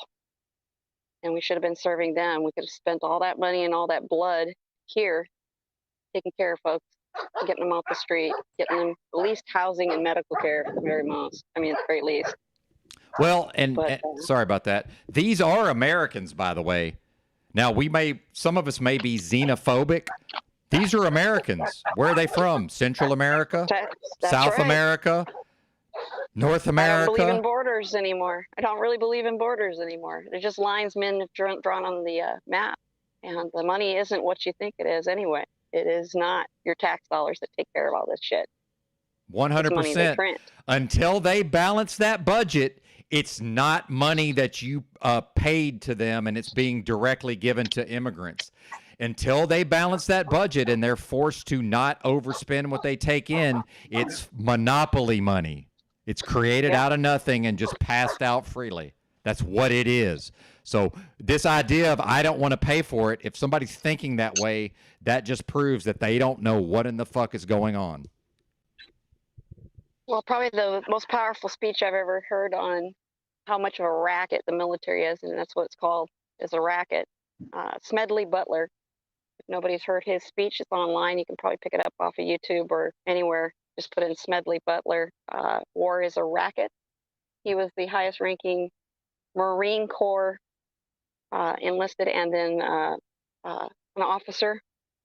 He even stopped a coup that was about to take place supposedly in the United States at one point, but he became very anti-war and told the truth about what his Marine Corps was really about, and that it was just a racket and they were the hired muscle, just like mobsters going into countries and destroying for a bunch of mobsters. That's all it is. And it's a powerful speech. If you haven't heard it, go look it up. It's pretty incredible. And that was one of the ones I listened to, especially since he was a Marine. So your friend, the Marine, should probably listen to him. Yeah, absolutely. Well said. And most of us have certainly heard it, but yeah, Keith may or may not have, certainly. And I want to say this, the corporate structure has to have these immigrants. They have to have them. Why? Because the workforce in this country is in a state of destruction. I don't know how many of y'all have worked a job, and I'm not saying you haven't or you should. I'm just saying, go out here, talk to these people, observe them, and realize this workforce cannot get it done. And this country cannot operate without immigration. Period. End of story. Full stop. We can debate, what mechanisms should these people be brought to the country? How should that be facilitated? Yeah, absolutely. The reality is that they can't build a wall. That's not possible. Now, they can build a wall, but there's going to be a tunnel bringing these immigrants in, like it or not. The people that are here cannot get this job done. They're not capable of it. The system knows that it has to bring people in to do the work. Surprise, surprise, here comes a bunch of people from Guatemala, fucking El Salvador, wherever. Oh, that's right. Our fellow Americans, like it or not, Keith. Yes, those are Americans. You may not choose to see it that way.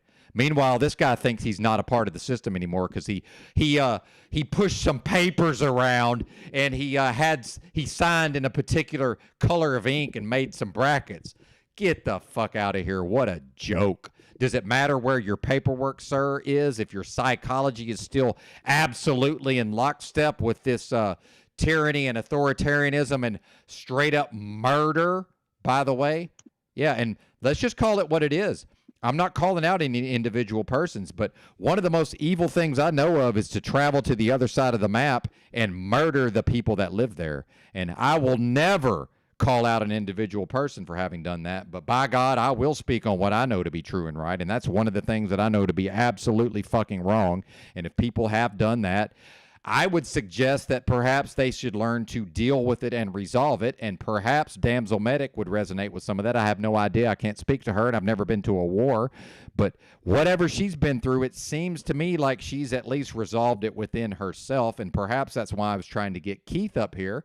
And perhaps he understands that on some level, and he's resistant, and hence here we go down something guaranteed to put me into a rage. And in fact, I damn near vomited based on that, and I don't get to that point very often based on ideas. I am disgusted, and I will please pass it over to the panel. I will try to sit here and listen, but I don't know that I'll be successful, and thank you all for being here for this. I do appreciate it.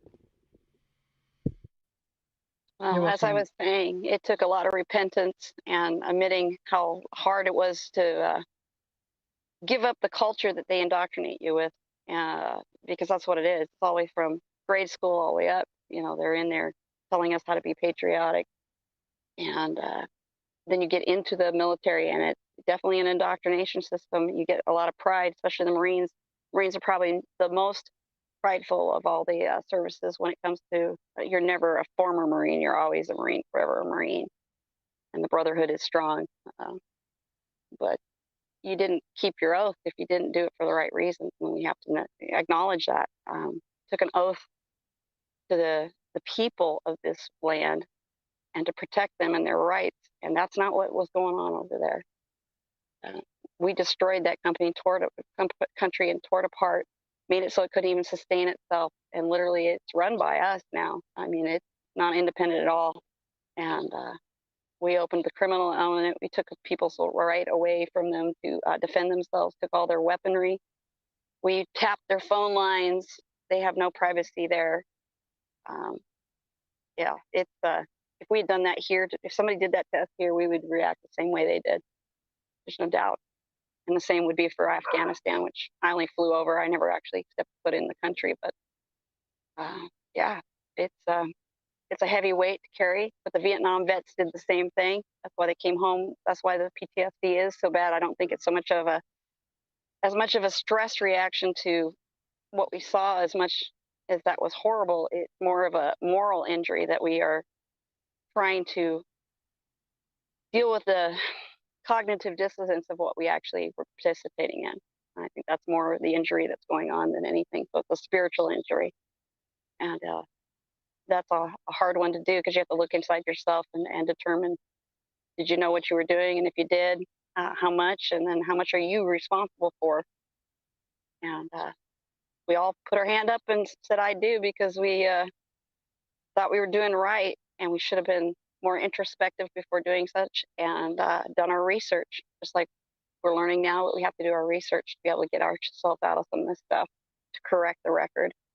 And so that's what I'm doing. I'm correcting the record, but I'm also correcting myself spiritually for it. And I think that's what it's going to take to get people turned around anyway, no matter if they were in the military or just a regular person that you paid taxes and you supported us going. And then when we come home, you call us heroes, which some of us can't stand it when somebody starts doing that to us. Most of us won't even talk about our service. Don't do that. And you'll see people around here, though, that feed off of that hero worship. So you'll still wear their military gear for years, and they'll wear their shirts and such, and have people buy them free beers and meals, thinking they did good.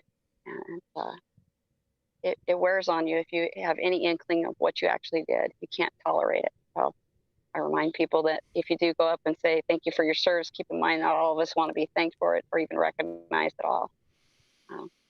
all.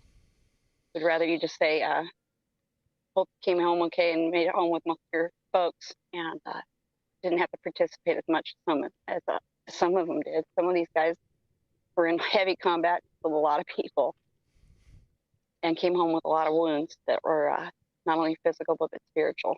So I just want to tell people out there that our veterans, I know we've had no space for us to be able to talk this way. If you try to talk while you're still in like this, or say that you're having conflict with the idea of what you're participating while you're still in, it's nearly impossible. You'll be condemned. You can even be threatened to be thrown in a cell for it. Called traitorous. And the society has been built up on such hero worship since the Vietnam War, purposely, I think, so that we would be more willing to do this. And I see the same thing going on with the hero worship of medical personnel in the last 3 years, doing the same thing. So people are not willing to come forward because they're being encouraged by society that it's a good thing. And so it's very hard to reflect and have space to grieve and repent for what you've done, and change and turn away and do something different and say, yeah, I screwed up. I may have gotten a lot from the military, like learning a lot of skills, making some good friends, maybe learn some good life skills, but the rest of it, it's an indoctrination, and we were willing to do whatever they told us to do. And if you think the Nazis weren't saying what they meant, really did, yeah, they were just following orders. Well, that's what we say, the same thing, but no different. And it's hard, but we need to make space for people to come forward and start getting right with each other and with what they did and speaking on it, so we can stop the younger generation from signing up again and keeping going, because that's coming. And it's possible they'll not even go for a draft with women this time. Who knows if things go further. Apologies for jumping in, but there's another reason for immigration is I'm reading articles now, and I've been reading these articles for years, but the people who live here, the young people, aren't even fit for military duty anymore. That's a real thing. Like, they're breaking their bones. They're breaking their bones now at boot camp because they don't have, they've been sitting around doing whatever they've been doing. And I'm not going to blame video games. That's not my beef. But so again, the military industrial complex, at least at this time, is still dependent on human capital to get these things done. So everything happening here, as far as I can tell, is to serve the corporations, and everything in this country is a business, lest we forget. And I want to say this for this channel. Yeah, it is our house, and I'm proud of that, on an ad hoc, grassroots, get in where you fit in basis. But I am now, me personally, I am enforcing minimum standards. And if a person can't rise above a minimum standard and stay above it, they cannot be here, because I got folks in here who genuinely want to do better for themselves and others, and are doing better for themselves and others. And one of them is Mr. Drew Chalkbody Outline. And y'all can have whatever opinion you want of his personality. I've observed that man over time, and he absolutely has improved as a person, and he absolutely is doing better for himself, folks. And whether or not people want to realize that and accept it and acknowledge it, not my problem. Okay, so people who can do better and can be above a minimum standard, even though they maybe don't get along with people's personalities, that's not my concern. Okay, but we're not going to have people in here who can halfway behave like Provo Kid, but then he can't stay above a minimum standard with his own behavior. Can't be here, sir. Can't be here. Come back when you can do better. I'm going to be here with the folks who are doing better. Well, I really appreciate you giving me time to speak, Benton, and yeah, absolutely. Call out for other veterans that want to make that do better a real thing in their lives, because I think that's the only thing we can do, and to move past all the indoctrination and the injuries that we've allowed ourselves to suffer and be part of, and apologize for it.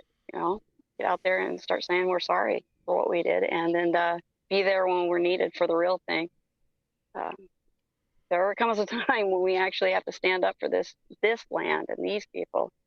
I hope we'll actually do it. But I'm kind of disappointed over the last 3 years that we allowed the last 3 years to shut down businesses and do all these things and make people even more desperate, when that's what we should have been protecting, is not letting that kind of thing happen through our government. So, and I'll just say right now, I'm not anti-government. I'm just not for the way we're doing it now, and I know that we can do better there. We can change it, but we have to stand up together, and we have to be willing to change ourselves first to be able to do even that. So, but yes, migrants are allowed to join the military. It has been that way for as long as I was in. I started in '89, and there were several foreign people that had signed up. That is a way to get your citizenship, is to serve 6 years. So they've already got the plan in place to be able to take in the people they need that can actually pass the standards. So if you don't think they'll start filling it all with immigrants, they will. They've got it in place already. So it's going to happen. if they need to be. Now, like I said, I think it's good that we have a space to talk about these things and make some changes in ourselves first. Well, and that's where we get into something I've talked about a lot, and I talked about this on my morning walk and talk or sit and spit or whatever I'm calling it now. But, you know, so many folks are unable to go into their own internal space, so they have no choice but to try to resolve in the external, which, by the way, doesn't work. But I just see it time after time after time. So Keith Highly Suspect has no problem getting fueled up by these narratives, and then again directing those energies externally. Imagine if he could direct those powerful energies inwardly and transform himself. Well, guess who did that, sir? Guess who's transcended what he was born into? Me. Okay. And I'm not going to have people around who are just refused to do that, or even worse, worked on themselves for a couple of weeks and now think that the work is done. This is years to unfuck this. It's years to deprogram. It's years to reprogram. Nobody can do this overnight. It's not a thing that can happen. So pretty please with sugar on top, unfuck yourselves. Okay. And as far as the Nazi blocking and all of this, I don't want to hear that bullshit. Censorship has nothing to do with it. This is a group of people gathered together, and we are having communion, if I can call it that, or we are communing and communicating, and dare I say, building. And the people who can't meet the standards, well, they can't meet the standards, but they can damn sure try to destroy what's happening here, and they can damn sure try to pull people down to their level in order to equalize, because we know they're not going to bring themselves up, and I reject this notion of building each other up. Now, that can happen indirectly through certain conversations, but the reality is, at the end of the day, it's all about the individual and going into their own internal space and resolving and growing and changing what they need to grow and change, and they are the only people that can do it. So I get to just sit here patiently and observe person after person after person who's been given whatever this is, who's been given this wonderful gift and has their powerful mind right there in their skull, who just continues to utilize improper strategies of externalization. And again, I'll say it for the umpteenth time, when the person telling you how that you've missed this basic and obvious truth sounds like me and presents like me, you have run far afield, folks. And if I ain't talking to you, I ain't talking to you.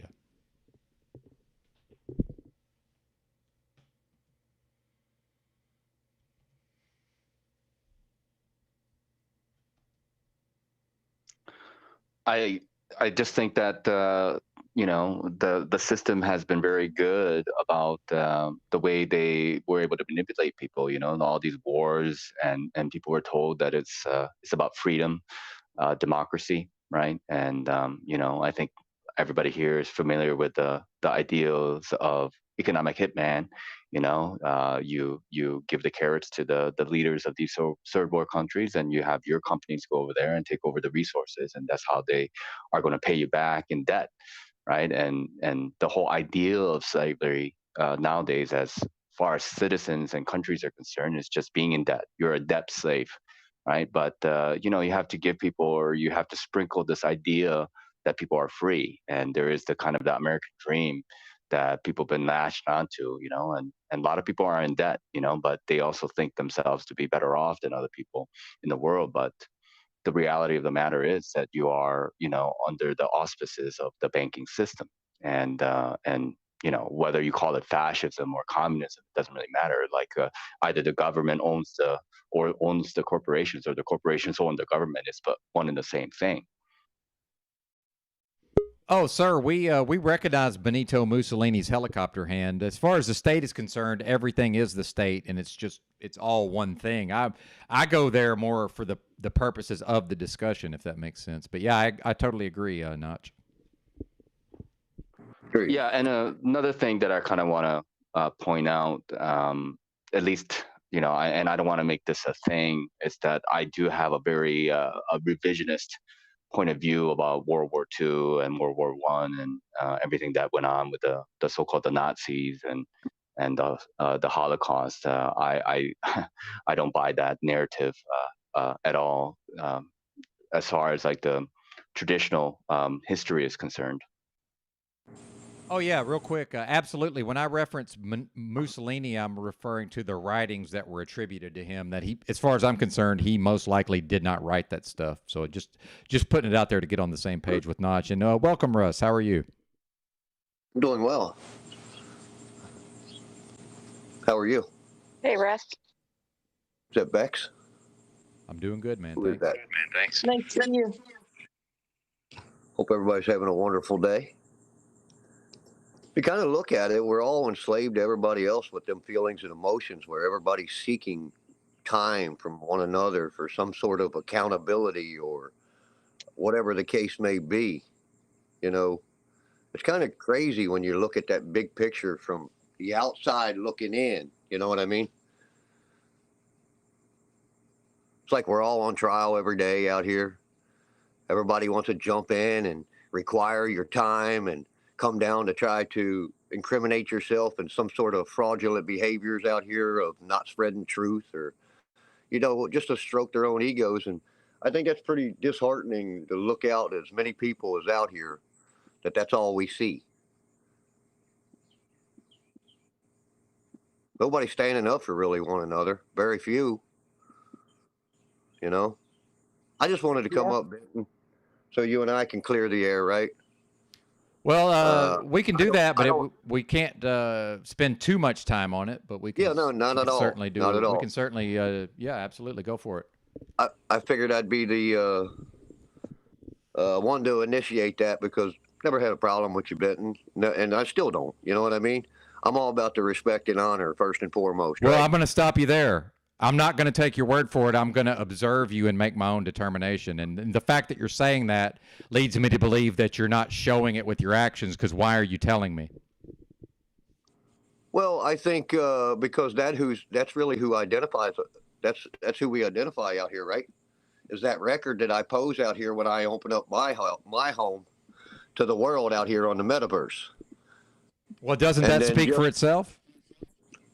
Exactly, but I mean, I thought we were clearing the air between you and I. And well, but you're starting off on the wrong foot. How can we clear the air if you're starting out on the wrong foot from my perspective? You're telling me things that I'm going to observe and determine for myself. I'm not going to take your word for it. All right, maybe this talk is cheap, brother. Well, all right.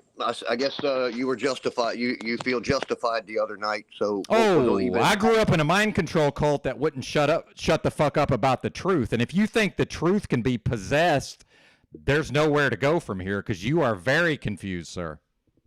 Okay. Truth is manifest. When you grasp it, it stops flowing. And what is not in flow is a dead thing, sir. And a dead thing can never be truth.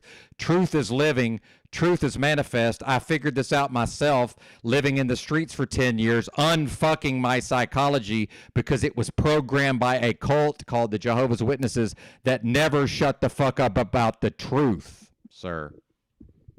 All right, that's fine. I'm not here to push the issue. I just won't be back. That's okay. If that's up to you, man. That's up to you, brother. If we can't have a man-to-man. That is a man-to-man. That's a man telling you how it is. If you can't accept a man telling you how it is. I'll tell you how I think it is. You can't accept a man telling you how it is. That's not a me problem, sir. That's not a me problem. See, you're doing what Mitchell was doing. No, I am not doing what Mitchell was doing. Now you're painting me with somebody else's brush, sir. Is that what you did the other night? Bad faith, sir. But no, you were talking about the truth, sir. You were talking about the truth, sir, without knowing what you were talking about. And now you're distancing yourself from your own words, sir. You were talking about the truth as if it could be possessed. I'm here to tell you that shit ain't possible, because truth is manifest, truth is living, and that means it's in flow. And when you grasp and hang on to what's in flow, you stop it from flowing and you pull it to yourself, and it now dies. And now what you hold up as truth is a dead thing, sir, and what is dead can never represent truth, and I will not back down from that, and I'm not interested in hearing anything to the contrary, because I took it to the motherfucking streets for damn near a decade to figure that out myself. Until you examine it, sir, well enough to comprehend it to the level I comprehend it, there's nothing for me to do, and there's nothing for me to hear. By the way, that's below the minimum standard that Benton is putting his name on. Do better, Russ. It's not good enough.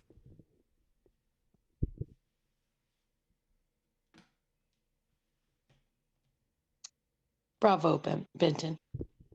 Thank you.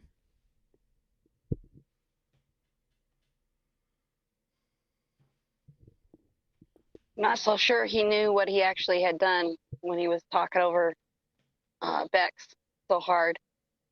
I don't think he even realizes what he was doing. The other night? Yeah. Yeah.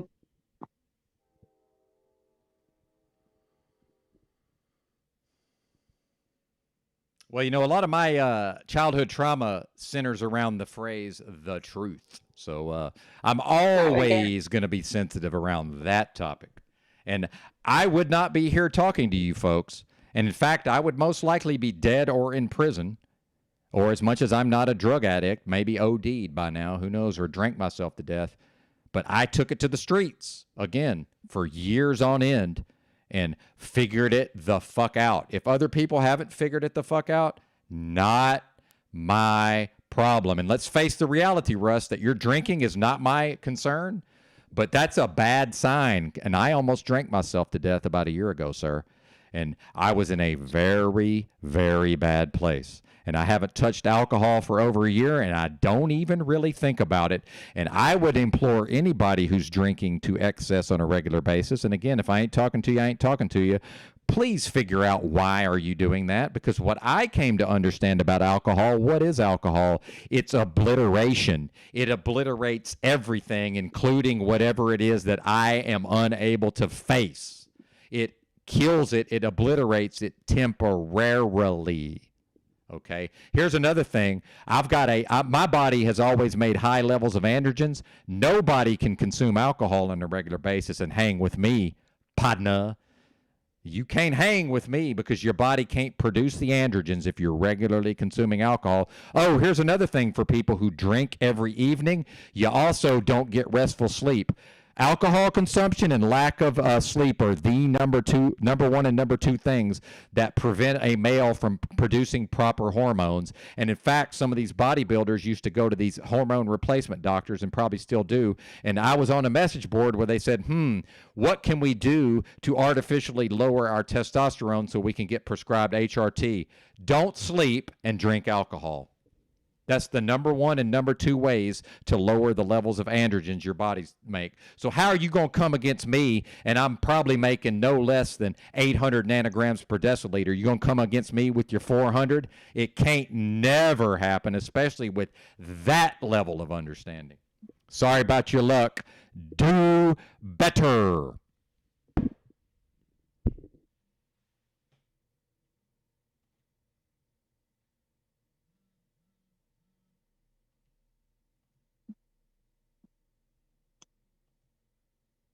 Yep. And who are we talking about with wellness checks, by the way? That Sand Beach, what are they talking about? Anybody know? I'm behind in the chat. I don't. Well, I'm sorry, I'm asking the chat. My apologies. Hey, chat, what is Sand Beach talking about with the wellness check?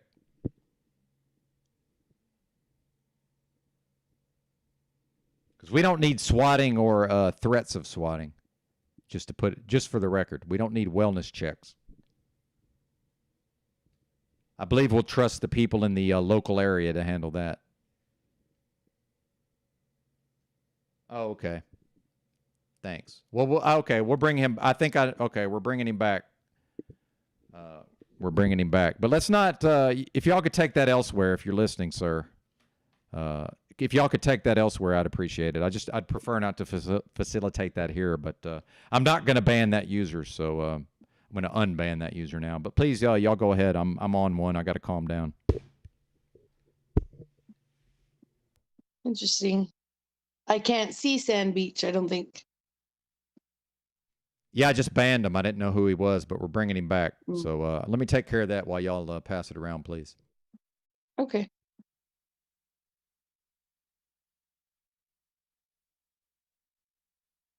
Thoughts expert panel? I'm no expert. It's an expert live chat. We do not have an expert panel. We have an expert live chat. I don't know. I would suggest Russ just go back and rewatch that episode if he could, or find a copy of it somewhere, and just rewatch how it went down again, and consider it from a 30,000 foot perspective, and maybe you'll see what we were talking about. And it doesn't mean that Mitch was not in the wrong either. It was both of you guys were doing stuff that you should go back and review and consider. Well, and people should learn how to have these conversations without proof, because that's the real world. And then secondly, most people out here are talking so much, they can't remember what they said 5 minutes ago, right? Including my stalker contradicts himself all the time. So, including myself. But I try to do better. And I talk to the big boss, and I don't have to do reruns anymore. So, you might just see a little less of me here and there for now. Who knows? Have to wait for the contract to come in.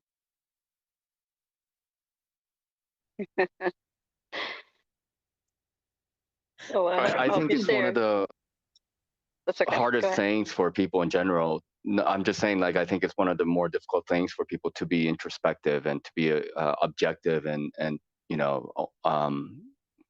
try to like come to some conclusions about what their own thought process and actions, and how that factors into these interactions that we have. And one of the things that you were saying before, Damsel, about like you hope that people, because everybody's been manipulated, right? And that people come to some understanding of how they were manipulated. Like the thing is, people tend to double down, and they're very comfortable with their blanket that like under the notion of patriotism that they did something good, because nobody wants to believe that they did anything bad, right? And that they were duped, right? The old saying by Mark Twain, like it's easier to fool people than to convince them that they've been fooled, right?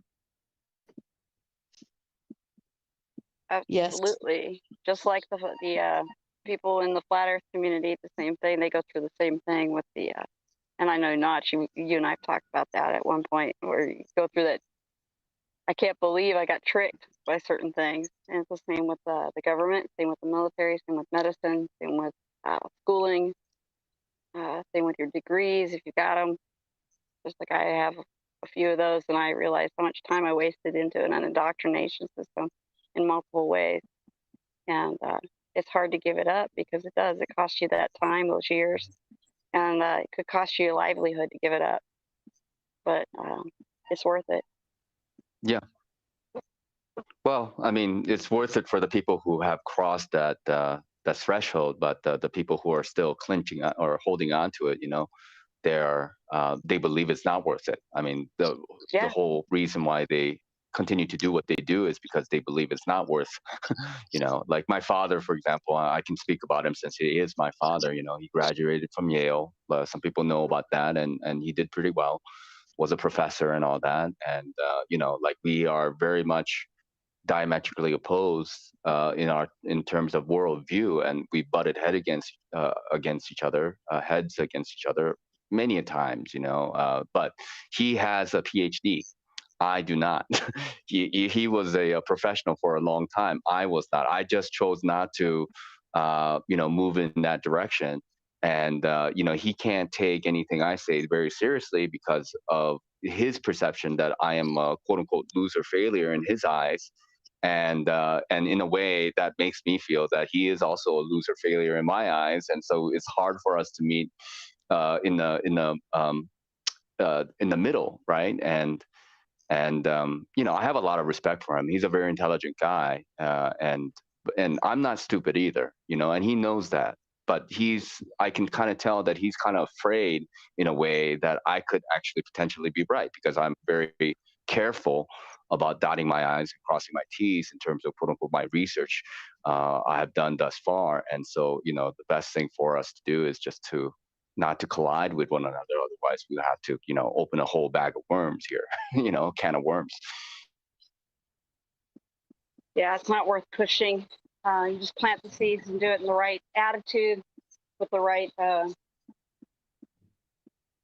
right intention. I think it's a lot of the times that we go in with the wrong intentions, or try to give too much too fast is another thing I've found a lot. So well, yeah, I'm with you 100%, and I have no intentions of, like, even my brother's 20 years older than me, and you know, like I don't have any intentions of pushing anything on him either, even though he is very much under the indoctrination of the narrative that's been, you know, pushed on everybody else. But you know, like I just look at it as like, because my father, you know, he's at the twilight of his days. So, you know, I try to be more understanding of like why, you know, he thinks the way he does. And I mean, I understand why he does, right? It's just that, like, I don't want to make his life, quote unquote, more difficult by, you know, trying to force my narrative or my perceived ideas of this world on him and the family. They're pretty much settled, more or less, about how things are, you know, and you know, by God's grace, maybe they will come to understanding at some point, you know, because in my worldview, we come back over and over again. You know, like, I do believe in reincarnation. I do believe that this is a kind of a quote unquote a matrix of some kind, and we are fighting against principalities here. And so, you know, trying to come to that understanding myself is part of my goal anyway, and how to quote unquote liberate myself is a challenge for everybody, right? well, actions do speak louder than words, and at times, you know, if they get enough suffering, like I don't know how much suffering it took for you to get to where you are, not, but it took a lot of suffering for me to figure it out, but it was needed. And so I wait for the day that hopefully enough will happen to people that they'll wake up to what they need to and move forward and give up the old lies. And I wish it wouldn't take suffering, but I know it does. And I hope they can work through it and find the peace of knowing the truth. There's a lot of peace, but yeah, actions speak louder than words. So we've got to live it for anybody to even consider it worth looking into. So, are you a reincarnation believer? Are you speaking to me? I was actually speaking to Damsel, but you can answer. I would also. I already mentioned my beliefs, but go ahead, Damsel. You know what? I have some questions about it still. I think it could be a possibility. I leave it open. Yeah. I was raised Christian, so for me it's a little harder to get past it. But at the same time, I read those scriptures of others, religions as well as the Bible, and I see indications of it all throughout. Plus, in my own life, I've seen the cyclic things that have happened and how things just seem to cycle and repeat, especially throughout history and even my own personal history. And so I leave it open. I don't know for sure, but who knows what happens at the very end when we die or pass on. But I do think there is something. I do know there is a creator, but can I say for certain there is one or the other? No, but at the same time, I leave it very open, and I'm comfortable with discussing it. And people that do see it that way have really no problems with it. There's lots of friends that see it that way. It doesn't disturb my faith at all, for certain.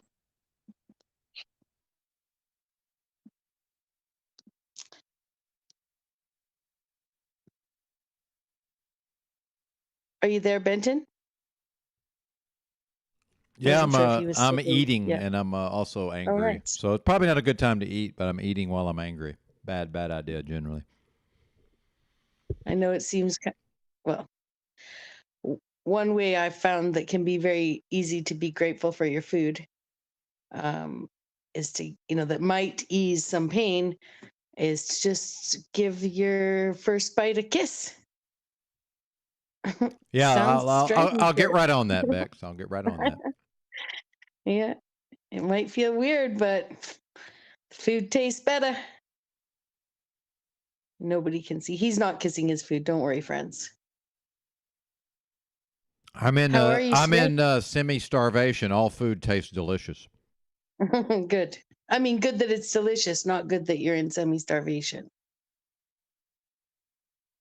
But it's better to have an appetite in that case, and have figured out what you can eat. Oh yeah, I'm grateful for that, certainly. But y'all go ahead. How are you, Smith? I'm well. How are you? I'm good, thank you. Nice to see you again. Good to see you. I was going to go off what I heard one of the gentlemen up there say a couple minutes ago about something to do with our reality, and it's like this nothing is as it seems in our reality. It's all fabricated because the devil wears Prada. The Grim Reaper, you reap what you sow with an SEW. That's why the richest man's fashion owner. Give us more. Give us a few beats. They say Jesus was born on April 3rd or died on April 3rd. And September's the 7th month. That would make April the 2nd month. So Jesus died on 23 because Jesus is the goat, not Jordan. But Jordan's mocking him with his tongue.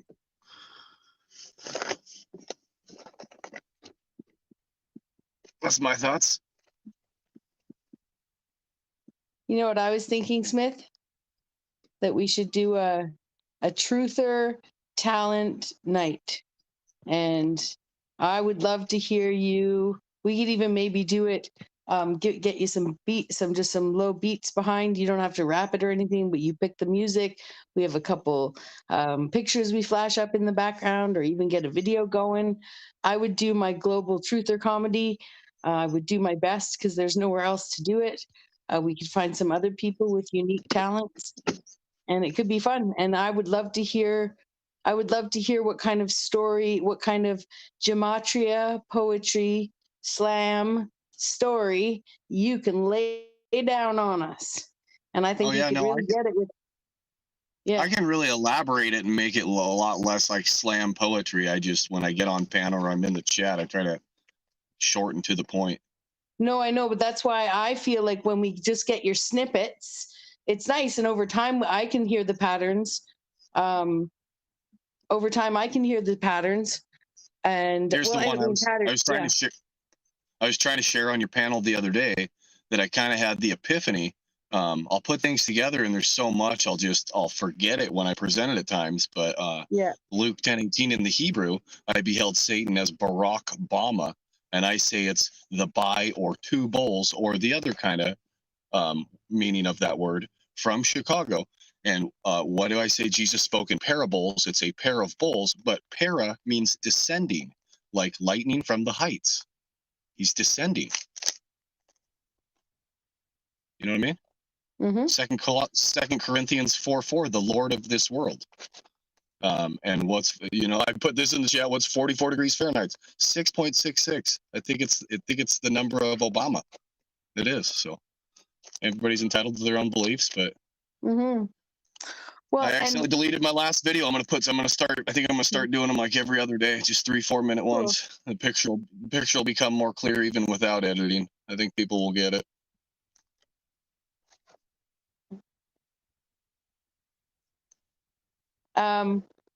I think that it's fascinating how people can put any kind of patterns together, and I don't disbelieve that there's a story in what you're telling. And sometimes I feel like the snippets I've got don't give me the whole picture.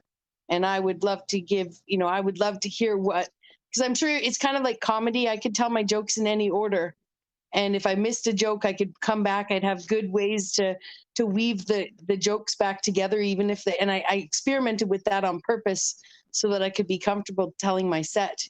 And I think that your information also can be moved around however you want and woven together however it works. So I see it as a form of art. I understand that you get a message through it as well. I think we'd hear more of that faith coming through if we heard a bunch of it at once. Yeah, and I mean, people, like I just said, the Lord of this world, who's in control? What do you do when you drive a car? You use the steering wheel, a steer, like a bull. It's a bullseye. I'm right on the money. It's the all-seeing eye of the bull. It's Obama. So that's all I got. I'm on my lunch. I'm just listening in. Hope everybody's well. We're I doing hope good. you're well too. Thanks for coming up, giving us a little bit. Have a good one. You too, Smith. Really appreciate it. See, it may be seen as what was I saying that what was my new term for was kinder than anyways, I'm just saying some people could see that talking to Smith like that might be similar to, I don't know, dealing with Mitch or something, but they're not. You know, Smith is a gentleman, you know, and he admits where he's been hurting. He can be. Yes, he can be. He's told us where he's been hurting, though. I think you might have missed some of when he was drinking a lot, but yeah, he's been doing much better lately. Well, and even then, though, the drinking, you know, his drinking and his admission of being ashamed by that, for lack of a better way of putting it, that's why he blocks half of us. And I'm sure a lot of us do bizarre things because we have rejection sensitivity disorders. So, but I saw that Carl said, put it on the record that he wasn't, what was the term, coddling this? We got that down. We got that on the record. Yeti Life's got it on record for sure. Well, and maybe there is some aspect of high functioning savant-ism that's kind of happening there. And, I think there's one thing of finding patterns in this reality, like, people who are at, like, let's say John Nash level, where they're just able to see things very differently. Let's talk about Ted Kaczynski, right? As Benton likes to talk about, and he was a professor and mathematician, high IQ people, and then they are able to kind of see patterns in things that are not really perceivable by the general public. So, like, when we have these type of panels, I think we have to try to meet people where we can meet them.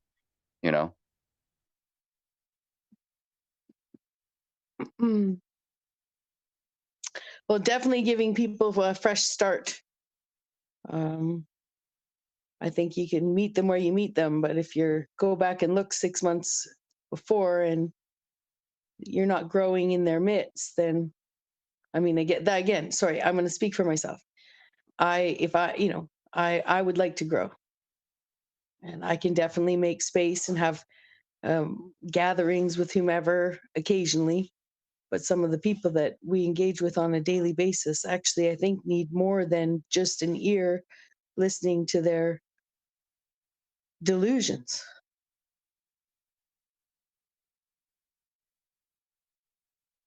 Oh yeah, lots of. I guess it's a matter of perspective. Yeah, lots of delusion and denial in the so-called truth community, certainly. But please go ahead, Notch.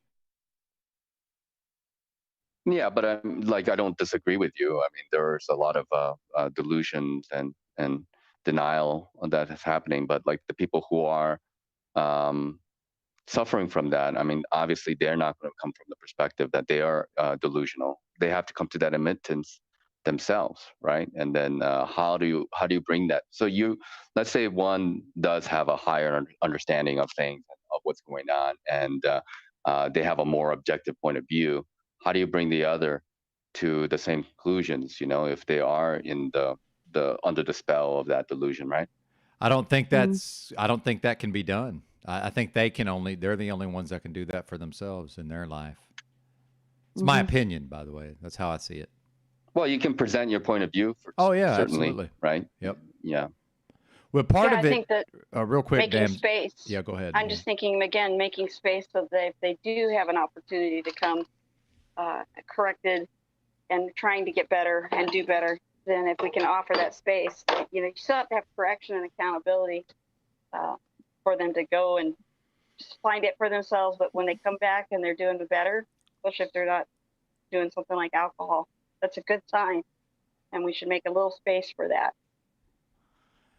Well, and, you know, when I observe the general public, you know, I figured out by observing patterns that most of the general public observes the other humans and does what they do. So what I see a lot, you know, in the panelverse is, you know, certain folks like Notch or Bex or myself and many others are able to speak in a certain type of way and maybe work with various, you know, concepts. And then so certain folks want to be able to mimic that behavior. But the reality is if they're below a level, now what happens is they come in and they're not able to really fit into that. I've referred to it as like a square dance. They're not really able to do the thing.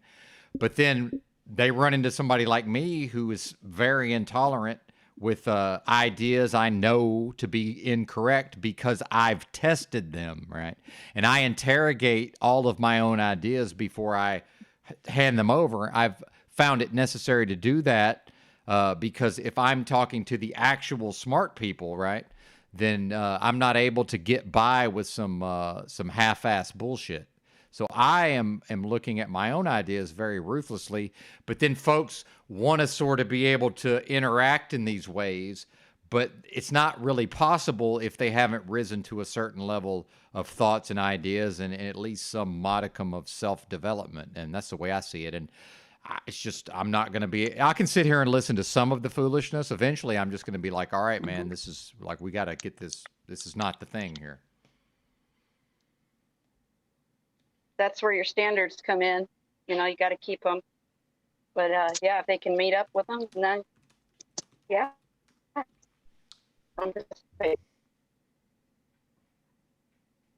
Yeah, and I didn't mean Smith was delusional. I meant generally.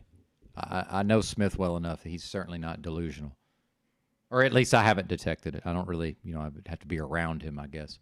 Mitchell's returned, by the way. Feel free to jump in anytime, Mitchell. I'm not familiar with the conversation, so. Oh yeah, no worries. Feel free to hang out. Give me a minute. I don't want to derail it. Yeah, you're good.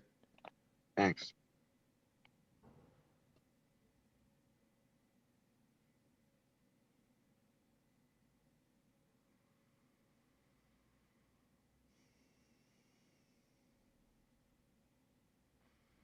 Well, and just you know, I know there's been some back and forth discussions with Mitchell and the ladies on the panel here. So I would trust the.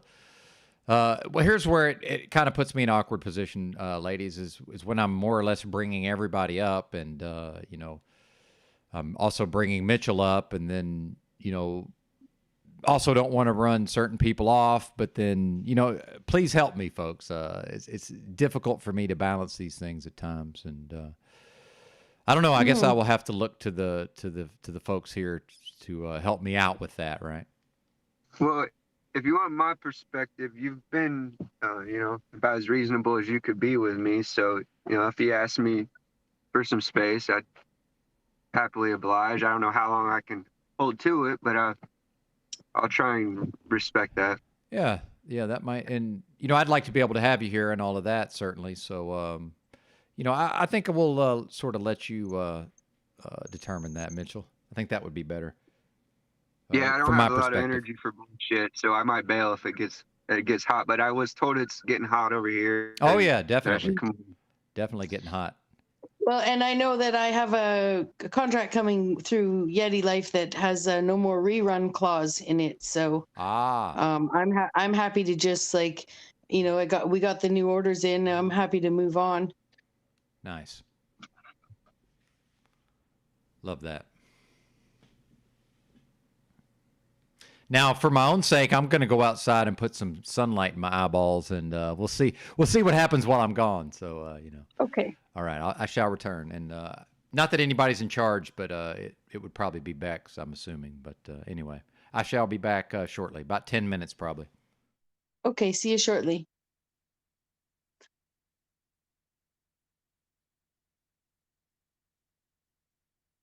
So how's your day so far, Mitch?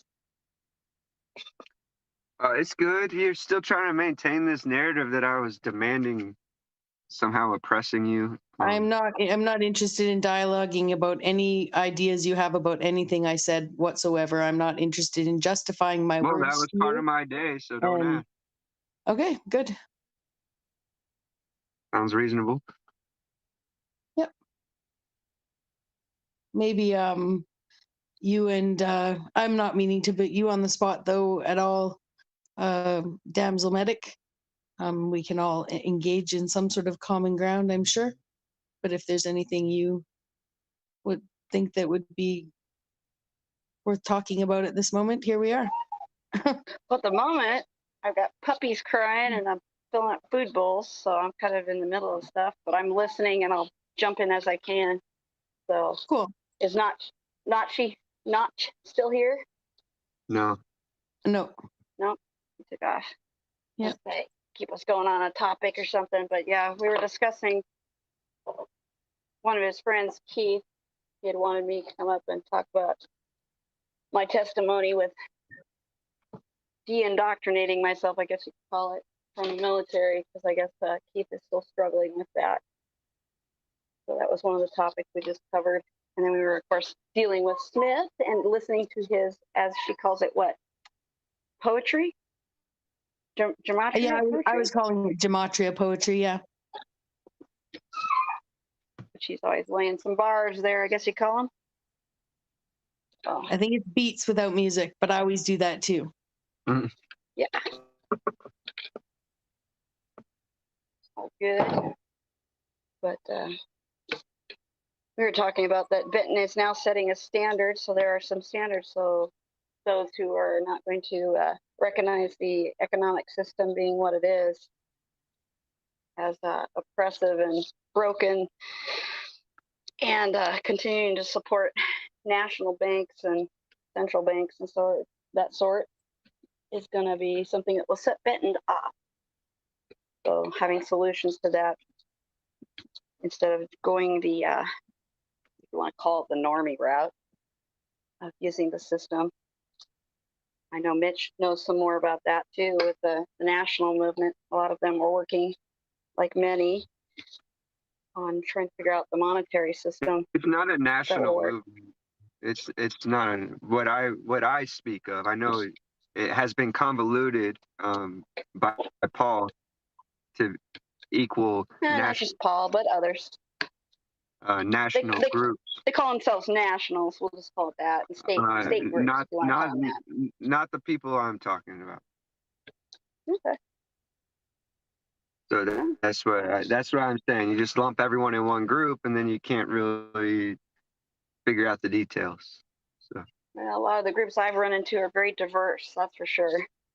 Hard to figure out exactly what there's only one doing. legitimate American state assemblies. There's only one. Yeah, the ones that are setting up the judgeships and all that. No. They aren't the ones that are setting up the new courts and all that?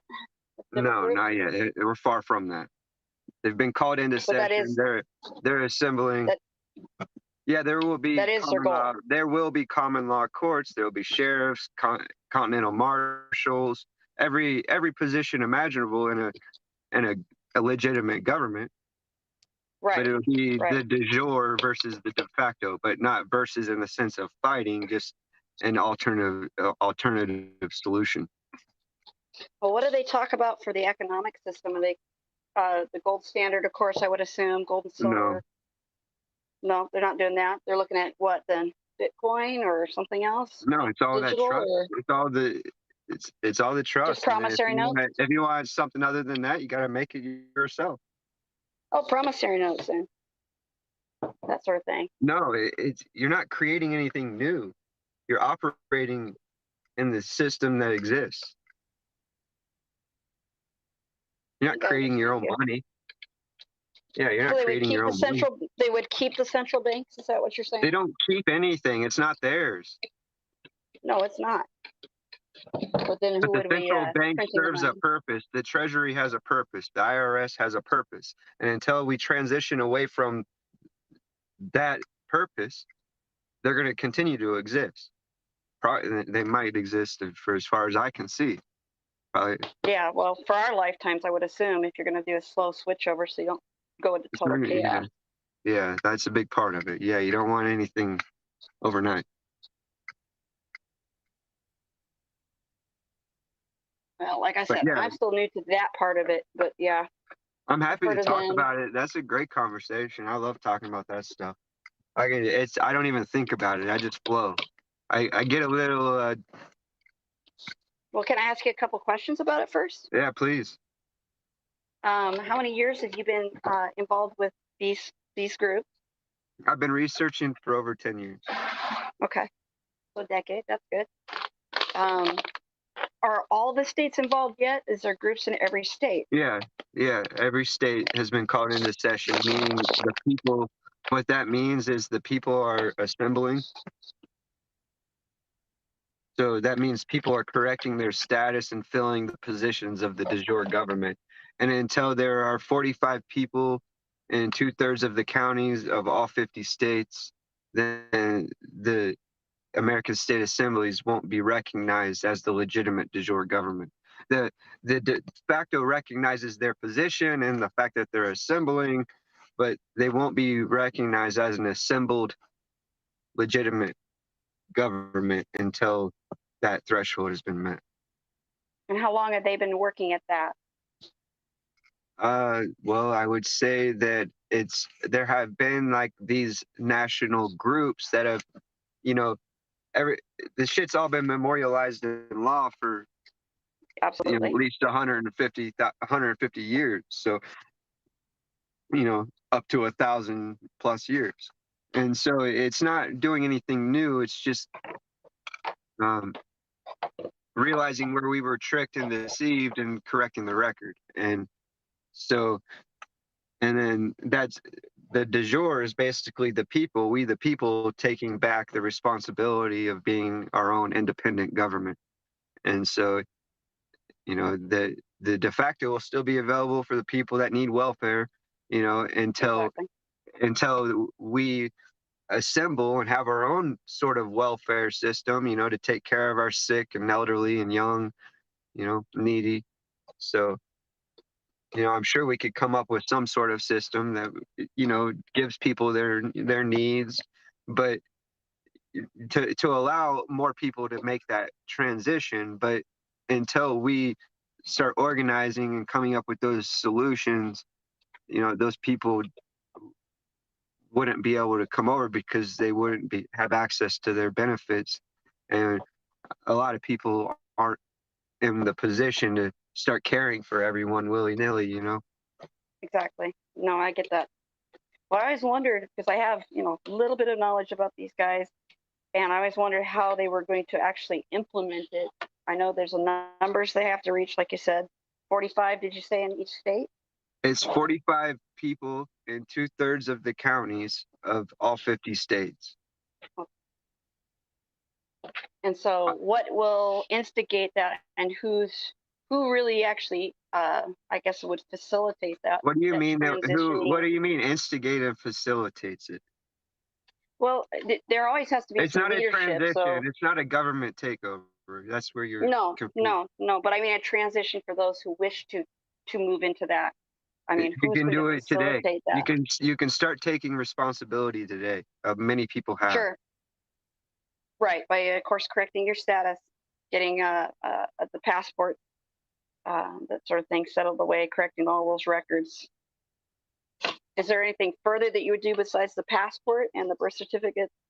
Oh yeah, it's correcting any and every contract that you've ever gotten into in your life. The honorable thing to do is to correct the record. Right. So it's, So that means it's a everything from lifelong school process. records, It's hospital not like records. you do some paperwork and you're done. It's a lifelong process. You got to constantly correct the record and then constantly work to maintain that honor. Right. And learning contract law and trust law is what I'm understanding is most important, which is what I've been studying. Yeah, equity, which I've been really studying trust right now, is what I've been into. So I'm about to have my car removed from registration and put into trust so I can start driving without my license and registration.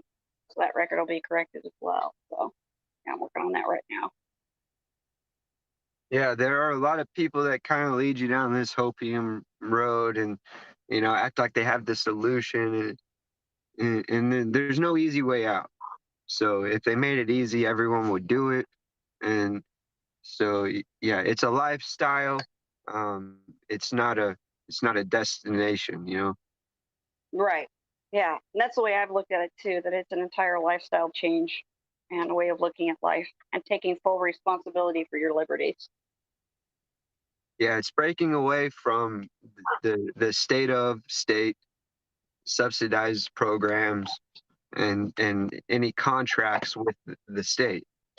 That's essentially what you're doing. And how far along are you in your process of correcting your record? I mean, what have you gotten accomplished so far? I've done a lot. I've done everything I can think of. Yeah, I see it as a more responsible position. It's not like you get more freedom per se. It's because you're not as you have to take on all the responsibilities you gave up over to the state, all these conveniences and such. And so you have to be more responsible. I apologize, Damsel. I didn't catch that. Could you repeat that for me? I was saying that I see it as it's not that you get more freedom, but that you get more responsibilities to gain more liberty or more equity. You do get more freedom in the sense of yeah, but it's not really freedom. It's liberty. You get more free will, more right to choose. Right. And more responsibility. Yeah. So exactly like you were saying, with that comes more responsibility.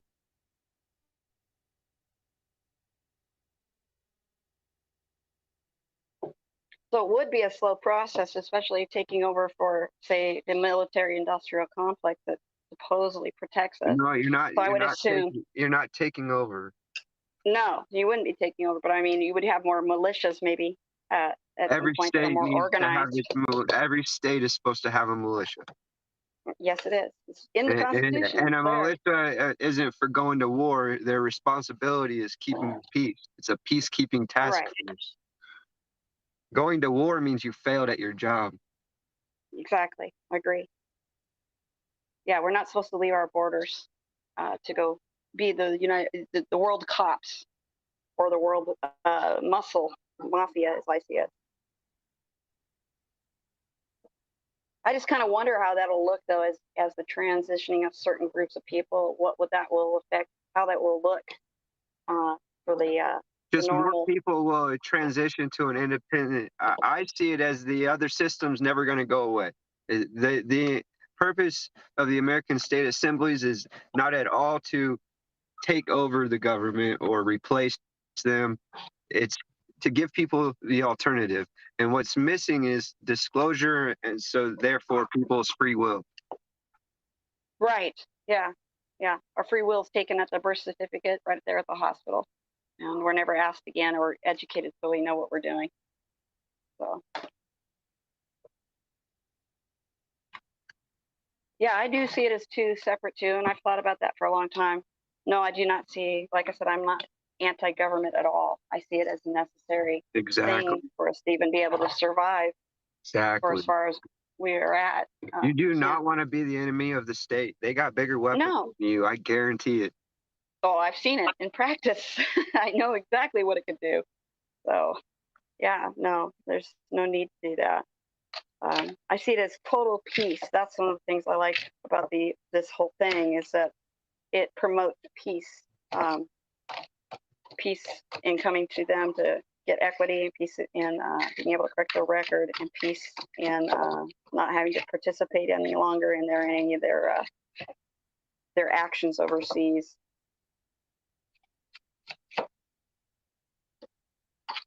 And then having proper regulation of our people here for policing.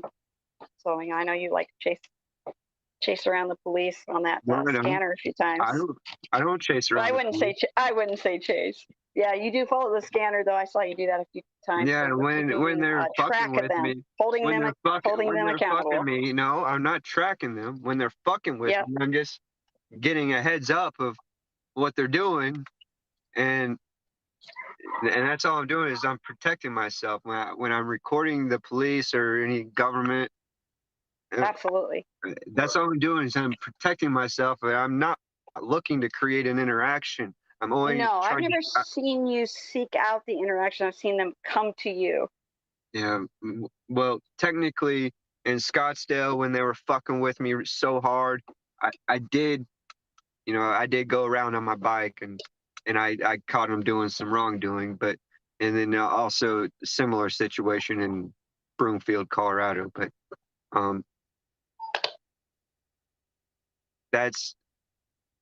that's rare. I try to avoid that at all costs. I agree. Last resort, you know. Yeah, I'm not big into the auditors doing confrontational stuff.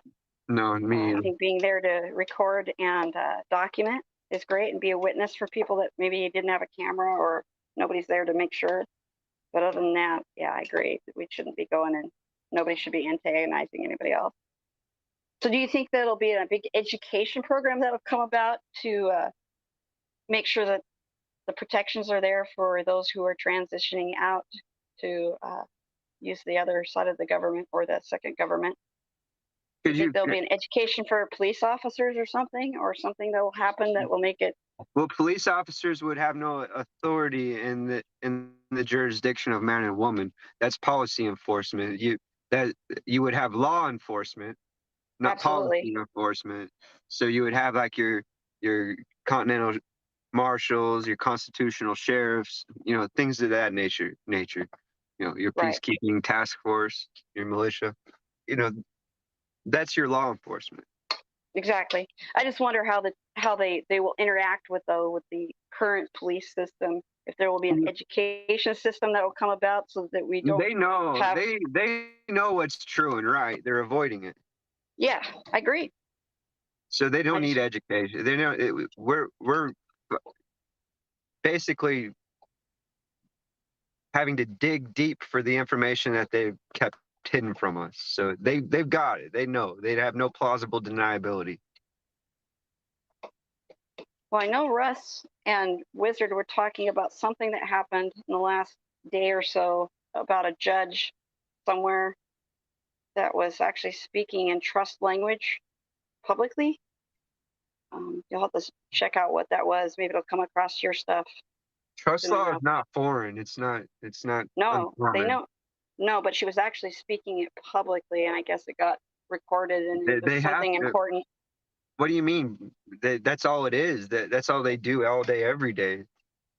It's all but I mean, they were doing it in such a way that people knew there was a difference. It was something, I guess, unique. So I guess you would have to articulate what was said. Yeah, I'm not exactly sure, but I know they were talking about somebody that had risen out of the mire, I guess you said, and was actually speaking sanely about this dual jurisdiction and making some kind of inroads publicly, though. So I don't know what it was about, but I'd like to find out if you have anything like that come across you. No, I don't tend to regurgitate. If somebody presents me with some factual, verifiable. Yeah, that's what I'm looking for. Yeah, but I'm not going to go on. I'm not going to go down rabbit holes on wild goose hunts. No, I'm just saying if you heard of anything, let me know. I'd be interested, or get it out there so somebody can know. I don't pay attention to that. Okay. So are you part of the, are you one of the leaders? Are you going to be or do you have a position yet, like treasurer? No, whatever.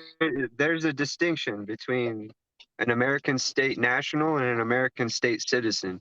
The American state citizens are the de jure government. The American state nationals are the ones who have just corrected their status. They have no obligation to the people, right? Okay. But the state citizens, they have the obligation to the people.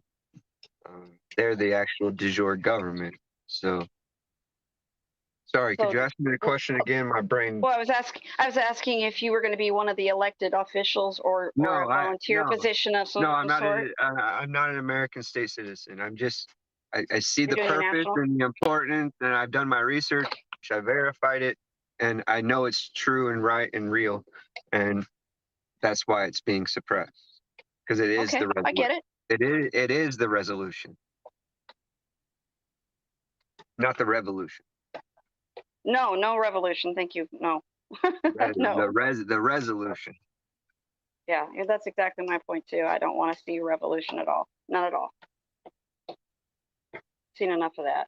So It's the peaceful resolution, and that's why Wizard and other people like the de facto government and tell the actual people instead of the persons, the men and women have corrected their the men in physical bodies. Yeah. Right. I lost my train of thought. I'm sorry. I'm running on fumes. It's okay. I don't remember what I was saying. You were saying people like you, Wizard, and somebody else. You were saying you were about to say another name, I think. Wizard and I was gonna say something about Wizard and the de facto government, not me. Don't put me in that category. Okay. But yeah, they.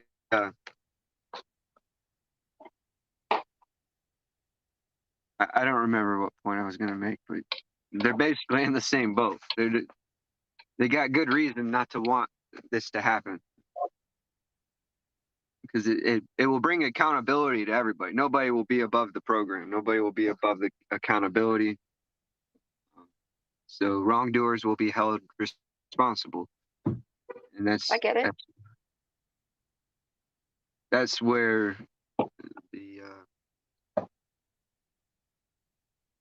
people who are above the law, the lawlessness people, who have no accountability to anyone. Those are the people that are diminishing people's ability to understand. Okay. Because it's getting all convoluted, but the solutions are so simple. The hardest part is unlearning what you thought you knew. Yeah, I agree. That's been my hardest thing is trying to get understanding of all of it. Well, understanding, whatever you want to say. Trying to put the pieces back together and get rid of the stuff that is total waste that I've got. But it's good to have a little bit of knowledge of what we did learn in school, just to know that that's not it. That's not anything like it. But I just kind of wonder how it'll work with the two systems side by side, and what that would exactly look like, and how. What do you mean by that? What are you looking for? What I mean, people are operating just like some of these nationals and some of the citizens without license and registration and all that. Here's what it comes down to. Here's what it comes down to, Danzo. I'm sorry to interrupt you, but here's what it comes down to is like can only contract with like. So you wouldn't even be able to talk to each other. Oh, okay. There would be no business interaction at all. So you're thinking completely none at all. Not when things are, in a more perfect world. Okay. And I would assume separate living areas. We're going to have to be able to assert ourselves, and that's going to be the challenge. The individual assertion. Yeah. Right. Okay, I get that. I just wonder what it looks like when it gets large enough that you need,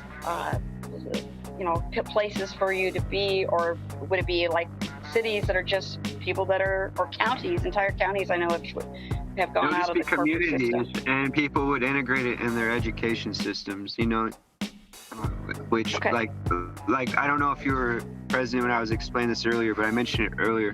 I have my nephew, his school is like 10 kids, and they offspring, excuse me, just for the sake of accuracy. Sure, I understand. So it's 10 sons and daughters together in a group, and they switch houses every day. So, like my sister, you know, she has all the kids at her house once every 2 weeks, and right, rotating homeschooled. Yeah. And it's an amazing program, and they go on tons of adventures, and you know, do things like play frisbee golf, and you know, do real life things. You know. Oh yeah, it's just like the homeschooling groups that aren't maybe a part of that movement. There's a lot of them that are in certain religions, like the Amish. They have their schools that they have on their properties that they have all their kids go to as well. But this is more of a homeschool grouping, so they rotate, so it kind of takes the load off of everybody. It's not going to be hard to do something better than their system. So you know, it's just going to be limited to our creativity, and hopefully the more time goes on and the better we get at working with each other, the more efficient it'll be.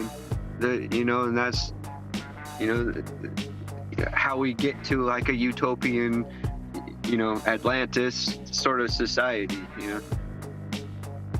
Yeah, I get it. When everything's working in harmony instead of against each other. Well, like you said, I don't know if it'll ever completely be what you want it to be in our lifetime, but it's a good start. Yeah, it's a good way to keep what could happen from happening, hopefully. It's a good direction to strive towards, you know. I don't believe it's possible. I don't believe a utopia society is possible. I believe that was like a breakaway civilization that separated from the other evil civilization, and that's how I just look at the world in an energetic sense. You know, you have positive and negative, and the key is not blending the two, but balancing the two, and that's how you achieve harmony or balance. I get it. Yeah, and you see that throughout nature, and it's present in nature. I feel like I see it in everything, you know.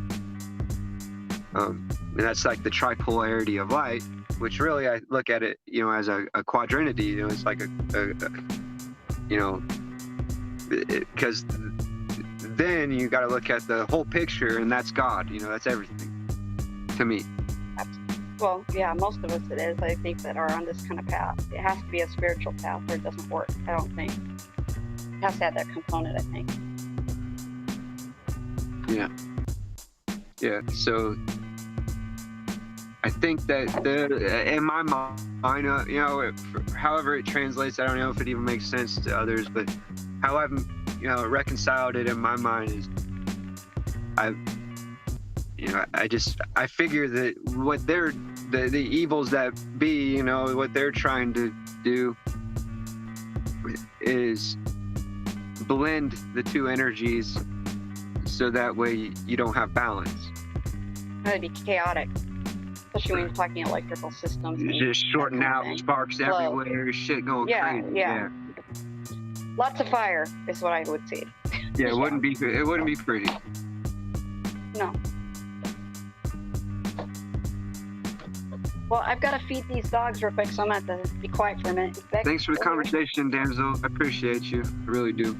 He's very honest. I appreciate you being willing to talk to me about it and let me ask a few questions and see where you're at. Like I said, I'm still new. I'm only 3 years into even knowing about this stuff and really studying hard, so, and getting my stuff going now. So cool. Yeah. I'm a newbie. Yeah, anytime. Feel free to drill me for some perspective. Not that I have the answers, but I definitely have a perspective on the matters. That's all anybody can ask. Just give our perspective and see what works out. Give it our best try anyway. Cool. But yeah, if Beck's here, you hear it, Beck? Yes, I am. Can you take over for just a minute since I gotta feed these puppos? I think Benton's here, so yeah, I'm back. I'm back. Yeah. Hey, I think we're gonna. Well, then you guys can hold it. Yeah, I think me and Bex are gonna chop it up for a little while if that's cool. That's very cool. And, Mitchell, appreciate y'all being here. Great convo. I love all that stuff, man. I'm learning a lot. Yeah, cool, yeah, man. Me Thanks too. for having me up. Yeah, brother. I appreciate you, Dan. Yep. Peace. You too. We'll see y'all later. Bye. Sorry to shut you up. I inadvertently silenced you, Bex. That wasn't my intention. But that's okay. That's okay, Mitch. all right, peace. All right, Beck. And Benton, thank you again. All right. Like I said, I'm Appreciate back to it. doggy work. I'll come back again some other time. Yeah, absolutely. And just so everybody knows, I'm not going to go past 6 hours in any one stream. So this one's going to end by 11:30, but we'll probably just go ahead and fire up another one most likely. So just so everybody knows. Keep an eye out for it. But I appreciate you letting me come up and give my testimony. I appreciate that very much. Yeah, thanks for being here. I love more to be than able willing to to do come that. back again. Yeah, absolutely. I hope you do. All right. Cool. Goodbye, Ben. Have a good morning. A happy belated birthday. Or early birthday. Early birthday. Yeah, early birthday. Sorry, it was Yellow Cake Makers yesterday. So I got you. 10-4, good buddy, you know? Yeah. Yep. Tomorrow. That emergency alert is for me. You know that, right? The president's announcement for my birthday. So, oh, man. Well, it was a pleasure spending so much time with you this evening. And always, I look forward to more. We'll do it again. I'll talk to y'all later. Later. Okay. Shalom. I just need 1 second, okay, Benton? Oh, take your time. Sure. Okay. Indeed, Void. Perpetual victims. No time for that. Absolutely. Yeah, I like, Mitch seems to have a pretty good understanding of all those topics. So I learned a lot listening to that. And I certainly see, how he's disciplined and has a certain, the way he approaches the topics, within his own thinking. Certainly interesting. Yes, Talsu. Yeah, that's Mitchell. I went outside and walked around the property. It's a little cloudy out there, but felt like I got a little bit of sun.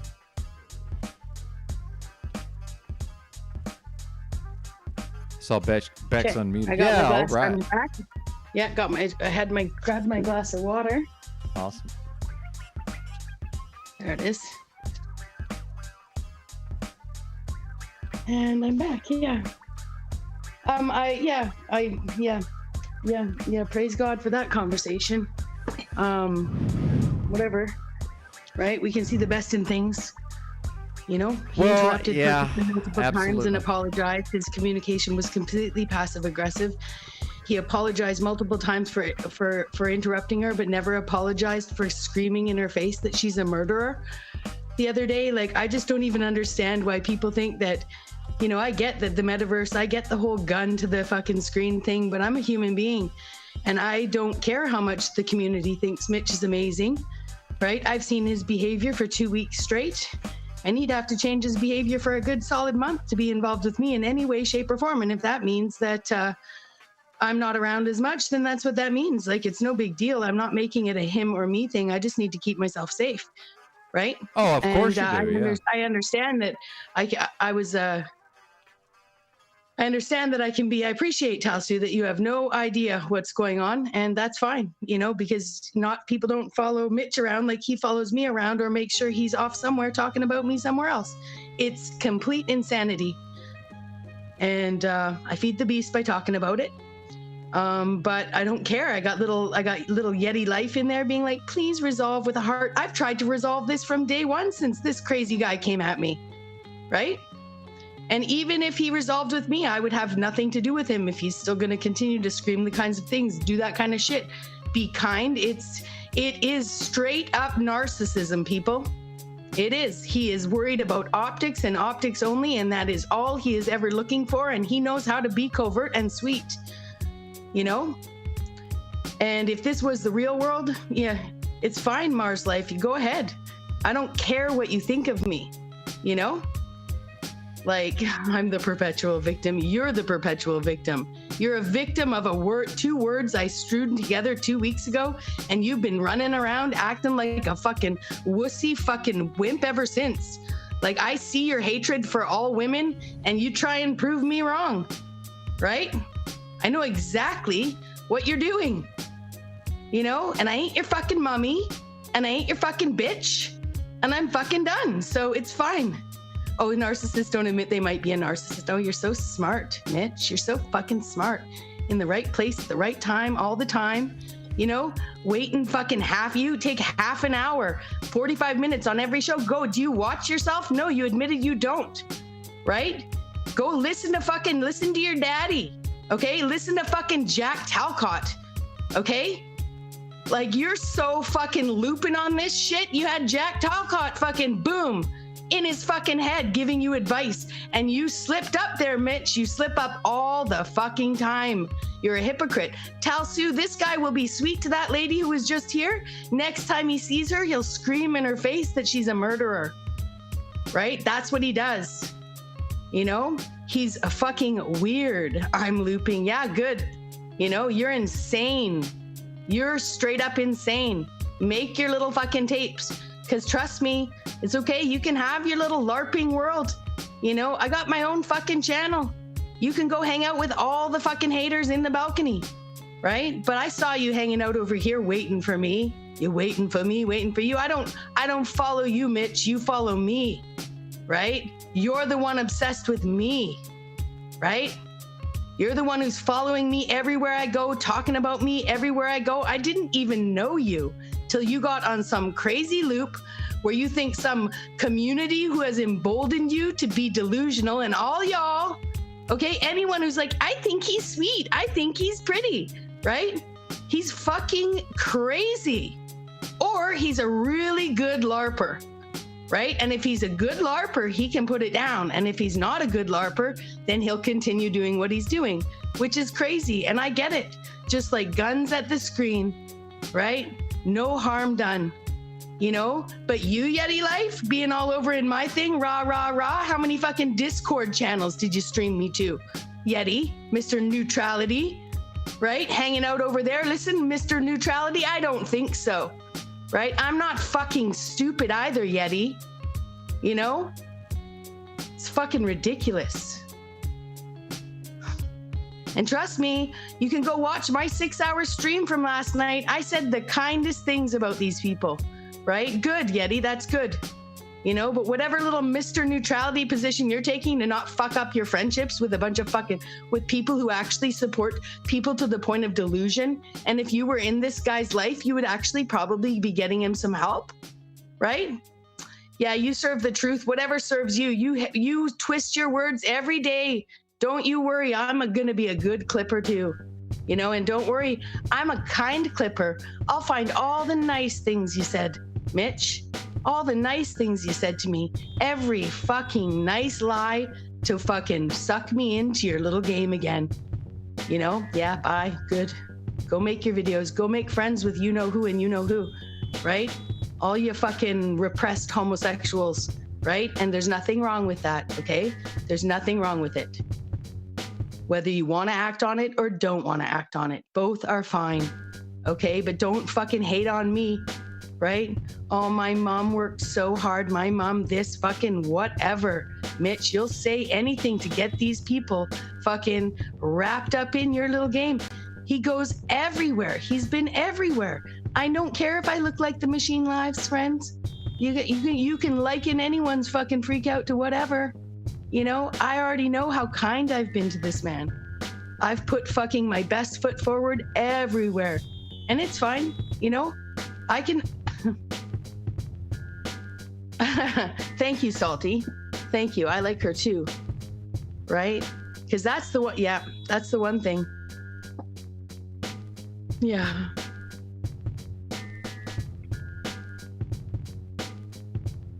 Perfect. And I can't see him anymore, so that's fine. Oh, good. You'll be able to surprise me. Stupid. It's ridiculous. It's all right. There's bigger haters than him. Very possessive men. Yeah, well, Yeti, I appreciate that, but that's not what you're saying when you're asking me to resolve, right? Put in a little heart face like you're some little, you know, the opposite. What is it? What would it be called? A MILF? You know, a male I'd like to fuck? No, I don't want to fuck you. Okay, so don't put your little fucking hearts out at me and play your little fucking games. Okay? You know? It's been fun and it's cute. But when you're playing on my emotions as a woman and you're not talking to that guy as a man, grow up. Grow up. No, it's not for both of us. Have you followed the fucking 10 hours of fucking time? Did you watch me on Paul Unslaved play along yesterday? Have you watched any of it? Or do you just hop around maintaining neutrality? Right? because, you know, it's not for me to hold Mitch accountable to me, right? I don't even care, right? He doesn't care. He's been harassing a stranger for 2 fucking weeks, right? I came in here to fucking tell him not to fucking talk to fucking none of you. Anybody. You see these people fucking talk to Verily like that? You see them talk to fucking Damsel Medic like that? Fucking block them for a day or 2. Big fucking deal. You know, but oh no, you got to know what's going on because it's kind of funny. Because it's kind of funny, right? It's disgusting. It's fucking disgusting, you know? And any fucking person in the chat who wants to give them own nice little ego strokes, it's okay. We'll look at the best in people. Have you seen what's happening in the libraries? Right? Living in here in delusional la la land, you know? And I appreciate it because I live here too. But can't we grow? Right? Can't there be some growth? And again, I see wars out here. I see the wars. I don't tell people what to do. I'm only telling people to help me. Help Mitch. Right? That's the only thing I'm fucking talking about. Right? Help Verily. Help Damsel Medic. Right? I'm just saying we don't need your help, but as a society, if we're going to change any rules and laws together and people can't run around fucking talking disgusting 2 girls 1 cup kind of shit, okay? About a dead baby? Right? It's disgusting.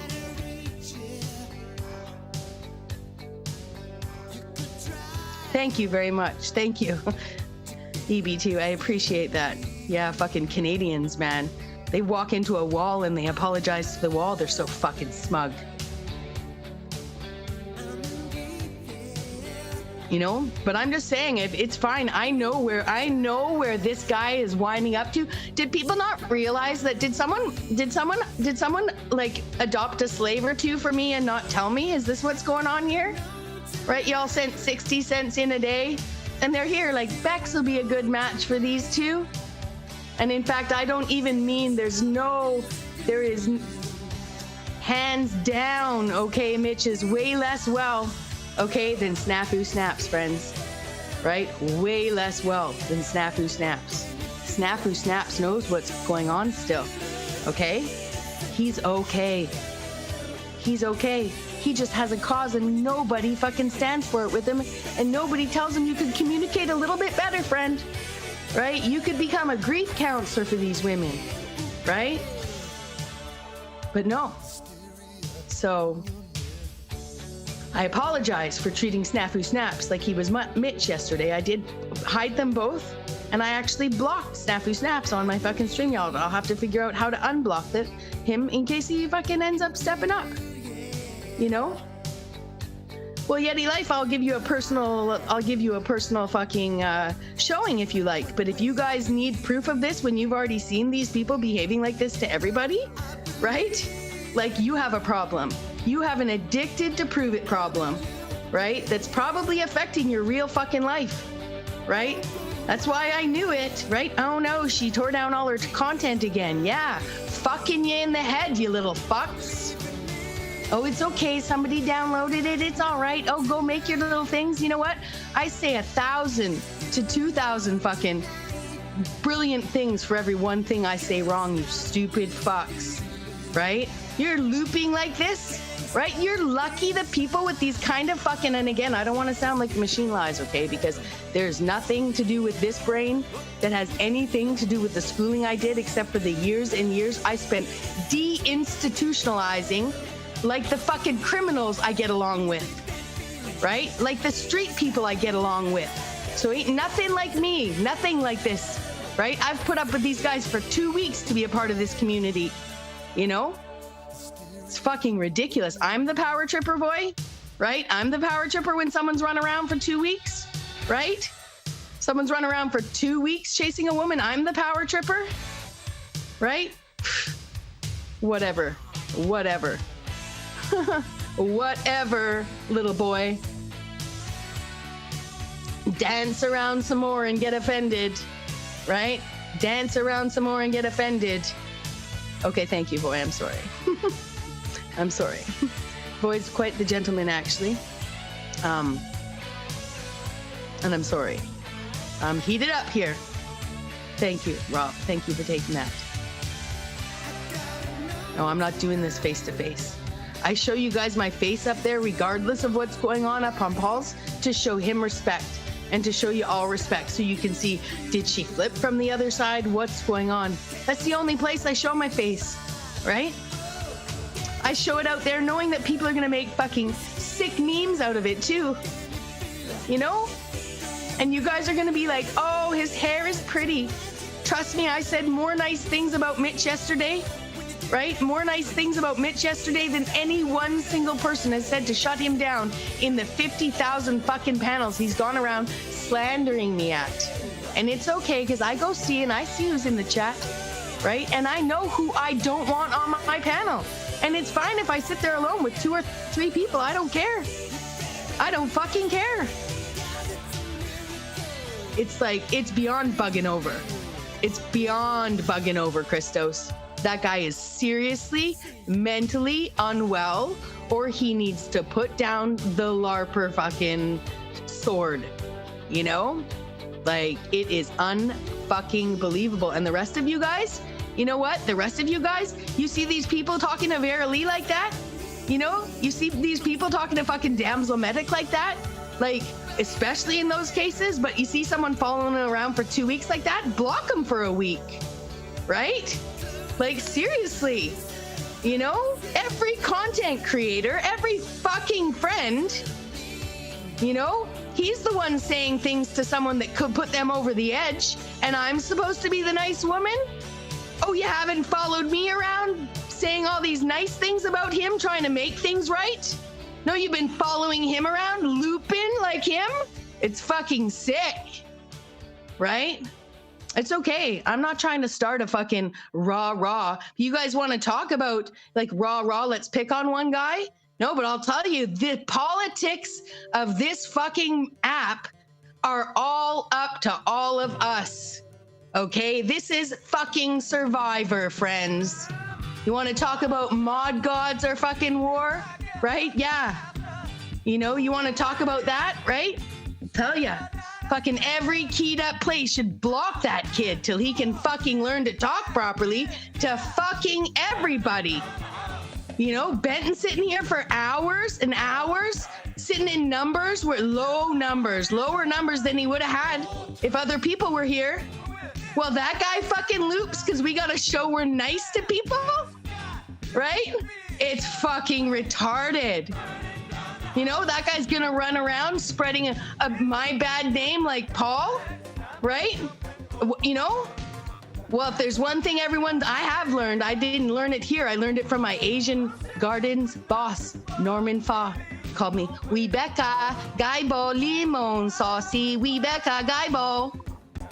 Webecca, people, Webecca, people, money. Okay? Fuck. You know, but he told me any advertising was good advertising, and that I was to tell people that when they ate too much at the buffet, that they had just eaten too much at the buffet, and that they should just go home and fucking sit it off. I know, Jimbo Con, because women are trained to just be like, you know what? It's okay you screamed murderer in my face yesterday. I'll be nice to you today, because there's a bunch of fucking beta boys running around acting like fucking men. Right? And everyone's so fucking concerned they don't realize that it takes 1 million fucking alphas to put the alpha at the top. Fuck. Yes, thank you. Benton's probably getting vitamin D right now.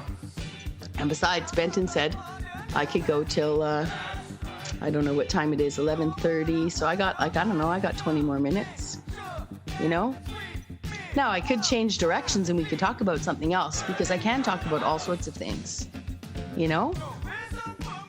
You know? And I could, I'm going to get off that, you know? Off the right, off the mm-hms. I listen. I get better. Nice to see you, Rachel Zinger. I'm going to work on I'll work on this, okay? Hi, Paul Unslave. Nice to see you. I am the Dow. Nice to see you. And NJ Jeep Girl, good on ya. Rob Cleveland, cool. Hey, brother. Rachel Zinger, nice. Oh, she's leaving again. Sorry, bye. Craig, hi. Sunshine Time, number 72, my friend. The Freak. Talsu. Trying to keep the neutral tone in my voice so that we don't get all like caught up. You know, I didn't have to come to YouTube to love you guys.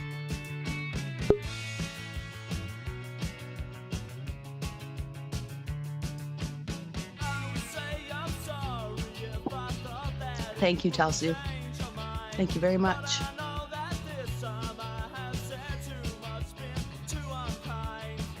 So I don't know what the goal is, friends. You know, I don't know how you run around watching panels where you got like a clown rolling around in front of you. You've got people who don't even know how to have a conversation anymore and actually get insulted if you give them a definition of a word from a book, right? That's where we're at now. That's where the truth has taken us, right? The truth has taken us, so we're so tolerant. We'll be in here being like, oh no, the drag queens in the fucking library. You know what? The drag queens have always been in the library. They just need to put their granny clothes back on. Get over it. Okay? Just no nightwear around the children. You know? None of us. And I'm talking about major drag queen fucking, you know, the glam, okay? It's just a bit much, okay? I'm not talking about fucking don't wear your skirts around kids. I'm not a fucking prude.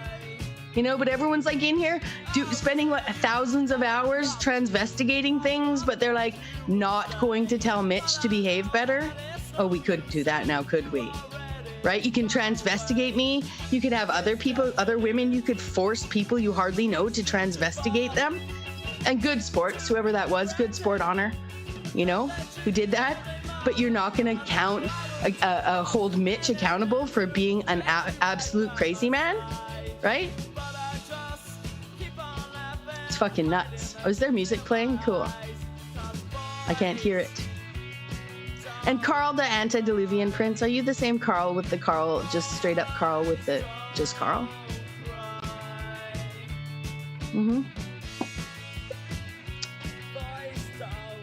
Drag queen saved my life. But yeah, and people are gonna run around being like, oh, Bex, what did she do wrong? Oh my gosh, in her mouth. Oh, Bex, she's been so mean to Mitch. Oh my goodness, Bex. People are gonna come to me and Yeti Life resolve. Fucking Yeti Life, you better fucking figure out how to fucking like do better with me or you lose your 100 sub wrench. Okay? Just because you got it for being the 100 sub and I thought it was going to be there for life, you really fucking, you know, like what are you, the ambivalent pastor from Ambivalandia? It's the machine lives. Ambivalandia arises, friends. The new frontier. Oh my God, it's fucking crazy. It's fucking crazy. And shout out to the Machine Lies, very, very intelligent man, knows a lot of facts, sometimes too much philosophy. Anyways, he doesn't do philosophy, I forgot, I can't remember. Anyways, he knows a lot of things and, you know, he probably puts out some great lectures. And trust me, I learned. Thank you, Carl. Thank you very much, Carl. Thank you very much, Benton. I still may not be doing the best job here, but I've been harassed by that long-haired guy where everyone's like, he's got such pretty hair and he's so sweet. Take your goggles off, friends. You can see that guy is sweet after he's created chaos in your fucking lives every day, and you're gonna hate on Paul Unslaved? Right? Yeah, you, Voy. You've spent, how much time you spent listening to this Mitch fellow? Go and listen to at least the beginning half hour of every fucking stream of Paul's this week, right? At 2.5 speed. It's just esotericism. Don't worry. It's nothing he's saying, right? Heaven forbid. You know? Fucking nuts. Like, oh no, we're just gonna hate on him. I don't like him because he said this, right? Oh no, that man is so mean. He fucking promotes everybody. Oh, that man attacked this cult over here, and this cult over here is now destroyed, and somehow they dissipated into the entire metaverse, and somehow they've become fucking on the radar here, and somehow they're dragging everybody and anybody who has anything to do with Paul. Right? and Paul started it, right? Because we know that. Oh, Voy might think that. I don't mean to pick on you, Voy, right? I could pick on others too, right? That some people could think that. Well, if you've never been to his channel and listened to him with open ears, it's the same thing. Have you ever listened to Cage with open ears? Have you ever gone to Cage's channel and listened to him? Right? Have you ever sat and had a conversation with Tommy when he's not looping? Right? All of those people have way more personality, pizzazz, and way less narcissism than sweet little Mitch, friends. You know? Oh, boy. See, that's the thing. See, if I had buttons right now, right? I was there yesterday and you didn't. I told you.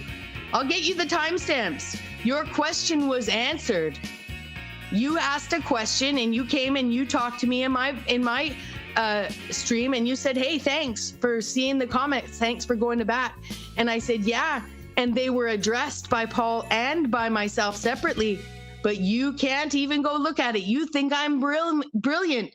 You know, you really like my brain, but on this case, you're just like my family who's like, go get a diagnosis. Oh, you're too smart. You tricked the doctor, right? That can't be. Oh, no, something else must be wrong with you. But no, with Voy, it's like, oh, she's really smart and I really like her voice, and I don't mind her opinion about a lot of things. But on this guy, she's got to be deluded, right? Because she said, oh, sorry, it's too late for me, London. I'm all fucking culted up. Right? It's too late. It's too late. One time up there, bing, my eyes are doing this. It's like, what's the movie? Get Out. It was like, Get Out, you know? Only nobody possessed my body. Just, you know, I woke up. And I won't credit, I actually don't credit Paul Enslaved for that, but I do credit him for being a person and woke up is the wrong term. What I'm saying is solid in himself. He knows who he is. I know who I am. Right? And Mitch has been shaking my game and he knows it. And he gains power from it. And all you sick little fucks that gain power from it too. Sorry, Benton's chat. Okay? Sorry, anyone here who's not sick like that. You know? Like, even Damsel Medic, I'll tell ya, it's fucking, I know she was put on the spot, but we could have sat here in silence with that man. Okay, I put myself backstage, right? Benton could have come in and pulled a hole. I left my stream. I left you in charge of my stream and you backed off. You know, I don't know. Benton's particular like myself, that might have offended him and I might have been out of here for a day or two or longer, right? But no. Brought me back up. I wasn't required. I didn't even want to say, hey, how's your day to him? I'm not lying. But I may, because I want to work with y'all, be put in a position where I might need to engage with him again. But I thought yesterday I played my part very well, right? I did everything possible. And I'll tell you, this isn't a person who's like, oh, I followed Mitch around and he was still talking about me. I already knew he was going to still be talking about me, so I don't need to follow him around. I've just got my optics, right? I'm not watching him. I'm watching everybody watching him. You sick motherfucks. And trust me, the haters, right? The haters out there that are all like, oh, Bex, be careful. Oh, I didn't tell you who to hang around with. I would never do that, right? But I can warn you. I just warned you. About what? Well, Benton's fine, but, you know, well, about what? Right? They can't even say it. Right? They can't even say it. And yet these guys have me scared to speak my mind. Mitch has me scared to speak my mind. Sickos like the other people you fucking watch. Oh, that's great content. Oh, that's great content, that morning show. Oh, that's great content, that fucking soup can gallery. It's fucking fantastic. Right? Oh my gosh. Like you're hypnotized, people. Yeah, and I know what it's like, because trust me, when I met Paul, he was like, you might find you can't sit with these people and those people, right? He was speaking particularly about Illumitomy to me, and I was like, I like it to Illumitomy.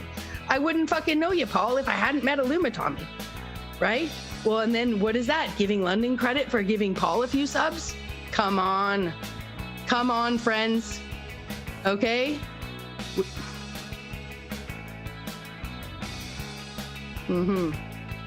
So it's seriously, it is on us to call people out, and we're gonna make mistakes. So for instance, Do I think that the three people, what is it, Drew and his minions? I say that sarcastically, friends. Okay, right? I say that because that's what the Machine Lies thinks, that Drew has all these puppets or something.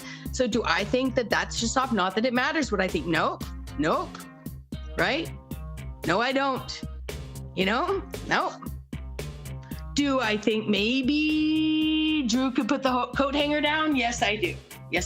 That's my only criticism, right? But that's coming from me. Who am I? Doesn't matter. But I am. If people can criticize people's content on YouTube, we can criticize each other's behavior a little bit. I'm not saying, dude, you better do this or I'm gonna report you. You better do this or I'm gonna na. No, I'm not. Verily didn't ask me to fight her battle. I heard the words coming out, repeated out of multiple mouths. Sick, disgusting words. I'd rather find out what happened in 2 Girls, 1 Cup. Don't tell me. I just watched the reaction videos, okay? And trust me, I've heard way sicker things I'm sure that 2 Girls and 1 Cup could do. All right? Don't tell me covering my eyes, chat. But I'm just saying, like, there was a point in time where just the reaction video to that video was fucking whoa, And now we're running around saying things like dangling off blah, blah, blah. First of all, if there was something dangling off a clitoris, I really feel like if someone's going to describe that something dangles off a clitoris that isn't pierced, okay, then somebody doesn't know what a clitoris is. Okay, now I just don't want to be vulgar, friends. Okay, I know that was vulgar enough, but some of the things that these guys are saying out here about the spirit, about the body and spirit of a baby that didn't get to be born is sick. It's fucking sick. You think these women don't feel bad enough? Bunch of fucking betas is right. Go suck Paul's cock and leave me alone.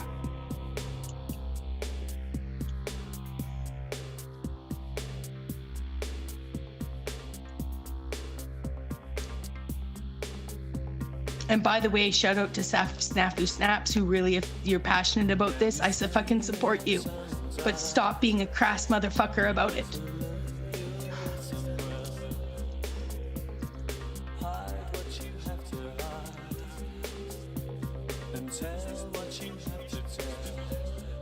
Everyone's like, ha ha ha ha, it's so funny, right? Sorry, Brielle, you have to go back and watch. And if you don't know what I was talking about, dangling off whatever I was talking about, be glad that you don't. The people that have heard it do.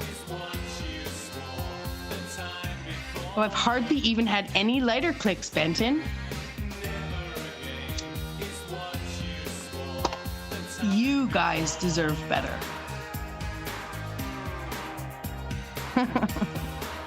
Verily. Yeah, they should collab, start a show, call it Broadcast Killers. They're gonna have 1 million hater viewers, yeah.